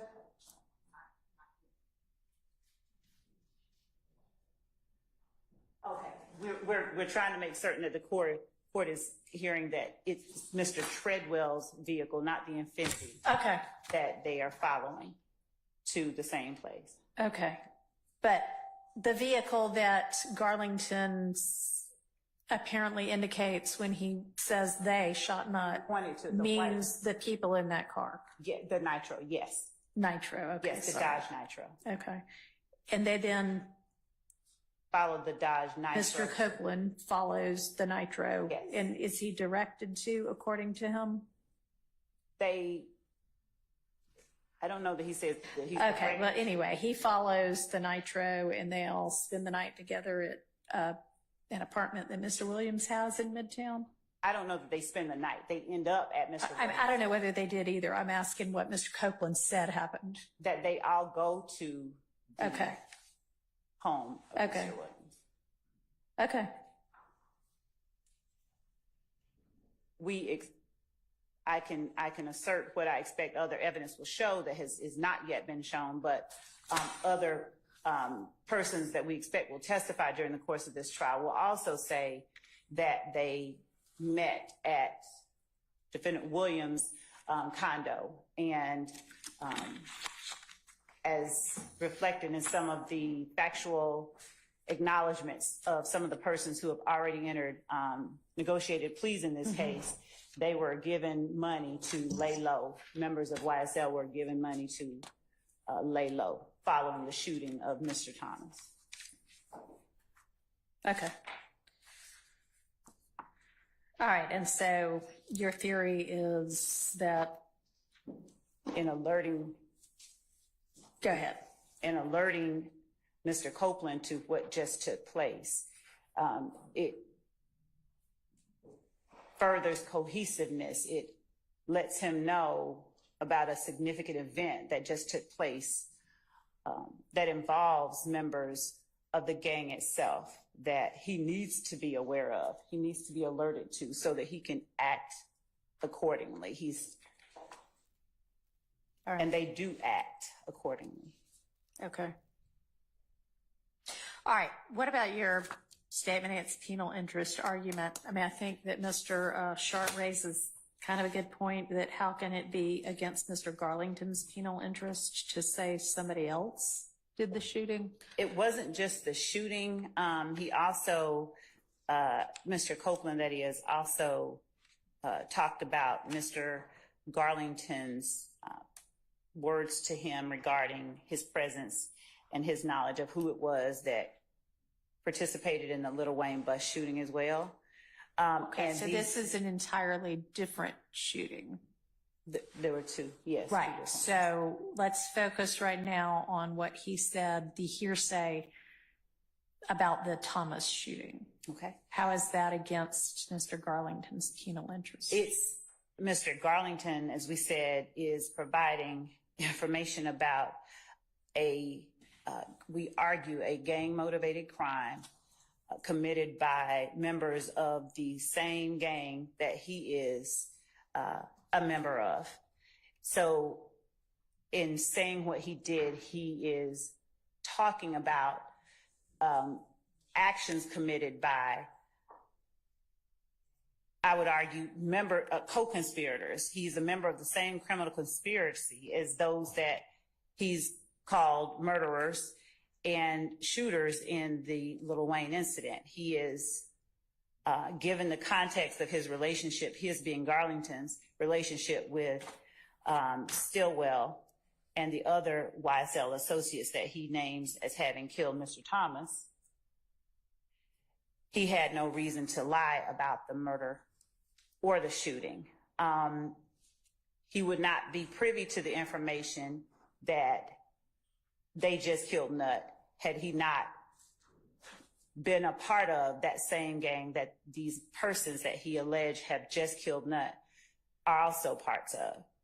All right, so is your theory then that when he says this, it reveals that he's a part of this same gang and therefore he can be charged under a gang count? No, he has he's, because of his involvement, so it's not just that, it's not so much that he can be charged under a gang count. A statement against penal interest would require that what you say could get you arrested and convicted of a crime, right? Correct. So how is what he said going to do that? It is evidence of his membership in a criminal conspiracy that is YSL. The act that they have committed is evidence that this enterprise commits criminal acts. It subjects him to punishment under count 1 in our indictment. So as a RICO charge, not even a gang charge, RICO charge. A RICO charge and a gang charge, to be clear, because in our case, the RICO charge is involving the criminal enterprise that is YSL, the criminal street gang. Mr. Garlington is a member of YSL, the criminal street gang. Part of what is necessary to prove a criminal street gang even exists is the fact that members commit crimes to further the interests of the gang. He is acknowledging that a group that he is a member of commits these type of crimes that he is talking about. That acknowledgement can subject him to punishment for acts that he commits as part of or in furtherance of the Yes, criminal for acts street that gang. he commits. He hasn't, by this particular statement, admitted to committing any acts, right? He's saying somebody else did. All right. As it relates to the shooting, he didn't do that. Okay. Yes. All right. Okay. Anything else on this issue? Just 1 second, Your Honor.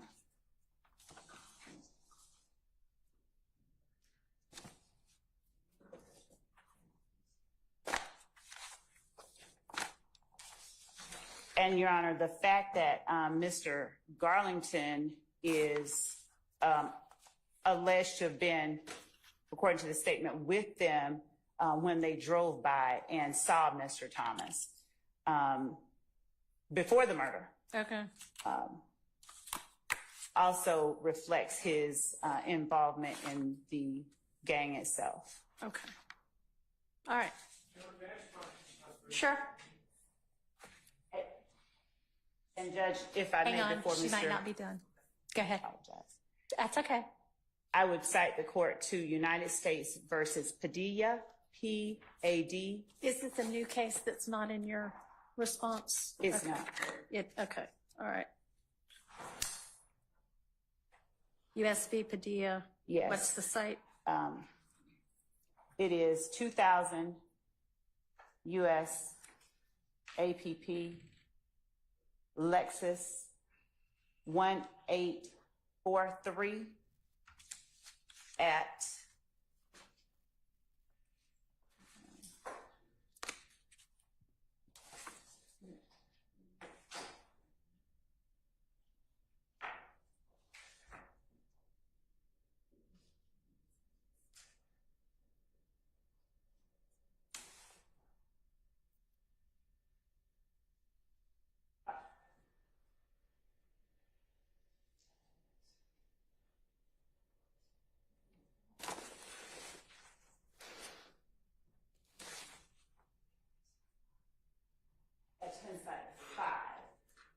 At what? 5, page 5. Okay. All right. 2000 US APP Lexus 1843 at 5. Yes. Okay. All right. Wherein the court says that we reject the arguments of Padilla and Rodriguez that the district court erred in admitting plea allocutions of 5 co-defendants. The district court found that all of the co-defendant statements being admitted into evidence were self-inculpatory, involving inter alia admissions of membership in the named RICO conspiracy, and the court declined to reverse the district court's finding as an abuse of discretion. So in his statements, we would argue inculpate him in the RICO conspiracy that we have alleged in this case. Okay. Thank you. Mr. Sharp.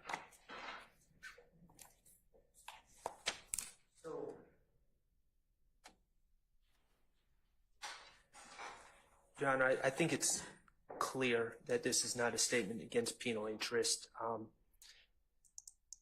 It's what a reasonable person would believe.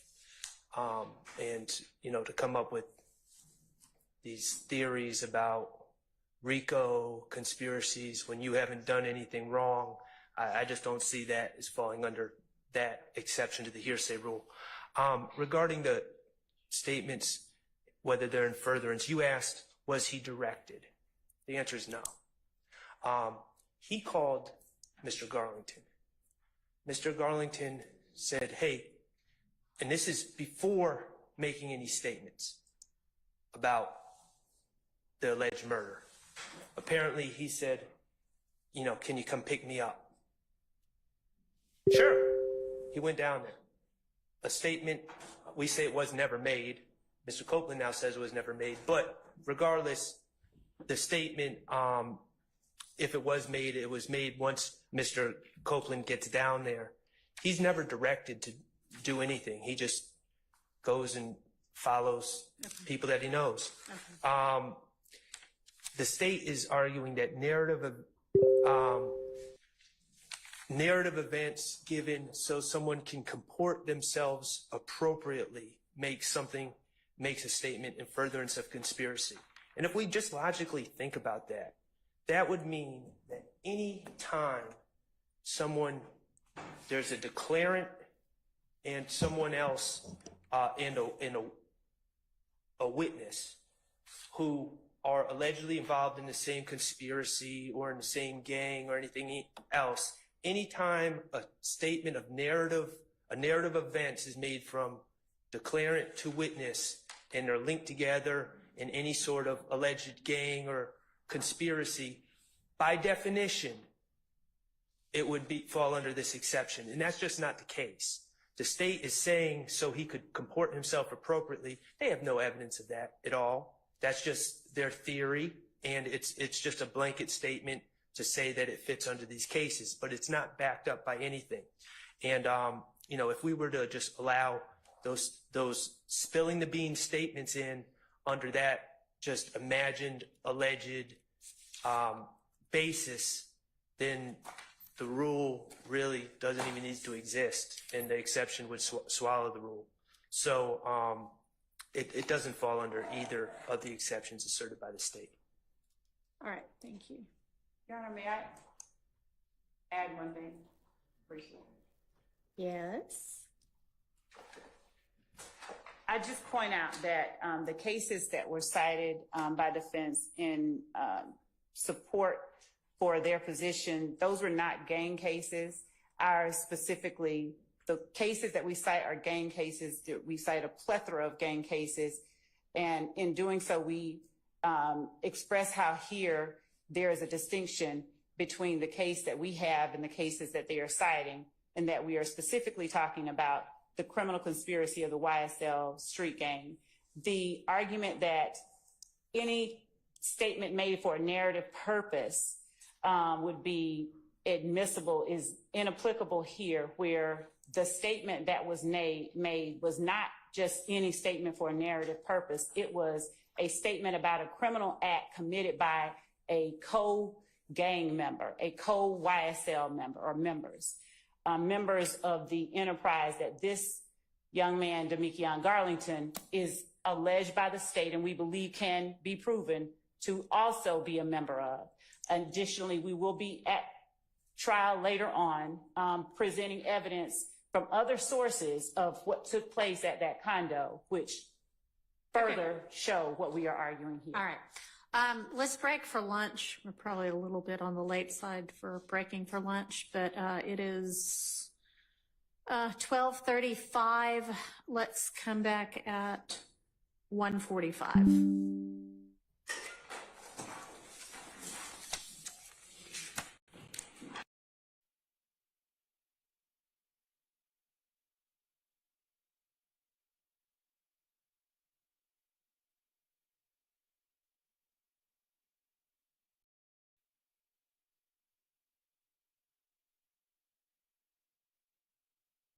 Is concerning 801 and self-serving statements.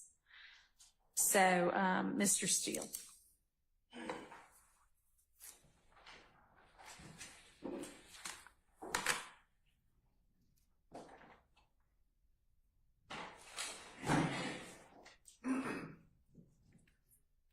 There's been a lot of objections. Can't change the past. I've objected to it all. Over objection, I've been prevented from trying the case and putting on evidence based upon this so-called self-serving statement. My understanding, Your Honor, is that that changed with the new evidence code. And I cited for the court in my motion that I filed on, Attorney Adams, and I filed on July 10, 2024, some cases, and I might have attached the cases actually to the motion. I can't remember now. Walker, W-A-L-K-E-R versus State, 306 Georgia, at page 44. Can you give me just of course. 1 second? I'm Of sorry. course.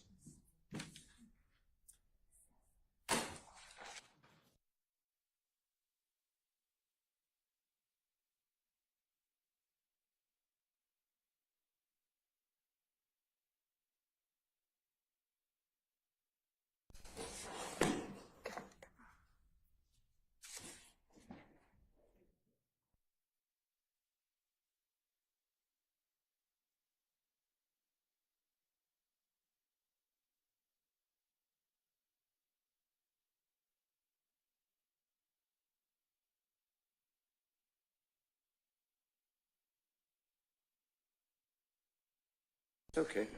No apology ever, Your Honor.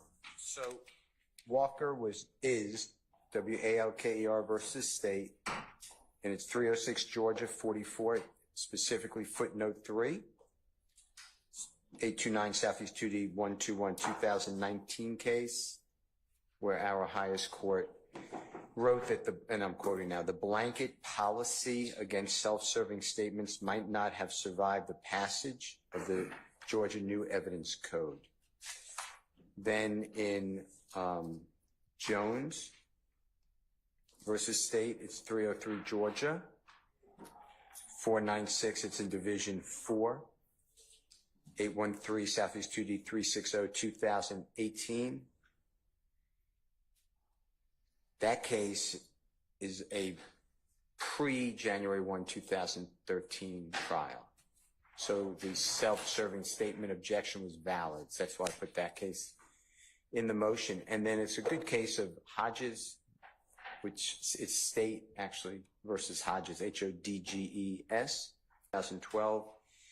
Obviously that's before January 1, 2013. But what happened was our Supreme Court said that the new evidence code has indoctrinated or codified, I guess, OCGA section 24-8-801C, and that the new evidence code would not retain the self-serving statement rule.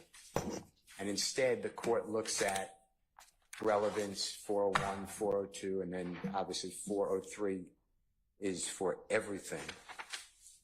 In federal courts, United States versus Jackson, J-C-K-S-O-N, 780F2D, 1305, it's 7th Circuit, 1986.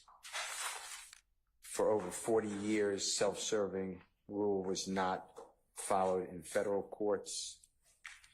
And here, what was happening is anything said by Mr. Williams that I tried to get in on cross-examination would be met with an objection that was sustained as self-serving statements. At times, the recused Judge Glanville would allow it in under the rule of completeness, so 106 and 822, or 24-1-106 and 24-1-822.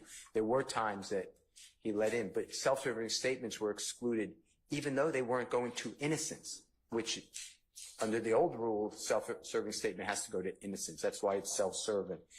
But anyway, I'm not saying that it's ever going to come up, but it happens so frequently. I just wanted to be courteous because that's the way it was going for several months in the court. So I just wanted to raise that to your attention. That's really what it is. In paragraph 11 of that motion, Your Honor,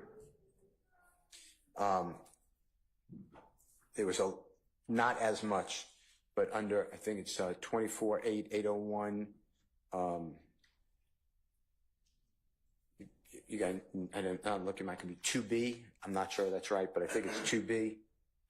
It deals with a statement that's adopted.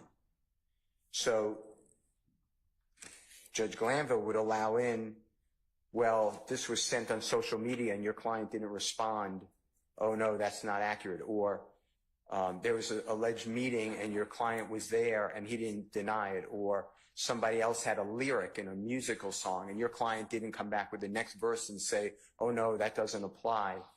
And that's not an adoption has to be specifically intended to adopt by your silence. So anyway, those are my issues. Okay. They came up a lot.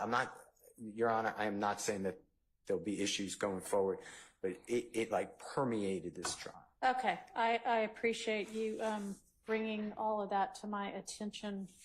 And I mean, this isn't really, I guess this is more bringing it to my attention than anything else. Yeah. We're not talking about anything specifically right now. And obviously, as we're moving forward, we'll take up specifics of things as I'm going to say as we get to them, although if there's evidence that either side knows they're going to be intending to use that might have issues or objections, let's try to deal with that to the extent we can before we're in front of the jury. I think I said that already.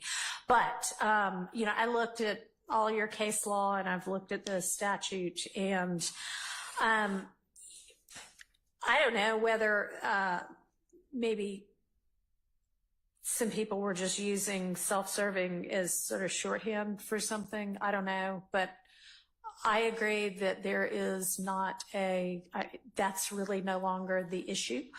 And if something is going to be excluded, it's not going to be on the basis that it's self-serving. It's going to be on the basis that it's hearsay and there's no recognized codified exception that has been met. So, I mean, that'll be my intention going forward is, to look and see, is it hearsay? And then if it is, and obviously a prior statement of your client is probably going to be hearsay unless and until he testifies. So the question is going to be, does it come in under an exception? Is it a prior consistent or a prior inconsistent statement? And with regard to adoptive admissions as well, I agree. There has to be something to indicate, not just I heard it and I didn't say no. It has to be I heard it and I didn't in some way dispute it when the circumstances would expect me to dispute it. So yeah, generally speaking, that's my understanding. And like I say, we'll take up the specifics as they come at us.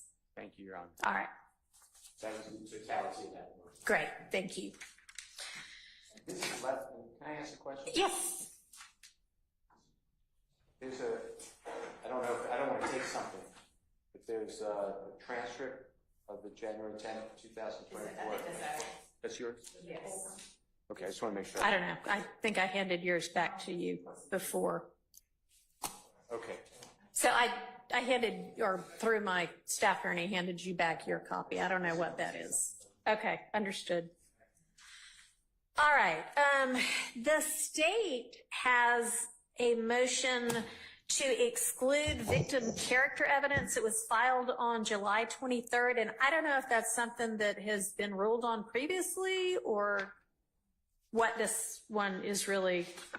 Has that already been dealt with, or where are we on that? It has come up, Your Honor, ADA action on behalf of the state. The state wanted to file that for the court's guidance of any motions where we were going through specifically Mr. Copeland's redactions. Okay. And there was a couple times, and Judge Glanville overruled the state's objection. We wanted some what we classified as speculative homicides that the deceased victim, Mr. Thomas, was involved in, that Mr. Copeland speaks about in his interviews. Okay. And so those redaction conversations with the court were after June 12th.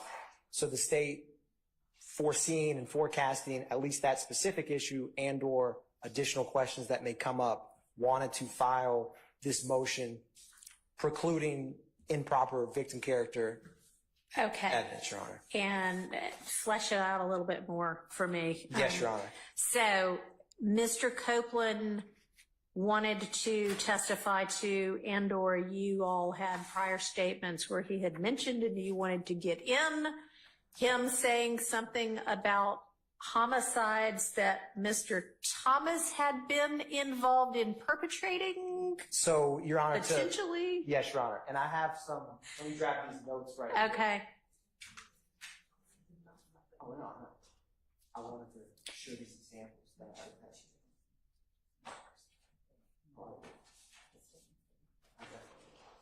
So, Your Honor, I printed some examples where Mr. Okay. Copeland, this was what the state wanted to keep out.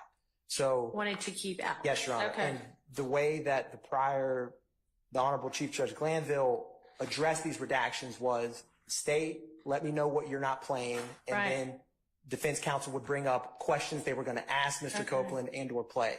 So there was portions the state was not going to play and defense counsel said they wanted to get into, where Okay. Mr. Copeland is mentioning there's a murder on Auburn Avenue, there's an individual by the name of Scooter, and it comes up kind of off the cuff of he heard that Nutt had something to do with this murder. And so the state felt that that falls under what's kind of classically a specific bad act of a victim, which can't come in under really any witness to include a deceased victim in a case. And the case law and the state's motion on that is, explains all of that, I feel like, succinctly. And so the state, knowing that we're going to have to go back over these interviews with Mr. Copeland, Okay. and some of this may depend on the questions asked and his responses, the state filed this motion. There may be other instances. Those are what came to mind because we recently addressed those. And they're in a recorded statement of Mr. Copeland that the state did not want to play, but defense counsel wanted to ask Mr. Copeland about and or play it if it was impeachment. Under what basis, if y'all had gotten that far, and maybe it's more fair to ask the defense. I was under going to what say that, Your basis, Honor. But, I will defer to the defense on their basis for that because I don't want to misspeak Okay. for them. all right. Somebody from the defense want to let me know what they might intend to argue with regard to this type of evidence? Couple things. First of all, regarding Mr. Thomas's character in general, the state, and I defer to the recordings. I don't have it in front of me. I'm not intentionally misspeaking. My recollection is Miss Love indicated on January 10, 2015, Mr. Thomas was just hanging out, on the street with his good friends, having a good time and, just having a friendly time. And then these mean guys did this thing to him, which was misleading. The witnesses that said that Mr. Thomas was a gang member. This wasn't us. We didn't bring this up. That he is a gang member, that he was a gang leader. And then they brought in experts that talked about If Gang, Inglewood Family Gang, and Bird Gang. And these are the gangs that Mr. Thomas was associated with. And so all this character evidence has really come from the state's witnesses and it's been elicited by the state. Now, regarding what Mr. Atkins just spoke of, I think we're putting the cart a little bit before the horse because these are things that Mr. Copeland said in out-of-court statements. I am not conceding. I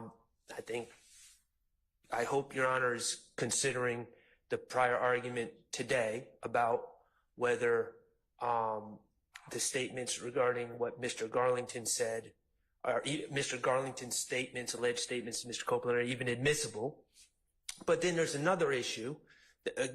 Even if they were admissible, our stance is that Mr. Copeland on the stand, and assuming he testifies consistent again, would not deny making those statements. So I don't even know why we're playing prior statements to begin with. All that being said, my recollection of the arguments were that Mr. Copeland was making references to what he knew about Mr. Thomas as, a gang leader that may have been involved in other violent acts. My recollection of the litigation of that issue was that certain defendants, and it wasn't on behalf of Mr. Stillwell, but certain defendants have argued that Mr. Copeland is responsible for the death of Mr. Thomas. And the argument, as I recall it, was that if that's the defense's theory, that Mr. Copeland's belief and understanding, you got to remember in context, Mr. Copeland, aside from all the gentlemen here, was embroiled in his side controversy with Mr. Thomas's brother, Mr. Watts, Kelvin Watts. And there was a fight a couple days beforehand at Club Crucial where Mr. Copeland's face was blooded and he was robbed, essentially. Right. So he had this side disagreement going on with these individuals, and my recollection of the argument was that Mr. Copeland's knowledge and belief that Mr. Thomas had a history of violence created the motive to essentially a preemptive strike. That he knew that he was in a beef, in a disagreement with dangerous people, and that goes to his motive. Okay, he's not, Mr. Copeland. yeah, who is not alleged to have had, by anybody, as far as I can tell from what y'all have said to me today, to have had involvement in Mr. Thomas's murder before the fact. I don't know. That's not been the state's theory, and that has not been Mr. Stillwell's theory. But that did come up. Okay, well, it may be that what Mr. Copeland thinks about Mr. Thomas's violent reputation is entirely irrelevant then. It may be irrelevant. Okay. I don't want to speak for other counsel, but that's my recollection of the events. But again, I think that, in my personal opinion, the most prudent thing is to figure out which of these statements are even going to be admissible first. Yeah. But in general, Your Honor, the defense is not, we haven't been bringing out evidence about Mr. Thomas. The state played a video where Mr. Thomas's brother was carrying an assault weapon in the barber shop at the time of the shooting. The state's witness said that Mr. Thomas had a gun and was shooting back at whomever shot at him on January 10, 2015. That's all come from the state's witnesses, been elicited through direct examination. It hasn't come from us. Okay. Your Honor? Yes. I wanted to briefly, if the court would permit, I found my notes just to give the court some examples. Sure. So these are from my notes, so the time hack should be pretty close. But for example, in the January 28, 2015 interview of Mr. Copeland at Atlanta Police Department headquarters, right around 7:48:13, which is the time that evidence reviewer uses, Detective Dennis asked, "What do you know about Nutt having anyone else out there?" I might have missed a word, either killed. There was some alluding to that. And Copeland, says, "On Cleveland, don't know much about it. What about the boy on Auburn?" And Copeland says, "Who, Scooter?" And Detective Gaither, another APD gang detective, says, "Mr. Copeland, tell us more." You start smiling. And Copeland says, "I heard something, but was not much. It's just like he did get caught up. Somebody had him killed." So it's that kind of, in the state's opinion, speculative examples of specific conduct. And that's why in the state's brief that I know the court has reviewed these briefings, a April 2024 Supreme Court of Georgia case, Ward v. State, 318 GA 884. I used in Ward, it's dealing with kind of the outer limits when someone's claiming self-defense. I like reading Ward, one, because it's the highest court in Georgia and it's recent, but number two, not being able to use specific acts of the victim as character evidence in even a self-defense allegation, which no defendant in this case has alleged that they shot Mr. Thomas in self-defense, it still establishes it must be through reputation and opinion only. And so the state's it's a two-part motion specifically. Character of the victim is rarely relevant in a murder trial. And two, if it is relevant, it has to be through reputation or opinion on some salient issue. And three, what Mr. Copeland's discussing about, to the state's understanding, is quite speculative even at that. But the state's position is specific bad acts, which murder, I can't think of a more concrete example of a specific bad act of a witness or a deceased victim than murder. So speculating about that, the state feels that's just classic improper under 24-4-404 and 24-4-405 alpha. Okay. Well, I plan to follow 24-4, 404, and 405. That's about as much as I can say about that right now until we get into specifics either. All right. But thank you for at least fleshing it out so I understand what we're talking about. All right. The state has a motion to compel defendants' compliance with the reciprocal discovery obligations and to exclude evidence intentionally withheld and not timely disclosed. And I had via email asked specifically as to the authorship of this particular motion and to have whomever authored this motion be present in court. The response I got back was Ms. Love saying, I will be present. Does that mean, Ms. Love, that you are the author of this motion? Yes, Judge. Okay.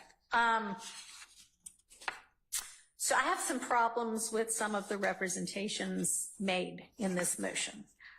Specifically on page 3, the citation to U.S. versus Young, and then to U.S. versus Waddell, and then the statement, quote, a defendant has a duty, underlined, to disclose prior to trial and an ongoing duty to timely disclose, in bold, any evidence he intends to use as both impeachment evidence and as substantive evidence of innocence.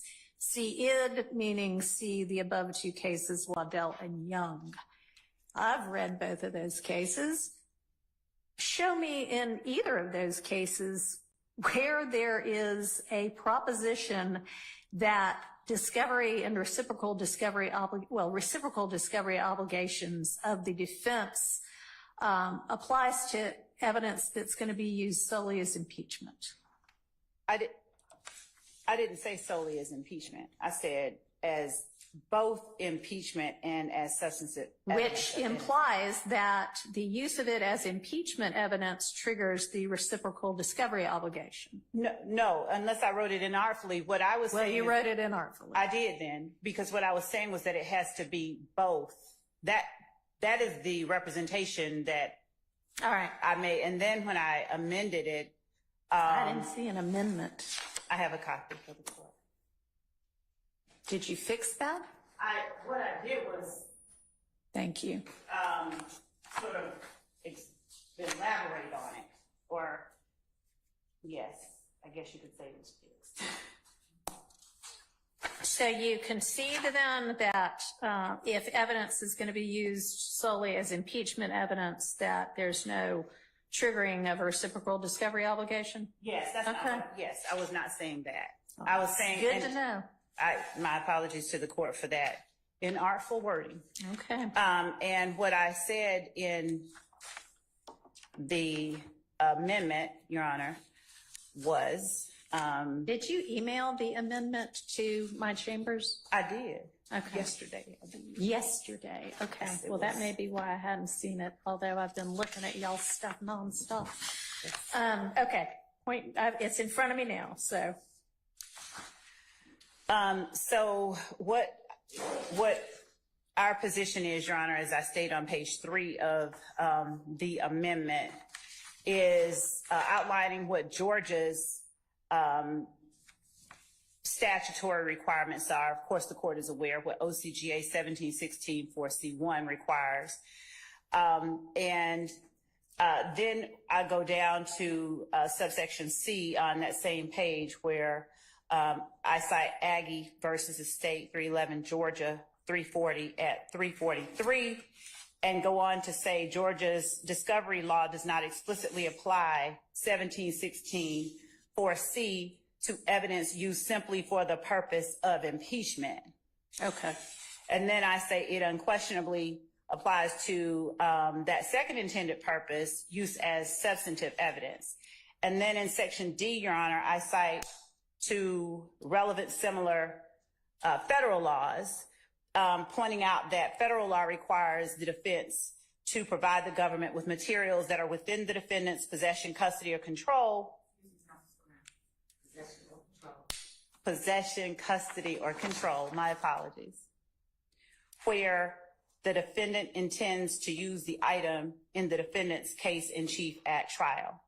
And that's Federal Rules of Criminal Procedure 16B1 alpha. All right, so it can be used in the state's case in chief and maybe be impeachment evidence, maybe be substantive evidence, maybe be both. It's not where in the trial it comes in that matters. It's whether it's used and intended for use as substantive evidence or not. That is, yes. Okay, so as long as we're all on the same page with that, and I actually do think that to the extent anybody might want to take a closer look at what those distinctions are, I think it's Waddell, Yes. where the court actually says, hey, you know what, these can be tricky, these can be dicey. Here's what it means. Here's the difference between the two. So I would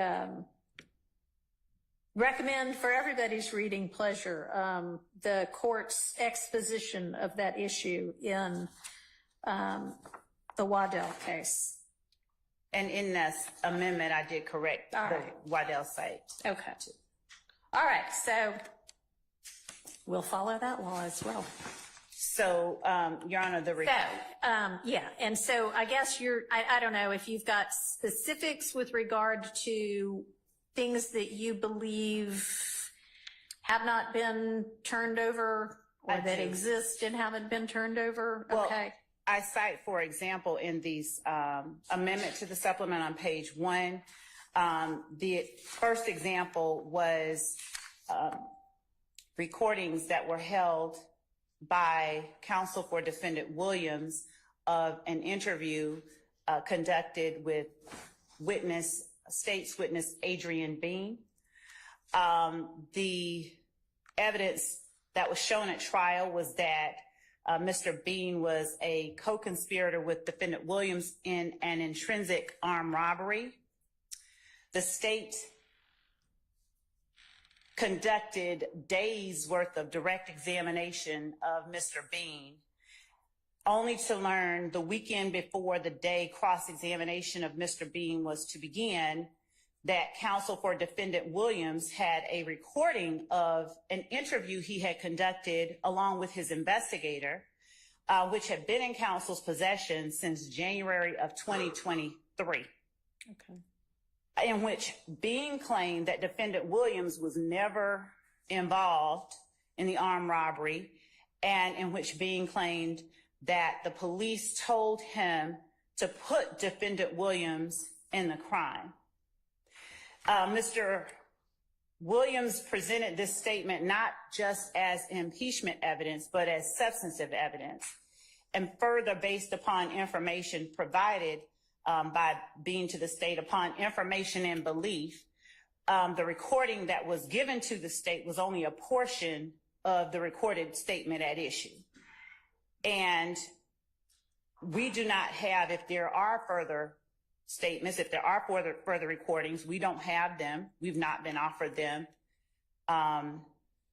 We don't know what they consisted of. Another example is defendant Williams has asserted verbally that he is in possession of a video recorded statement of the witness currently on the stand, in which that witness reportedly asserts, "We killed Nut," referring to Mr. Donovan Thomas.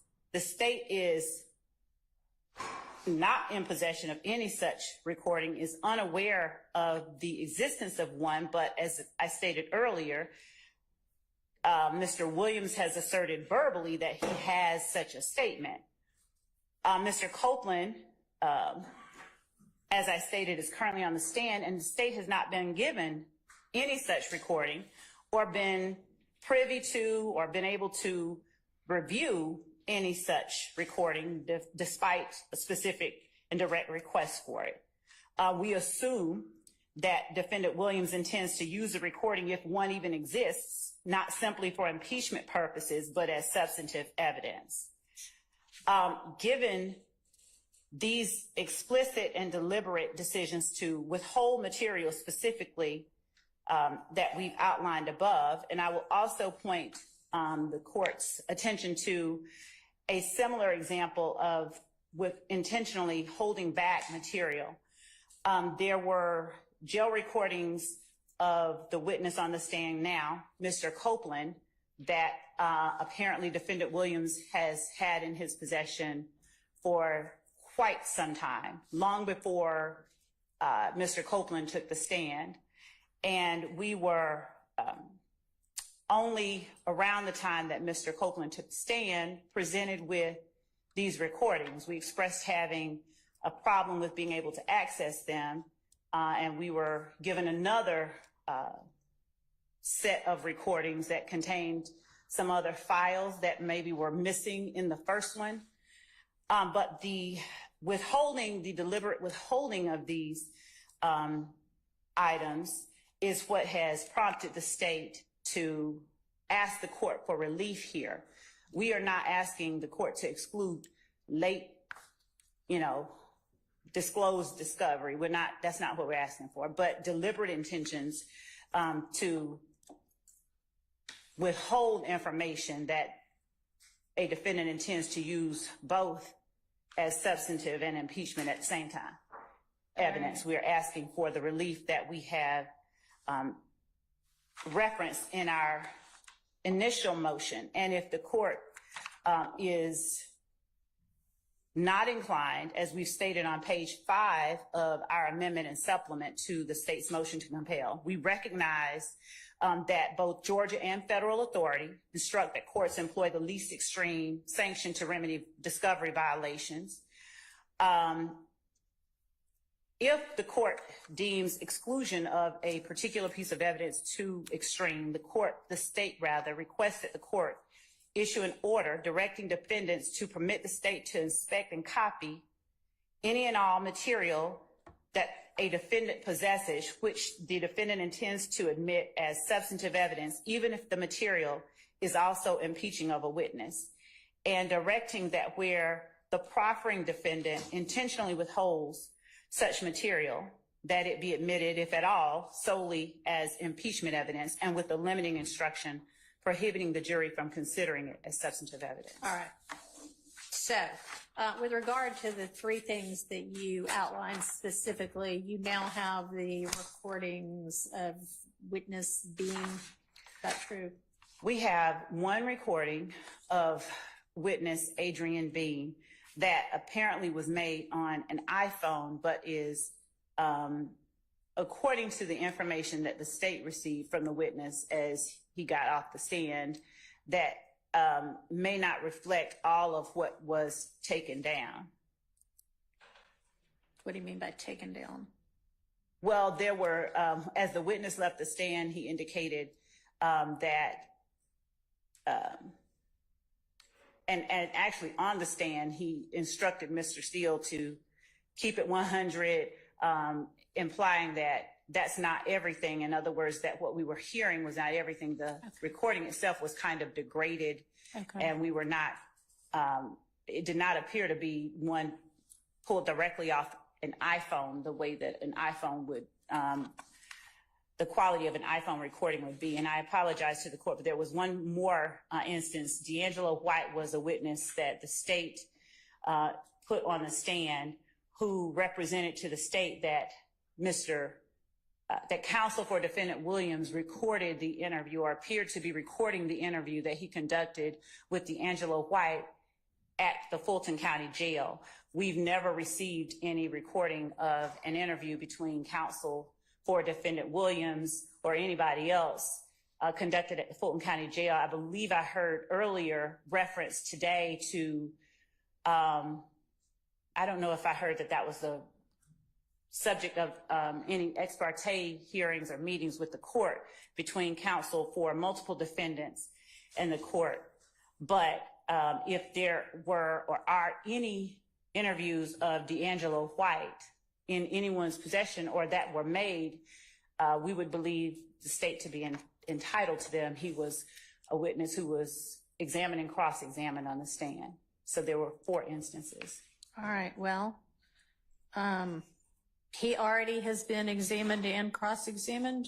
Yes. Okay, and no such recording was used? Right, they didn't. Okay, then why would y'all be entitled to it? It's just an example of something that we wouldn't, that we weren't aware of. Okay, but y'all aren't entitled to be aware of every aspect of a defendant's I don't case. disagree. You are entitled to something that would have been a recording that then gets used as substantive evidence, but it sounds like that did not. The court is Right? correct. Okay, so that one doesn't Scratch matter. it off. Okay. So the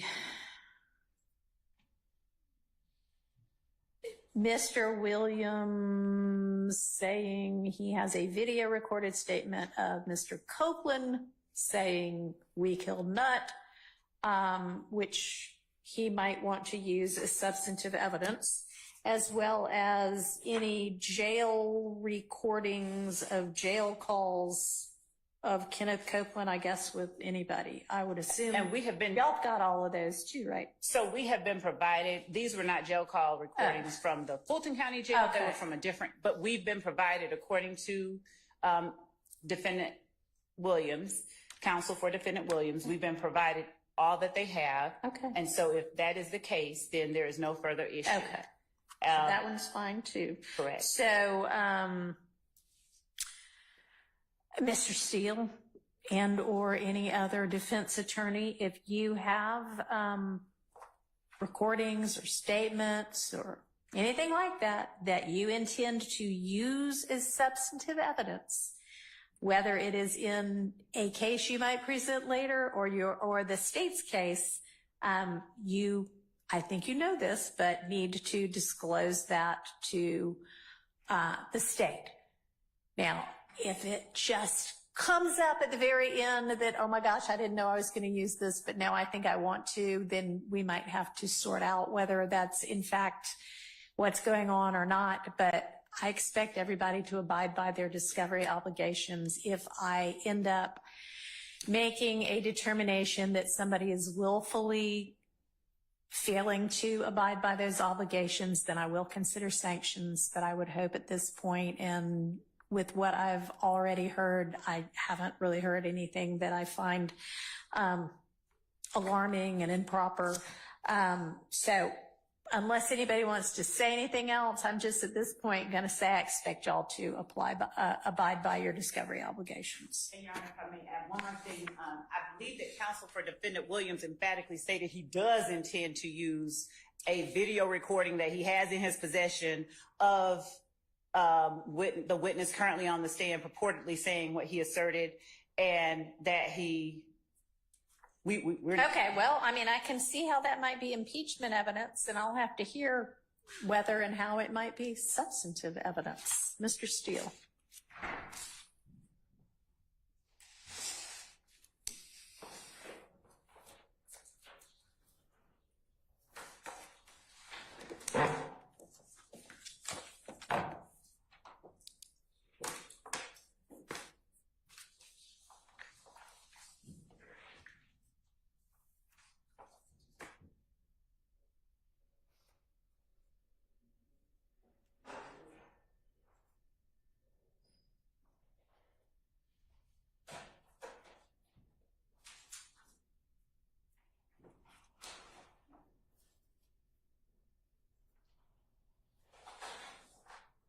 May I have 1 second, Your Honor? Sure. Thank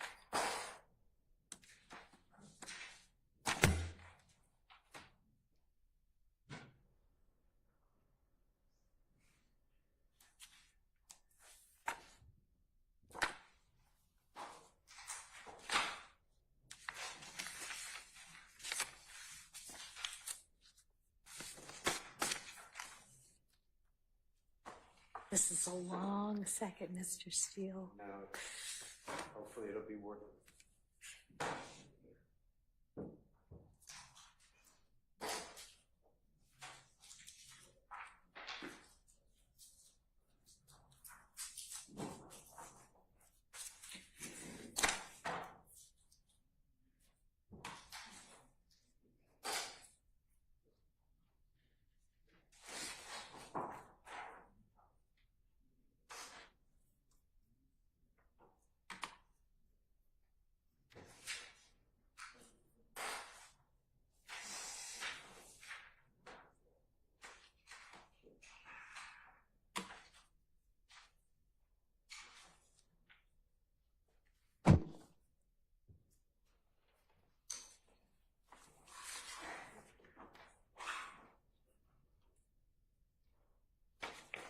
Your Honor, may I approach? Yes.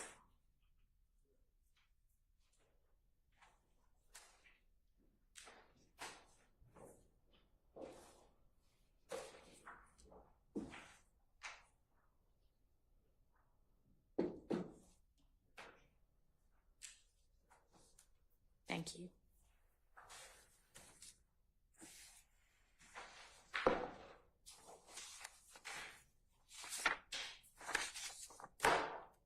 Thank you, Your Honor.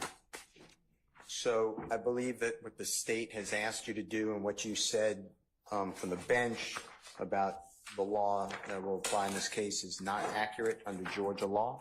Okay. I also, again, I'm not going to continue to repeat. I hope that you would take it the way Judge Glanville did. I have all objections to any proffer made by District Attorney Love. They are not only wrong, but I'm going to show you why they are knowingly wrong. This is the fourth time we're having the same hearing. I know you're not here privy to this. Okay. What Prosecutor Love did not tell you is the Georgia law that I've already handed to them.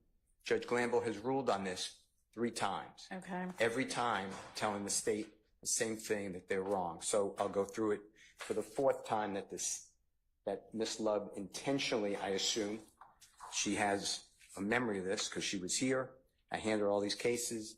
So I assume that she's doing it intentionally. First of all, what she has told you about the case in your reading of Waddell is not accurate. The original case that the state is using is a case from the 4th Circuit called United States versus Young. Young is what Waddell talks about. Okay. If this honorable court would look at United States versus Harry, which should be in your package. I may not have put this in perfect order because one of them were not stapled, but you should have the United States. Okay, and Harry is Harry, and it is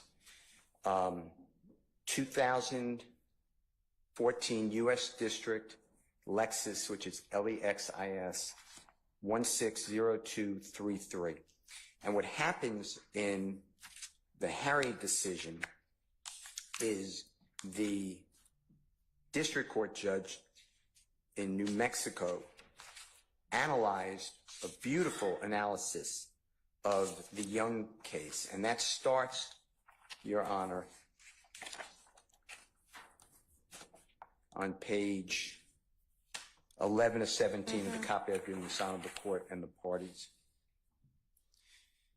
And if you can turn to that page, if you don't mind. I'm there. On the left-hand side, the first full paragraph. And it reads, in United States versus Young, which is Y-O-U-N-G, the 4th Circuit did not explain its decision, but held only that the district court did not abuse its discretion. The holding in United States versus Young may be explained by the fact that the 4th Circuit was applying the previous version of Rule 16, which used the term evidence in chief. Unlike Judge Friedman in United States versus, and I'm just going to spell it if you don't mind, HSIA, the 4th Circuit did not define evidence in chief as case in chief. And then it goes through defining case in chief. The advisory note, I skipped 3 lines, Your Honor. The advisory committee notes to the 2002 amendments state that the change from evidence in chief to case in chief may be substantive in nature. The term evidence in chief may have, as the Fourth Circuit held, encompassed both the party's case in chief as well as a party's non-impeachment cross-examinations. Even if the term evidence in chief encompassed all non-impeachment evidence, including cross-examination, this broad term does not mean that the term case in chief does as well. The Fourth Circuit in United States versus Young indicated that a party's case in chief encompasses the time in which the party calls its first witness until it rests by repeatedly using the term case in chief in that manner. So I tell you this because the Waddell case goes back to the Young case. The Young case is a federal analysis of a rule that we don't have in Georgia. In addition to that, there have been 0 circuits following United States versus Young. Georgia has never cited Waddell or Young, but Georgia speaks directly on what our law is. And there's 2 different cases, Your Honor, with the same name of Green, Green. And if you can take a look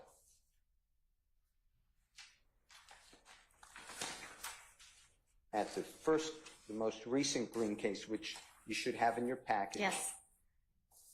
And for the Honorable Court Reporter, this is going to be Green, no E at the end, and it's 368 Georgia Appeal 74, 889 Southeast 2D 190, 2023. And what the Honorable Judge Pipkin, which is P-I-P-K-I-N, states, and Your Honor, you could look at, if you don't mind, at this case on page 3 of 5 of the copy I've given the parties. And this Honorable Court, footnote 3 is at the bottom left. And it reads, we also agree with appellant. This case was reversed. So let me just take a step back, if I may. What happens is the state did exactly in the Green case what Ms. Love's asked you to do here. They said that the lawyer for Mr. Green had evidence for a while, didn't turn it over until the day of trial. The judge excluded because the quote, and this is a quote, sat on it too long. Therefore, the state was prejudiced and excluded the evidence. And the Court of Appeals said, you know, there was no evidence of bad faith or prejudice analysis, so we're reversing. But they dropped this footnote. And the footnote they wrote, and I'm quoting, we also agree with appellant that it is not at all clear that the defense failure to timely disclose, and I'll just tally them, but TALON'(S) note was in fact a discovery violation, given that Talent was a state's witness. See OCGA section 17-16-7, requiring the production of statements concerning the testimony of witness. That, and it's in italicized, so it's stressed, the party in possession, custody, or control of the statement, and then in italics, intends to call as a witness at trial. I didn't call these witnesses. I don't intend to call these witnesses. The next line goes further, and I'll explain it if you don't mind. It's very easy to explain. Yeah. However, we assume, I'm just reading the footnote, for purposes of this opinion, that the note was subject to discovery, and we need not resolve the question or address any possible tension between, and then it gives the 2 code sections that we're dealing with, OCGA 17-16-4, little b as in Barry 1, and OCGA section 17-16-7. So if we look now, and I should have given this Honorable Court and the parties a copy of both code sections, OCGA section 17-16-4. If you look at that first, assuming everyone has it, and it starts for the criminally accused obligations under the Discovery Act, and Mr. Williams did, in fact, opt into discovery. And if you look at the copy I've given this Honorable Court and the parties, it starts on the very bottom of page 2, but it just says B as in Barry, but it really goes over, Your Honor, to page 3. And that's where the 1 is in 17-16-4 in the copy I've given. And it says that the defendant within 10 days of timely compliance by the prosecuting attorney, but no later than 5 days prior to trial, or otherwise ordered by the court, shall permit the prosecuting attorney at a time agreed to by the parties, or as ordered by the court, to inspect and copy books, papers, documents, photographs, tangible objects, audio and video tapes, films and recordings, or copies or portions thereof, and to inspect and photograph buildings or places which are within the possession, control, custody, or control of the defendant. And this is what I stress, Your Honor, it's stressed in the footnote, and which the defendant intends to introduce as evidence in the defense case in chief or rebuttal at trial. Your Honor, under OCGA section 17-16-7, if you look at that, and I've given a copy of that to this honorable court and the parties. Mm-hmm. And that has, if you give me 1 second. That has no later than 10 days prior to trial, or at such time as the court permits, or at the time of any post-indictment pretrial evidentiary hearing, other than a bond hearing, the prosecution or the defendant shall produce for the opposing party any statement of any witness that is in possession, custody, or control of the state or prosecution, or in possession, custody, or control of the defendant or defendant's counsel, that relates to the subject matter concerning the testimony of the witness, that the party in possession, custody, or control of that statement, and this is what I stress, intends to call at the trial for such post-indictment pretrial evidentiary hearing. I didn't call these witnesses. So the reason that it is so important is we're just dealing with who's case in chief. Georgia doesn't have the pre-2002 Rule 16 analysis that was done in United States versus Young. This is not even close. Page 5 of 7, and Your Honor, I am now in the other green. So it is GREEN versus state, but it's 307 Georgia 171, 835 Southeast 2D 238. It's a 2019 case. No relation that I know of. It's in Division 4. It's on page 507, like I said. Left-hand side, the last line before the footnotes, 2 lines up, actually. It says, however, that is not what Georgia law requires. As provided by the plain language in 1716-4B2, the statute does not require a report to be prepared and made available or served unless the defendant intends to introduce in evidence the defense, I apologize, in the defense case in chief or rebuttal the results of the scientific test or experiment. If you go to the next case, which should be, or another case, I don't know if they're in order, but it's Carmichael, Your Honor, which is CARMICHAEL versus state. 353 Georgia Appeal 64. That's 836 Southeast 2D 184, 2019 case. And Your Honor, if you can turn to, from the copy of Guinness Honorable Court and the parties, page 7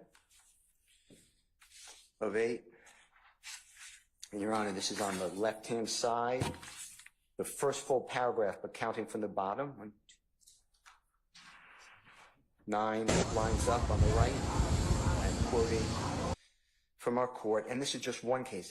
There's so many. Just before the state rested its case in chief, the trial court instructed the jury that when a stipulation is entered into the facts, as to facts by the parties, you can accept those facts as being true without further proof. My point is, their case in chief is, it's a term of art. It has a distinct meaning. Yes, and if you go back to the Harry case, it's actually a fascinating case to read. It's an enjoyable case to read. They go through case in chief versus evidence in chief, and they talk about specifically all the U.S. Supreme Court cases. It's on page 8 of 17 of United States versus Harry, Your Honor. It's a well-written, it's really a good job. On the left-hand side, the first full paragraph on page 8 of 17. And the district court in New Mexico wrote, courts have repeatedly used the term case in chief to refer to the part of the trial between the time that a party calls its first witness and when it rests. And then they go through all these United States Supreme Court cases that talk about that. I mean, it's not even an issue. So I, for the fourth time in doing this, the state then has, or the court said that wants to know about Waddle. Waddle is different. Waddle specifically, and I assume that you have the case because I heard you refer to it. If not, I can get it. I do. So in United States versus Waddle, which is WADDELL, and it is 2016, U.S. District, which is DIC period, Lexus, LEXIS 68748. It was decided and filed on May 25, 2016 by the District Court in Southern District of Georgia in the Savannah Division. Your Honor, if you go, and I'm not saying we have the same copy, so this is on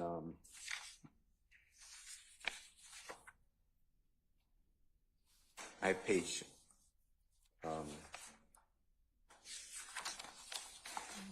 Maybe what page of the slip opinion? I'm trying, I think it's page 11 is what I'm looking at. It starts out with one final point. Mm-hmm. Okay. So the Waddell case, the judge said, no, you don't have to give it over, but if you're lying, that's, I think, I'm not saying that's Right. Now I read it. Yep. Mm-hmm. Then you're going to be in a lot of trouble or something to that effect. But what happened in the issue in Waddell was they were talking about a statement given to the accused before the indictment. So it wasn't done under the auspices of work product, where the lawyer goes out and interviews witnesses. What Ms. Love tries to do is, I would have a chilling effect. I interviewed every witness that would talk to me. I interviewed everybody. And what Ms. Love is saying is, give me your work product. If I'm not going to use it the way I understand the law, unless you tell me differently, I'm not giving it to the state. So that's my understanding as well. So when she says, Mr. White, and I heard what you said, they didn't use it, why would you ever get it? That's exactly right. I hardly cross-examined Mr. White. But the state is telling me to give it. They went so far as Ms. Love called our investigator and tried to get involved and break the attorney camp. She told our investigator, she can call me, give me any recordings that you have of Mr. Bean. Now, the investigator's skilled. So he must have said, I wasn't on the phone. But Ms. Love then reported it to Judge Glanville, who said that was appropriate. He shouldn't have given you anything. Said, Mr. Steele's investigator's obstructing us. This is so wrong of the prosecution. 4 times I've given the same case. 4 times I gave that Green case. 3 times Judge Glanville ruled. In addition to that, there's factual, not only, am I rejecting, I am never taking Ms. Love's proffer. Okay, so she says that I said, I don't talk with Ms. Love, by the way, if you didn't know that. So I never said anything to her. But that I said. Is there somebody on the state's case that you are able to talk to? Yeah, Ms. Willis. All right. Well, okay. On the second page, and I'm just looking at the amendment to supplement, on page 2, in the center of the page. Right. And I should start above, but I'll get to that if you don't mind. For another example, Defendant Williams, it's me that she's talking about, has asserted verbally that he has a video recorded statement of Kenneth Copeland in which Copeland reportedly asserts, we killed Nutt, referring to Donovan Thomas. Well, let me tell you how that happened. I never said that. Ms. Hilton sends an email and says, upon interviewing Kenneth Copeland, we found out that he put out a social media recording that he killed Nutt, or we killed Nutt. It's in writing. Can you please give it to us? We can't find it. The most I may have said, which I don't have a memory of saying anything, is I'm not giving you anything. If I use something, I'll use it in court. That sounds like something I would say to these prosecutors. To other people, I would say, you're going to have to, I don't have to give it to you, and I'm not going to be able to talk about that. I never said, I verbally asserted that I have anything. But if I do, I'm going to say the same thing that I'd always say. I'm not giving it to them. If you tell me to do it, I'll do whatever. But I'm not going to give them anything because I don't have to. That would be impeachment. Mr. Copeland, before the 12th day of June of 2024, specifically was asked by Ms. Hilton, did you kill Nutt? And he said no. That would be impeachment. The next one, that I did not give over Mr. Copeland's jail calls until recently. Let me tell you the truth. October 2023, I gave jail calls of Mr. Copeland to the state. October 2023. The state doesn't raise this until more recently when Mr. Copeland is a witness. They want me to tell them which jail calls am I going to use to impeach the man. I said I'm not going to do it. Judge Glanville said you don't have to do it. I'm not going to do it unless you tell me to, but I don't understand how I'm doing this. And then to stand here and say I just gave it to him is preposterous. In addition to that, then we go to the first one, Mr. Bean. Mr. Bean testified for days. This case, Your Honor, has taken so long. I don't know how long he was on the witness stand. It would not shock me if he was there for 3-4 days. All he said was, I don't recall. That's what he said. I don't recall. Did you say this? I don't recall. I don't recall. So the state got in his prior statements to Detective Quinn. Well, I impeached him. He gave me a statement on recording. The state then doesn't ask Mr. Bean in front of the jury, doesn't ask him in front when he's here to be cross-examined. They come up with the Judge Glanville ex parte, give him some sort of document that supposedly shows Mr. Bean is scared, which I doubt. This is just me, doubt, I have no evidence. And then in the middle of that document says that Brian Steele and his investigator, I'm not quoting, were in a car with Mr. Bean and his son. And Brian Steele was telling Mr. Bean what to say. And his son has that on recording. That never happened. That never happened. But what Ms. Love was allowed to say in front of the jury, believe it or not, did Mr. Steele stop and start that recording? Mr. Bean said what he always says, I don't recall. I objected outrageous. Outrageous. It just flows right through. The same way Ms. Love stands here today and says it's hard to hear, or whatever her words are, hard to decipher on an Apple iPhone. That did not happen. It is offensive. The legal analysis is wrong. There is no distinction in Georgia on substantive or impeachment. What you were told is wrong. And this lawyer knows it because she sat here in court and I did the same thing without being tempered. All right. That's 4 times. Thank you for clarifying that. Your Honor, may I briefly respond? Yeah, when Mr. Steele clears the area. Yeah, go ahead, Ms. Love. Thank you, Judge. Do you have any Georgia law that represents what you have asserted in your motion and amended motion? Your Honor, that's just it. I have been clear in my amended motion, and Which to the I extent that it just wasn't. got a copy of. Yes. Okay. And also I just want to say that. No Georgia law that. Right. Georgia law does not define, it does not define case in chief. It does not break it down. We all know what a case in chief is. Don't we? I think we all know what a case in chief is.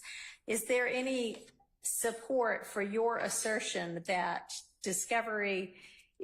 reciprocal discovery is required based on the concept of substantive evidence? Your Honor, what I have said and what I maintain is that, one, there is an absence, and I'll point the court to 3 different cases, Harris versus the state, 314, Georgia 238 as one. And these are just instances. 238. What did you say? Yes. Okay. What are the other two, and what are they going to represent? 307 Georgia 171, which is the 2019 Green case that Mr. Steele cited for the court, and 146 Georgia App 423, which is Phillips versus the state. And when is that from? I'm sorry. What year? Just 1 second, Your Honor. That's a 78 case. Okay, so that one's not relevant at all. Old case. Because we have a new evidence code since 78. So, okay. And Your Honor, even with respect to the older case, the only thing that I was citing Phillips for was the proposition that in the absence of specific legislative or decisional case law on the particular issue that is at hand in Phillips, we commend the Federal Rules of Criminal Procedure, Rule 16, for guidance. Well, we've got a specific rule here now, don't we? Well, when you say we have a specific rule, is the court speaking of the discovery statute that says... That's what we're talking about in this motion, right? Right, yes, Your Honor. We are talking about that, and the state's position, the state maintained... First of all, let me be real clear. We didn't file a brief. This is the first brief that we have filed where we've asserted these things. We have asked that the court require Mr. Steele to turn this stuff over, but we've never argued it out. Mr. Steele has stood up and said he's not required to, and he has pointed to the discovery statute. The court has said, okay, yeah, he doesn't. And we put that in our motion to the court, that the court has previously made a ruling that we thought deserved a second look at. Defendant Williams has adopted as his witnesses all the state's witnesses in the witness list that he filed. And so, Your Honor, when we assert based on Waddell, and Waddell also speaks about work product, and it makes this distinction between factual history and work product and what the state or is and is not entitled. The state stands on its assertion regarding what the requirements are because of the fact that I understand the court's position that there is no misunderstanding about what case in chief means in Georgia. But as there was this expounding on its meaning in Waddell, I think it's important to recognize that there's not been a similar sort of expounding in Georgia, and we can all presume or take for granted that it just means when the defendant is putting up his particular case. Right. Okay, so do you have any case law in Georgia that supports the position you took in your motion that reciprocal discovery requirements are triggered based on whether you're presenting something as substantive evidence? That's my question to you. Your Honor, the only what we have in support of the motion is cited in the amendment and in the motion itself. We have not ever presented or represented to the court that there was a Georgia case that addressed this issue, and the conclusion that is asserted in the state's filings are the result of the fact that, one, from our position, it's not addressed directly, that, what case in chief specifically. So you are telling me that when our discovery statute says that the defendant is to produce or permit inspection and copying of whatever it is that they're in possession or control of, which the defendant intends to introduce as evidence in the defense case in chief or rebuttal at the trial, you think that there's some kind of lack of clarity about what that means? Is that what you're representing to the court? Your Honor, I'm representing that was the position that was taken. That was what was analyzed in the cases that we have cited in our amended amendment and supplement to our motion to compel. That is, in our position, a reasonable interpretation. And as I don't as we've said in our filing, Your Honor, there was the requirement in Waddell that anything that was within the defendant's possession, custody, or control, where the defendant intended to use the item in the defendant's case in chief, that be turned over. The Waddell court, Your Honor, in analyzing the meaning and understanding of case in chief, as the court correctly pointed out earlier, said that if it is going to be used as both impeachment and substantive evidence, that constitutes case in chief. From there, we made the assertion, the state's position, that if the defense intends, because there's nothing in Georgia law that analyzes it at this level, if the defense intends to introduce evidence as both impeachment and substantive evidence, then they have a duty to disclose it. And that is the origin of the state. That is the basis for our position. And have you heard Mr. Steele argue 2 or 3 times before that that's not at all what Georgia law means? We've not made this argument before. So I don't mean in writing. Y'all have not had any discussion whatsoever in front of Judge Glanville about. As I have said in my motion, Your Honor, what we have argued, the state has said, Your Honor, they have a duty to disclose this. This is stuff that we are entitled. And Mr. Steele has said no, in citing the Georgia statute. He said we do not. I have never asserted, I've never made this distinction. I've never said that case in chief means if it's being presented as impeachment as substantive evidence. I've never made that. I've never made that argument in a written or oral filing. Okay. All right. Well, I would like for you to take your duty of candor to the court with a little bit more seriousness in the future, Ms. Love. Respectfully, I take it very seriously. Okay. So, anyway, we'll be abiding by the discovery requirements set forth in our statutes. And Mr. Steele, thank you for the clarification.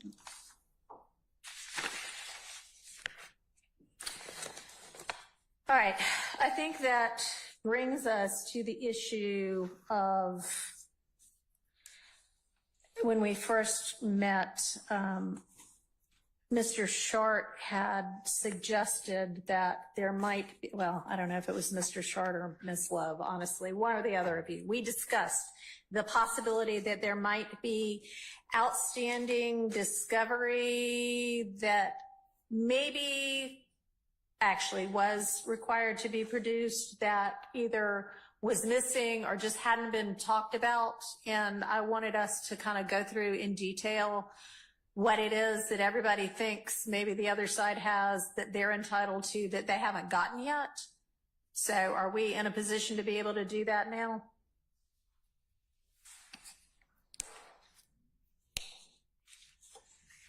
If not, we can do it tomorrow or the next day, and we can move on to, we've got other stuff to do too. Which exhibits have actually been admitted, if that's an easier one for this afternoon?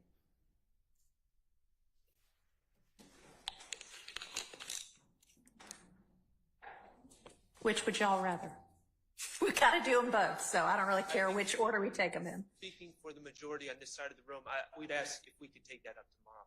Okay, so can we do then today, I think Mr. Steele provided sort of as a starting point, a list or a chart or a spreadsheet or something of his understanding of what exhibits have actually been admitted. And for us to take this pause is a good time to make sure we're all on the same page about that.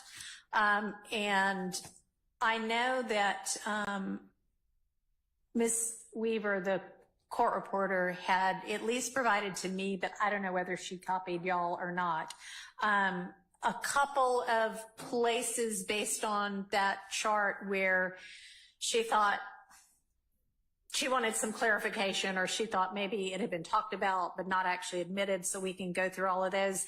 Do y'all have that, or do I need to get y'all that?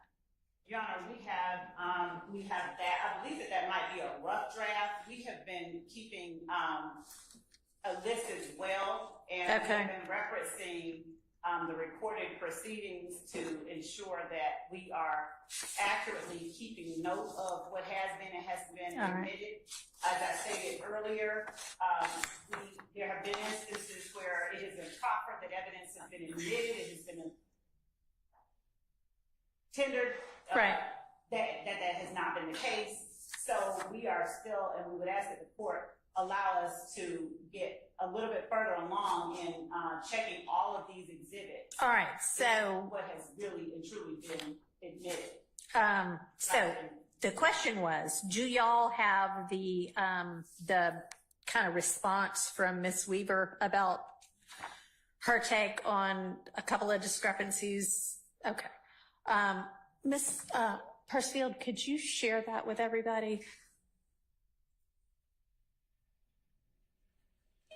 And I was hoping that we could do this today. If the state is not ready to yet,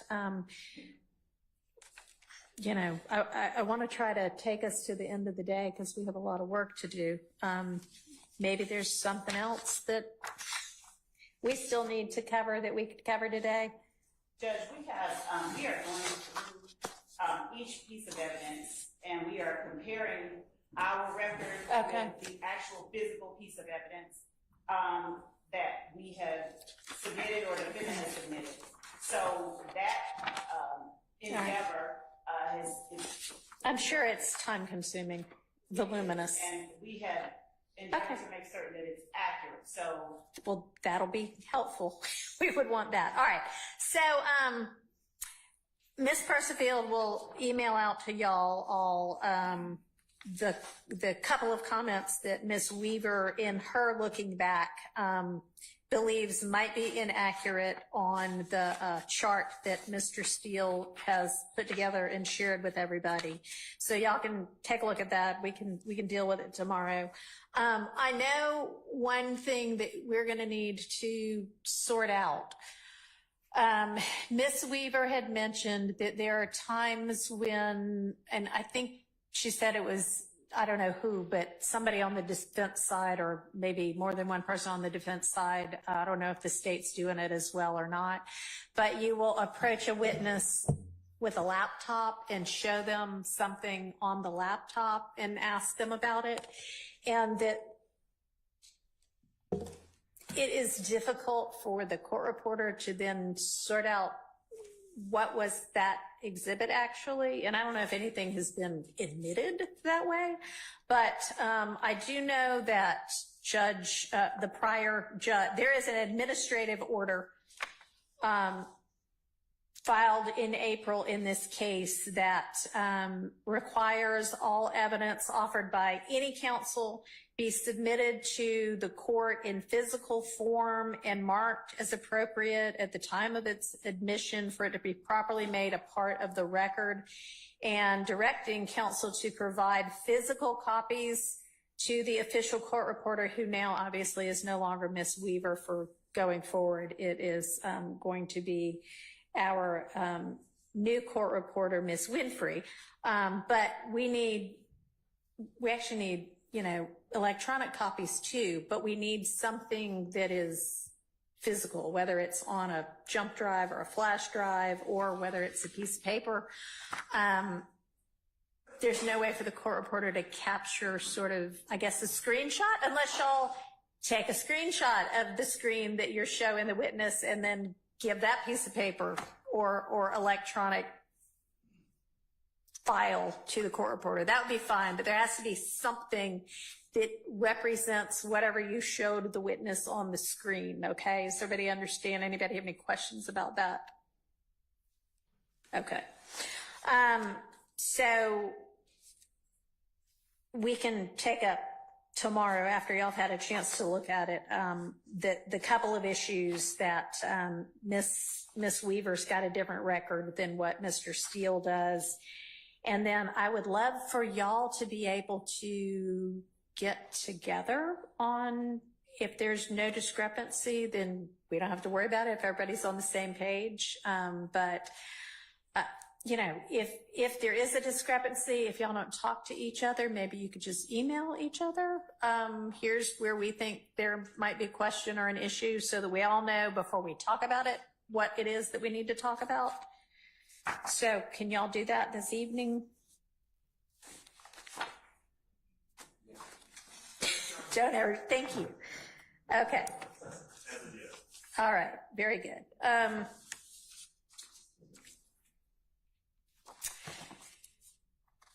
All right, the state has provided an updated witness list, which is still fairly long. And I would like to know from the state, does that list include, is that just the witnesses that have been called yet that still need to be called, or does that include everybody, the witnesses who have been called and those who are still to be called? Your Honor, that includes the witnesses that need to be called. Some have already been called, but Yeah. those are everyone moving Yeah, forward. there were a few you highlighted and said we may recall these. So that is 105 or so witnesses still to go, though. Yes. Okay. And is that with y'all narrowing it down and picking only the witnesses y'all need? Yes. Okay. Well, we'll see. But, all right, are there any other, we've got to figure out how we're going to deal with Mr. Copeland's sort of redo, but are there any other motions that I haven't gotten to yet today or mentioned today that are outstanding? I emailed Your Honor's chambers regarding motions that I filed, and because I did not have access to Odyssey and I could not pull them off the internet, and I did not have the file copies on my computer, I identified what they were, but they were noted. Essentially, I would think they're titled notices of objection. They were regarding. Your Honor may or may not know this. There was a wiretap in this case. There's, and then also my client's phone, actually 2 phones, were extracted and dumped. So there's numerous phone calls, texts, emails, things of that nature that are on either the wiretap that were intercepted, some involving some with my client as a party to those communications, some not, as well as all the things that are typically on a cell phone that deal with someone's essential life on an electronic device. The state has, to my knowledge, not identified what they plan to use from either of those sources of information at this time. And that's why I labeled it a notice, because there is irrelevant information, there is prejudicial information, there's on the wiretap, not so much Mr. Stillwell, but there's other individuals on these wiretaps discussing all sorts of other acts that have nothing to do with this case. And so there's just a lot there, and we're going to need to have that discussion at some time. Okay, thank you. When does the state intend to let the defense know what it is they're actually using out of the universe of all possible things?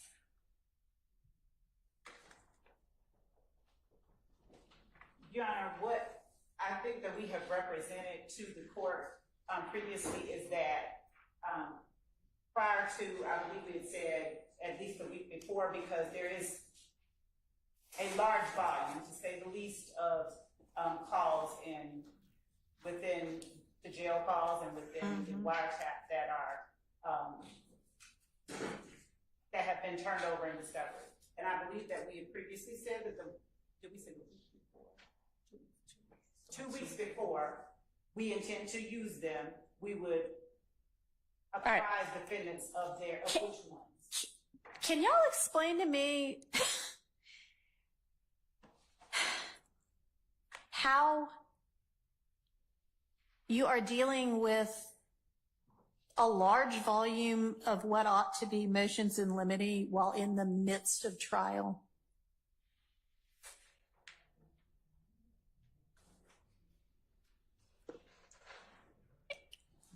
And still being in any way efficient with the jury's time? You're not, essentially.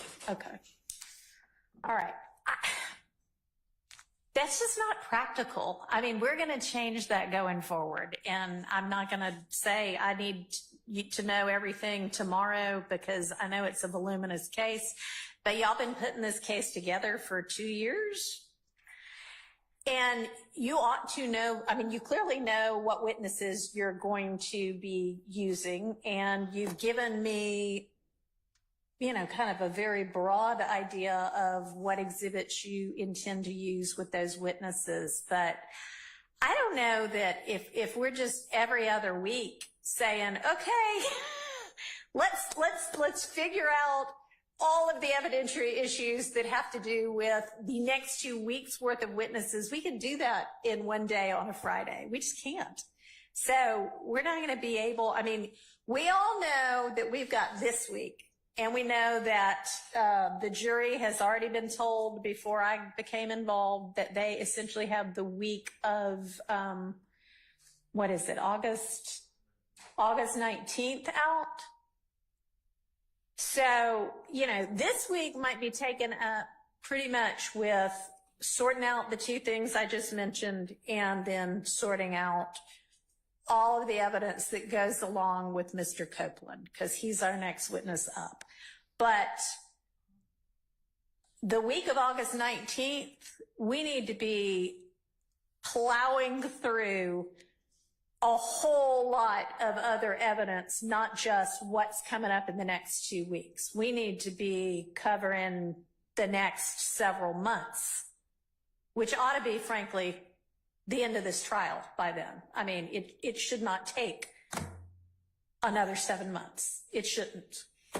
Whether it does or not, I don't know. But so the state needs to produce in much more detail a much more winnowed down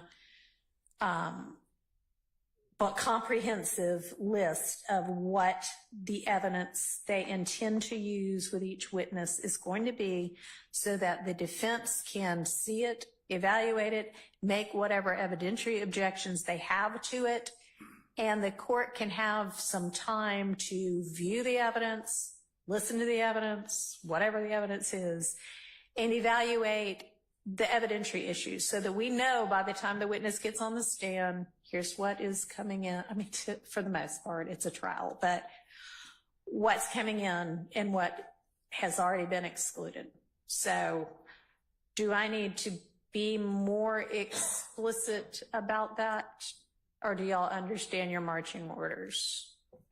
Yes, we understand what the court is asking. All right. So, like, I feel like I need to be more explicit about it, even though I know y'all understand. By the beginning of next week, I want to see, you know, at least the next 30 witnesses worth of evidence, okay? And then maybe by the end of that week, the next 30. Okay?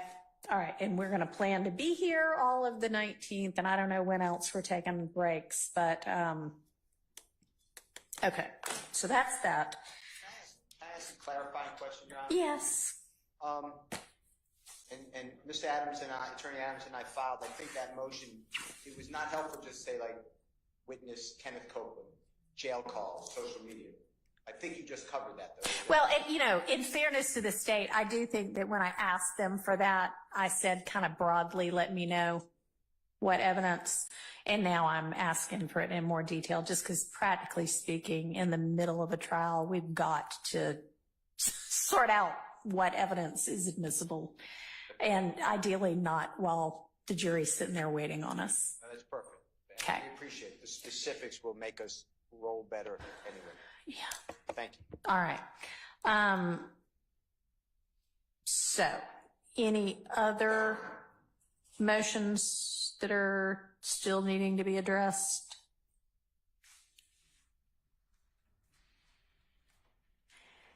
And y'all, it's 3:30 and I plan for us to do work until 5:30 and we can take a little break, but I'd really like for us to figure out something that we can make some progress on for the next 2 hours. So let's take a 10-minute break. Be back, well, it's 3:34. Be back at 3:45 and y'all think in the meantime, all right, what can we use this time productively to do? Thanks.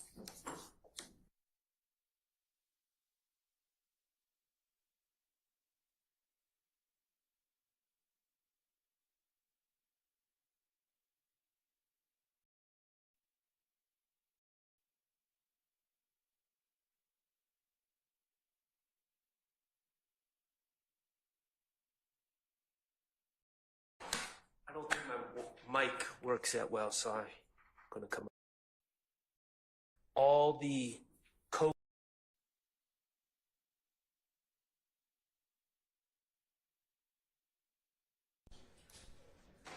All right, attorneys, try to be back by the time I say be back, okay? Try to be back by the time that I say to be back. Yes, Your Honor. Thank you. There we go. Because I want to be efficient with y'all's time too. Okay, did anybody come up with anything else that we can be productive about today?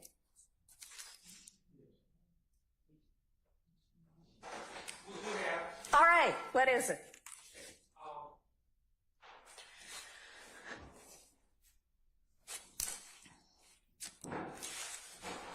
I don't think my mic works that well, so I'm going to come up here. There are, way back when, and we're looking for the filing right now. Okay. There's back in, I would estimate, June of 2023, maybe. There was discussion that we needed to know all the alleged co-conspirator statements that the state intended to use, as well as any and all extrinsic acts that the state intended to introduce evidence of at trial. My recollection, and I would defer to that filing, was that there was only 3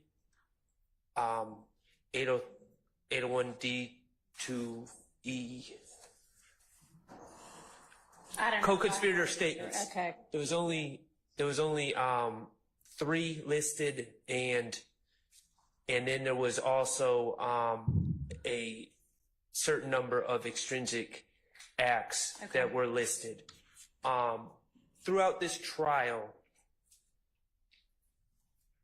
the state has gone past that list, and that has led to much delay and litigation and sending the jury out. So I think that's something we could discuss.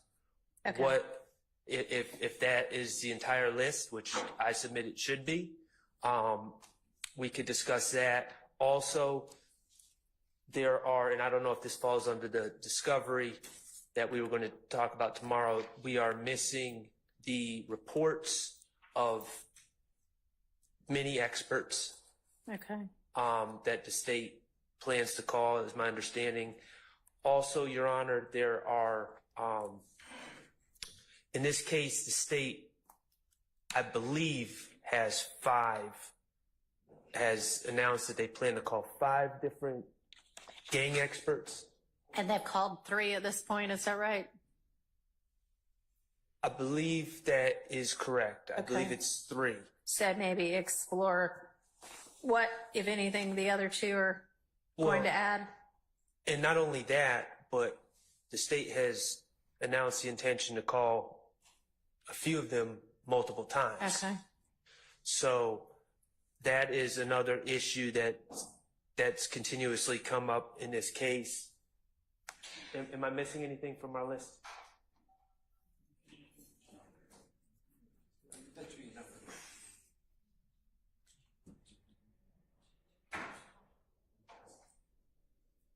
That was it?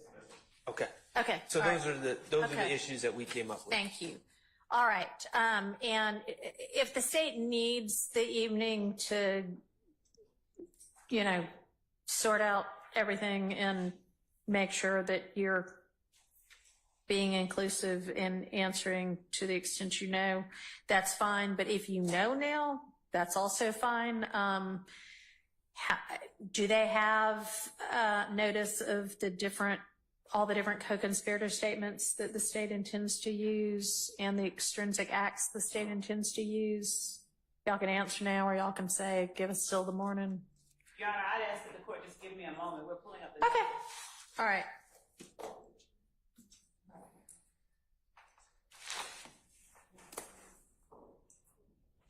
And while y'all are looking, I'm just going to make a general sort of admonition to not the parties in counsel, but anybody that wants to come in here to watch this case that, and I mentioned before, but I don't know, I may have to mention it a couple of different times. I don't expect there to be frequent up and down, in and out. That's distracting. So try to keep that to a minimum. There shouldn't be any talking in court other than the parties maybe whispering between the attorneys and the clients in the court. If you're watching the case in here with us, and you need to say something to somebody else, step outside to do that. There doesn't need to be any it's just distracting. There's a lot going on and there's a lot to pay attention to. And when we've got other conversations going on, it's that much harder to focus on what we and I need to be focusing on. And I also want to make clear that the deputies in here have my full authority to manage this courtroom. So if they give you an instruction, you need to abide by it, okay? And I'm not talking about or to anybody specifically in here right now.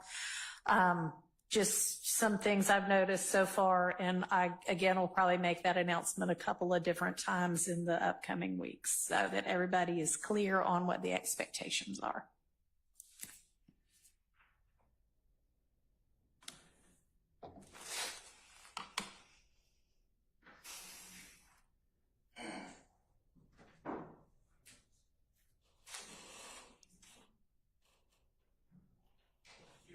Yeah. The co-conspirator statement notice, To whom should you what? Send it? Ms. Percifield.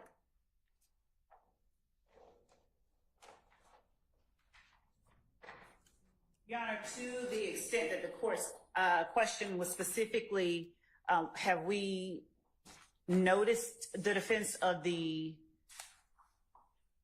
evidence of intrinsic acts? Is that the question that the court asked? No, maybe it wasn't very artfully formed, but to the extent you can, to the extent you know, and hopefully you know since you're in the middle of your case, I would like for you to make sure that you have given the defense notice of whatever co-conspirator statements you intend to use, and then separately, whatever extrinsic acts you intend to prove. Okay. Okay. And if you want to do that now, that's fine. Otherwise, that's something we can go over in detail tomorrow. Judge, I'm looking at I'll start with just the intrinsic acts, and I'm looking at 51 of them. I'm not sure about the 3 that were referenced, but within the intrinsic act notice that we filed on November the 6th of 2023, okay, we made specific references to 51, and we also said acts contained within this non-exhaustive list. We referenced that the list was non-exhaustive, and we noticed the defense of the state's intent to introduce evidence of these particular acts.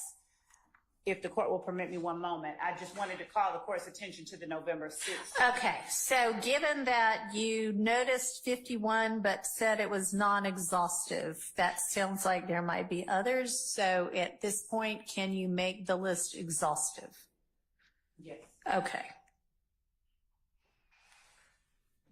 And then the 3 was co-conspirator statements.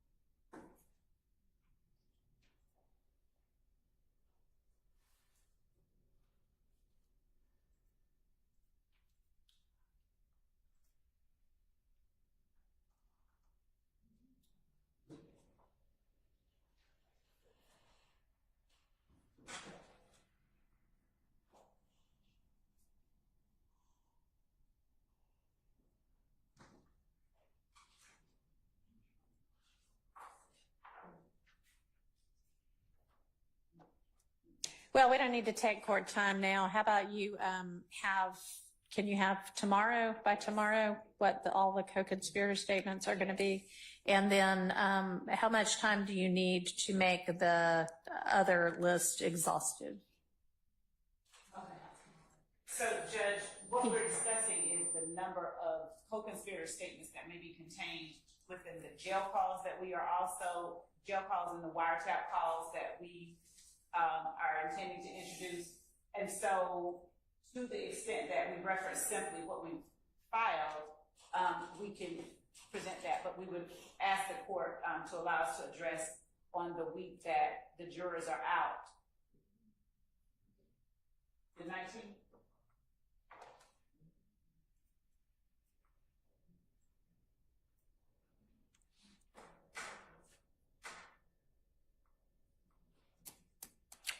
So if it's anything with Mr. Copeland, that needs to get dealt with this week. So with respect to Mr. Copeland, Sure. Go ahead.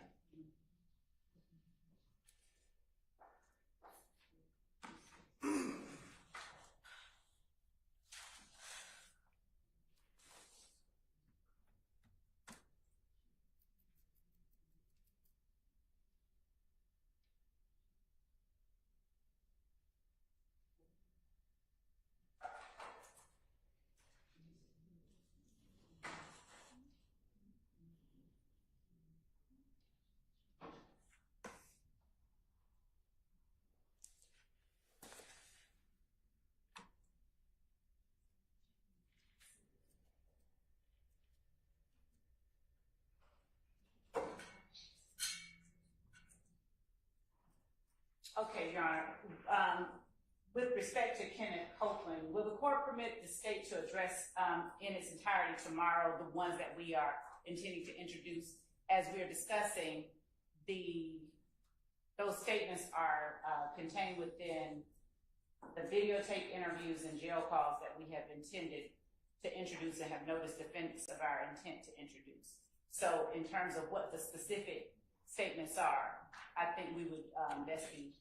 Okay, so does everybody from the defense understand, at least with regard to Mr. Copeland, maybe not in detail, but what the universe of potential statements is for Mr. Copeland?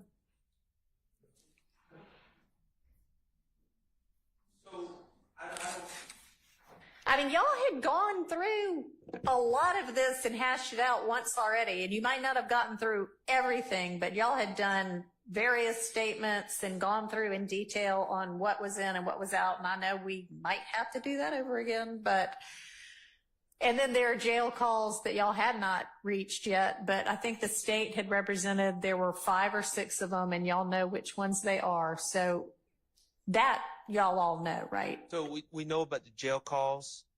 Okay. That assuming that the state's not expanding that list. They're not going to be expanding that list, are you? And Not the jail calls for Mr. Copeland, no. Okay. and when they say notice of things that are in a statement or past statements, I am aware that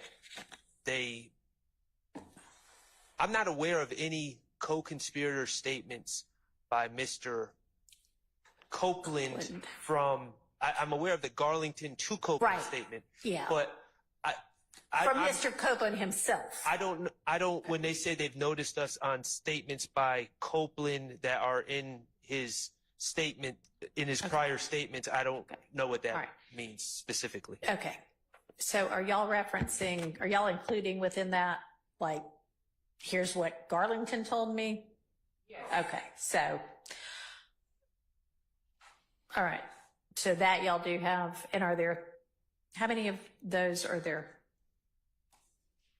How many statements of Garlington to? How many co-conspirator statements from any alleged co-conspirator are there that y'all are going to be introducing through Mr. Copeland?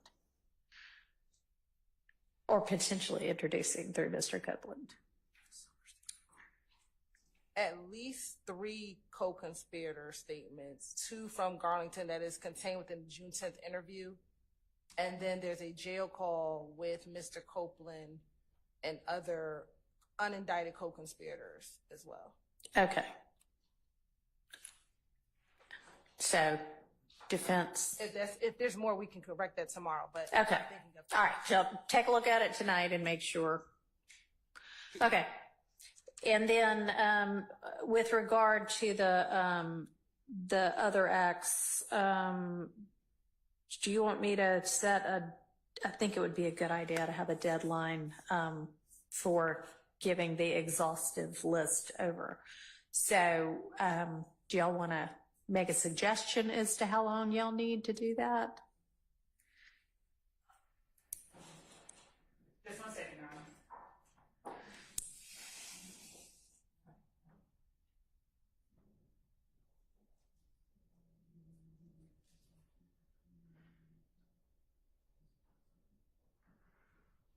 Monday, Your Honor, is that? That's great. Yes, that'll work. So that'll be Monday, August 5th. For the intrinsic act. Yes. Okay.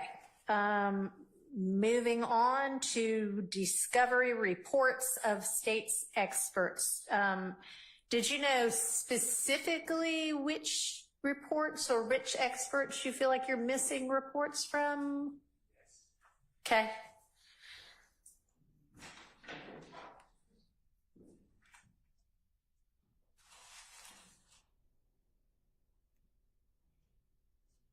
Your Honor, I just asked my coworker that I'm privileged to work with to email to your Honorable Court's coworker and everyone else the November 17, 2023 written order on this topic. And I don't know if this court has seen it, because and if you want the court reporter to be emailed out, I didn't do that either. Apologize. But we had a hearing on this on or about August 21, 2023. Opening statements were approximately November 27, 2023. And we have no reports of any gang expert. We got a PowerPoint the day of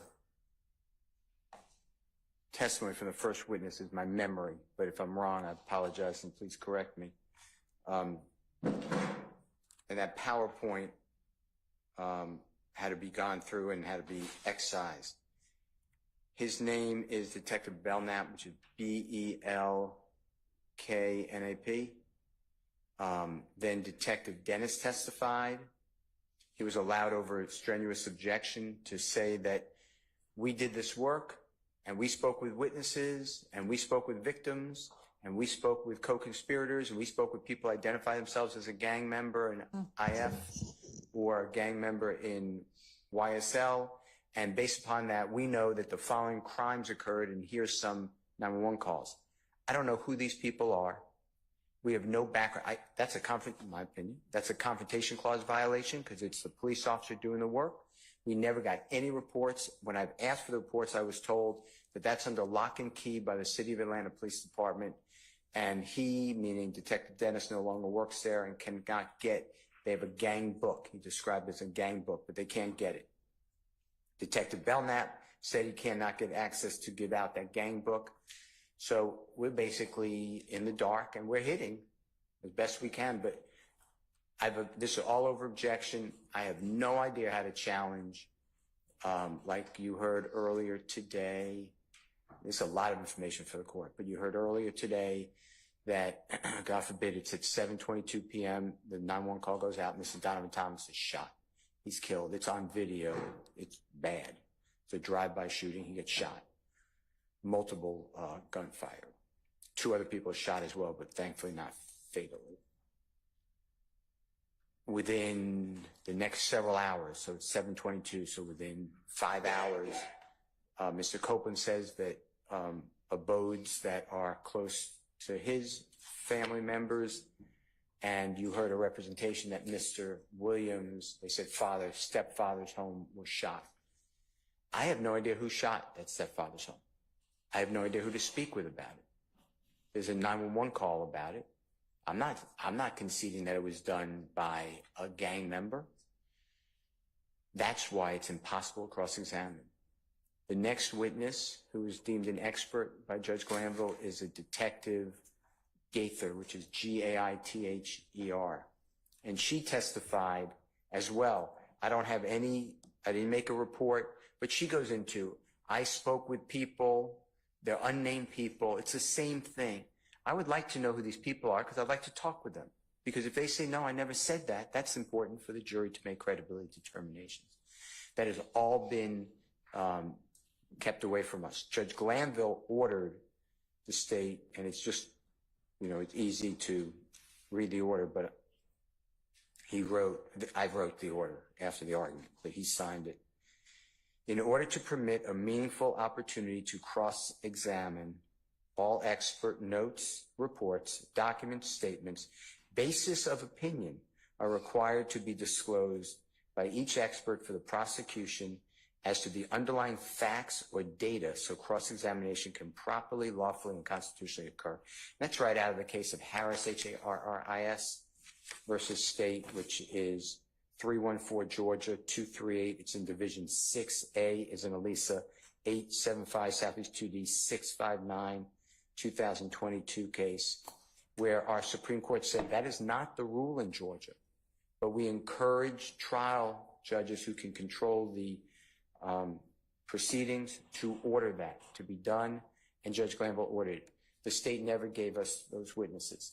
Then you have Detective Belknap talking about, well, at APD, meaning Atlanta Police Department, we have 6 criteria that we designate someone a criminal street gang member and a criminal street gang.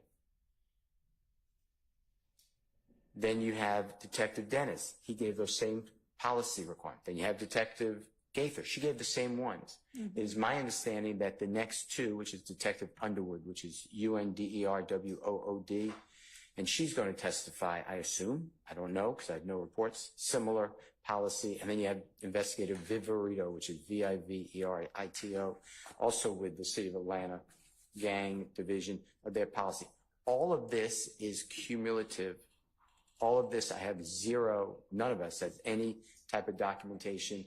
And the way I understand the rules, an expert, yes, they can rely on hearsay, they can rely on the opinions of others. I understand that. But when asked and when you testify, you can challenge those opinions and those statements. So you have to know who said them to you, and all that has been kept from us.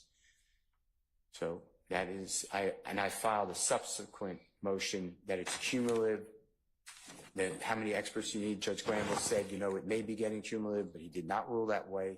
But he said this could be getting cumulative, but he allowed the next expert to testify, which was Detective Gaither. And then I don't know how we have no reports when there's a written order. We have zero on it. It's hard. when the expert is just saying, or the witness is just saying, well, I do this, I'm on the street, I know these people, Brian Steele, you don't know how streets work, and I go out and this is how I get information. People will talk to me because they know that I won't put it in a report. Well, that makes it pretty hard to say, well, I don't think the jurors should just rely on your word. I'd like to know who that witness was. Well, I'm not able to tell you, I don't want to tell you, I can't tell you because I left the office. That's the issue I'd like you to address. Okay, well, I mean, I understand the frustration. If there is no report, there is no report. But what was the date of the order that Judge Glanville issued that you referenced? It is, and it was emailed to your honorable court's coworker thank you. at 11, which is November 17, 2023. Okay, 24, No. 23, 22, 23. 23. Okay. Thank you. All right. And that's, you know, unless I specifically change what's been directed in an order, all of the orders that have been issued continue to apply. So I'll expect the state to abide by the requirements of that order. And we'll have to address whether the other experts might be cumulative. Besides these gang experts, are there other experts who you believe there should be reports for that you don't have? To my knowledge, unless my mind is not working, I believe I have reports on everyone else. Okay. Anybody else? That's my, if I misspoke, but that's my understanding. For any of the other defendants, anybody believe there are other outstanding expert reports that you don't have? Hearing silence, I assume it's just those. Okay. Your Honor, Yes, may I briefly address the court related to this matter? you may. And one thing before you start, I want to ask, and I could be entirely wrong, but with regard to the experts that are being recalled, I would assume y'all are trying to present your case kind of in some semblance of order. So it may be that right now they're testifying as to ABC count and later they'll testify to XYZ count. Correct, Your Honor. Okay. There's some witnesses who were fact witnesses, so to speak, Okay. for a specific part of the investigation, and then they also may testify down the road about another. Okay. All right. Is that all? Yeah, go ahead. And if there was something else you wanted to say, yes. Your Honor, just briefly, I wanted to kind of orient that as different gang experts that the state have called to the stand, this argument has been addressed or raised to Judge Glanville, and part of it is gang experts, unlike GBI experts on blood or touch DNA, the police reports that the state has related to the underlying crimes. This is obviously crimes that span a decade. So the gang detectives, specifically Detective Gaither, Detective Dennis, they worked, I think, approximately 26 retaliatory shootings after the January 10th murder of Donna Thomas. So they worked as the lead detectives. For example, we have put evidence, you've heard about D'Angelo White. That was a shooting, attempted murder that happened that Detective Gaither and Dennis picked up after essentially an aggravated assault detective with an APD had it, because they're gang detectives. So when they talk about, they don't have, as you would have in, say, a scientific report like a 50-page treatise of the Young Slime Life Street Gang. They have worked these crimes, and their reports or warrants that the state have been turned over. And so the basis that they state their opinions to the, they speak, it's from working the case, it's from talking to people. So they're that's experts based on their experience. Yes, Your Honor. And part of the issue arises is the reports that the defense is requesting, they do not have. And so, for example, I believe it was Detective Gaither and or Dennis, they mentioned, they are retired from APD. So when you ask them, well, do you have some other additional reports?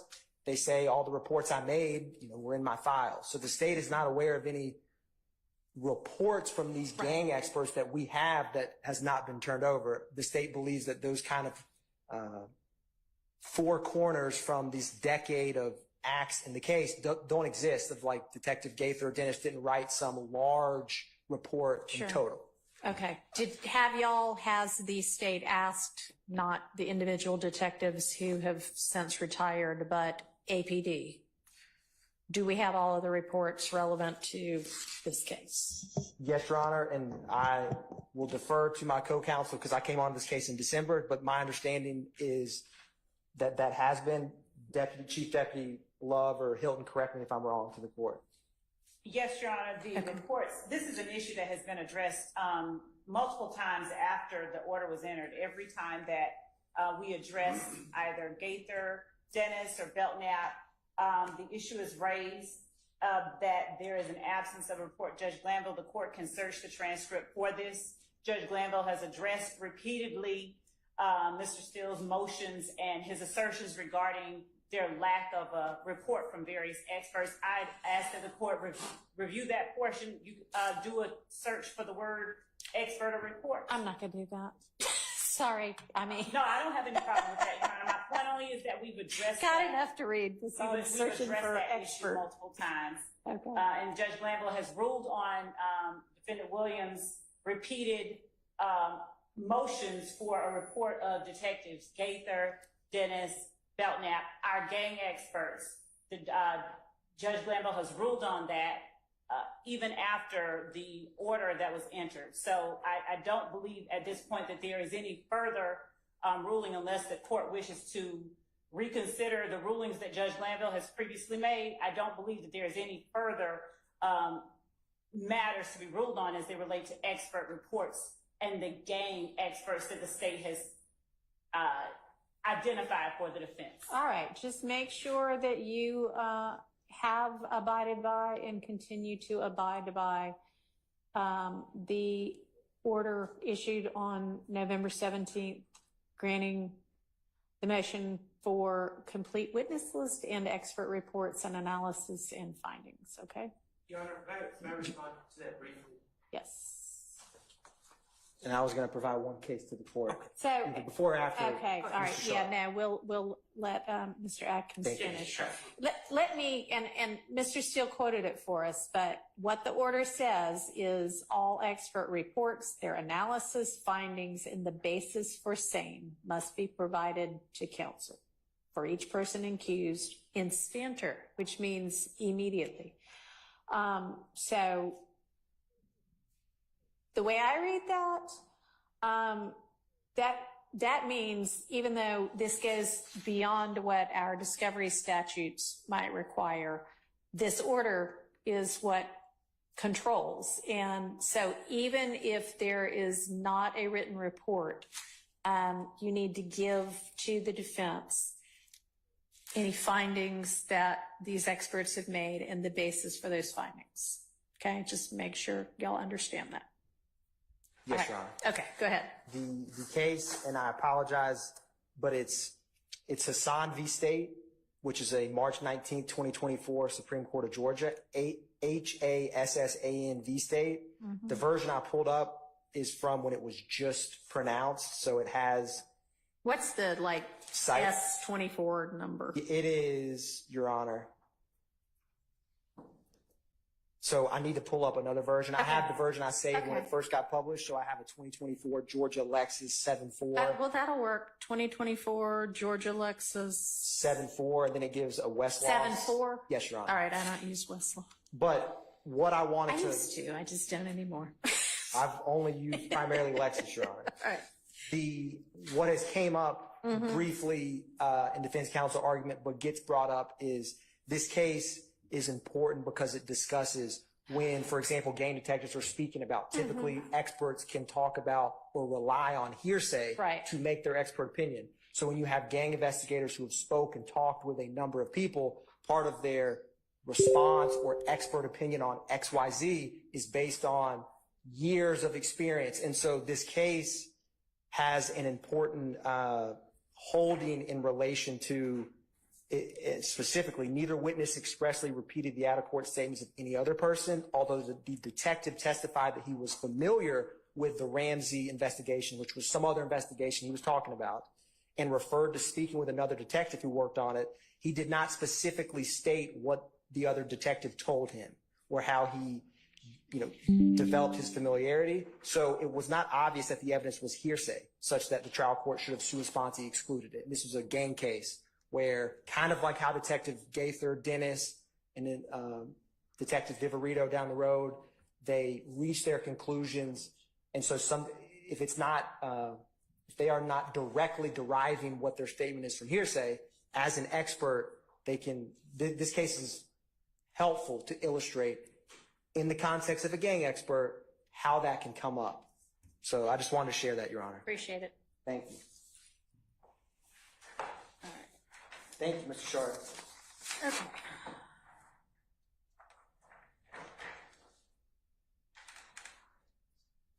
So, Your Honor, Yes. I don't want to be taken as crying over spilled milk, but I'm really just trying to bring things to your attention. Miss Love referenced in kind of, I feel like I was the one that was making the most noise about the reports, especially investigators' reports. And the reason I was doing that, and we're not talking about expert testimony right now, reports by an expert. Mm-hmm. These experts were also testifying as fact witnesses. Right. And there were several times, it was Investigator Gaither, and I believe it was Investigator Dennis. I could be wrong on that, but it was definitely Investigator Gaither and another investigator. I think it was Dennis. And they testified to doing things in these cases. Mm-hmm. And we're looking at a lack of reports indicating that these tasks were done, showing photo lineups to certain people, interviewing witnesses. And I complained about that. Mm-hmm. And I said, well, where are the reports? Because at first I was, in cross-examination, well, wouldn't that have been something you would write a report about? And they said, well, we did write the reports. And so we met out in that side room with Investigator Gaither, but I believe Investigator Dennis, we also talked to him, and they insisted that they wrote reports about this work. And it is correct when they said, when we left, we're retired, we cannot access the reports, sure, but we left them with APD. Okay. The state has stated that they don't have these reports. All right, that should not be happening. We'll take that back up when she comes back in here, whoever she is.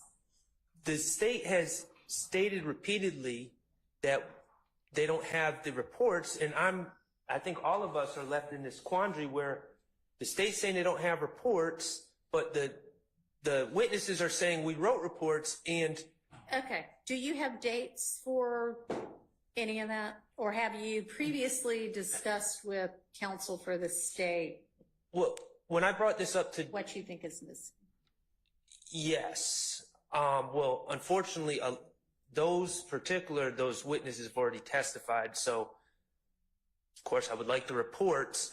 But going forward, and the part of my frustration is when the state says, we don't have reports, and the witnesses are swearing there's reports, right, so we can't really nail the witnesses on it, and the state's saying, well, we can't hand anything over either. Then we talk about it, and the court at the time just kind of said, well, there was a hack in 2018. And that's actually what I was literally about to say, is it's possible that for some of these things, I mean, we all remember, we were all around in 2018, the city of Atlanta there was some huge cyber attack, and lots of things got disappeared from everywhere, wiped out.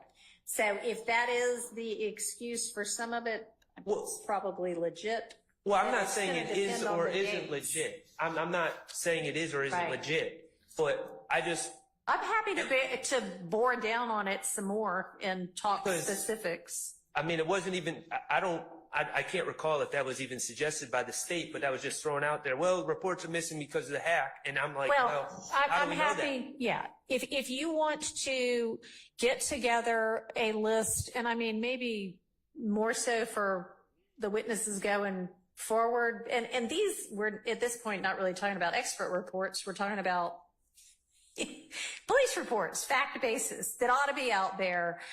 And if you want to in detail get that, because that is frustrating for everybody.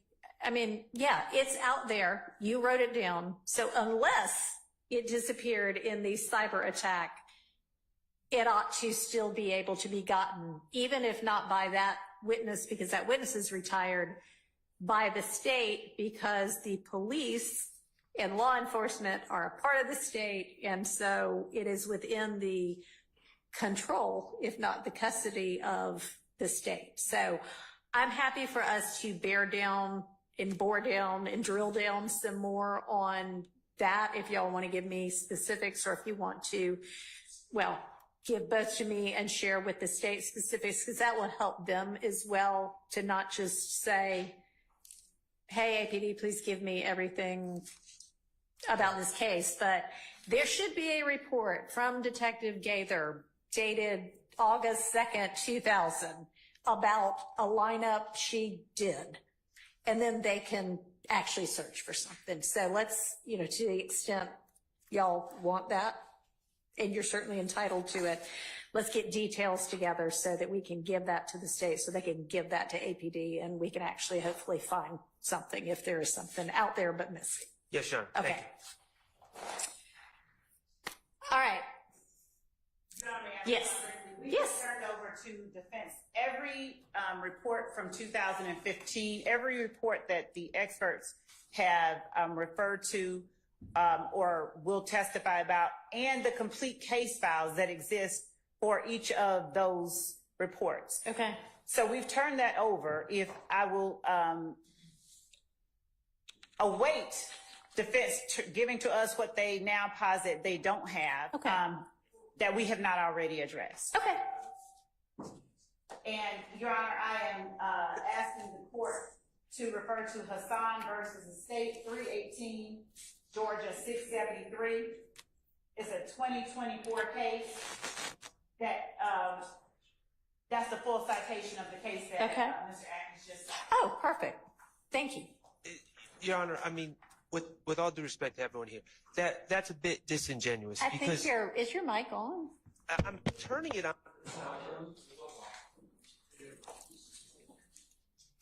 Maybe we need to take a look at that and see if it's still working. With respect to everyone here, that's a bit disingenuous to say, well, we're raising this for the first time. We had the issue in court with Investigator Gaither. The state is very aware of what those reports are. I'm not saying I know all the answers here. All I'm saying on those previous occasions, there wasn't, in my estimation, from my vantage point, there wasn't a lot of effort, and it was just blame the hack. Okay, well, thank you. Yeah. And I don't want to keep going back and forth with blame or bashing. I want us to be productive and talk detail so that we can make things happen. So thank you. All right, what else, if anything, that we can deal with today? It's okay to say that's about it for today, because I've got some homework anyway.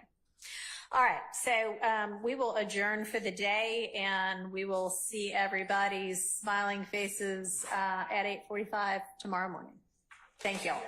Your Honor, before the court. Oh, yep, there's one more thing for me too. Go ahead. There's a scheduling matter that we would like to address with the court. Okay,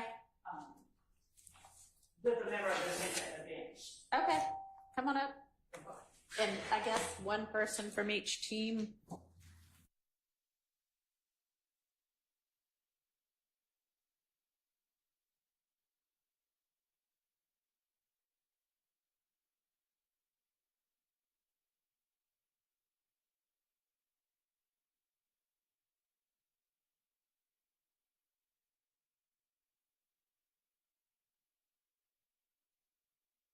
Earbuds and what have you over here that I have never used before. And if we're going to be using those during the trial, I would like a little bit of practice on them before we get in front of the jury. So maybe, the next day we end at 4:30. Y'all remind me and let's all figure out how those work, because I don't know yet. All right. Are you just going to be representative of everyone? Yes. Sounds good.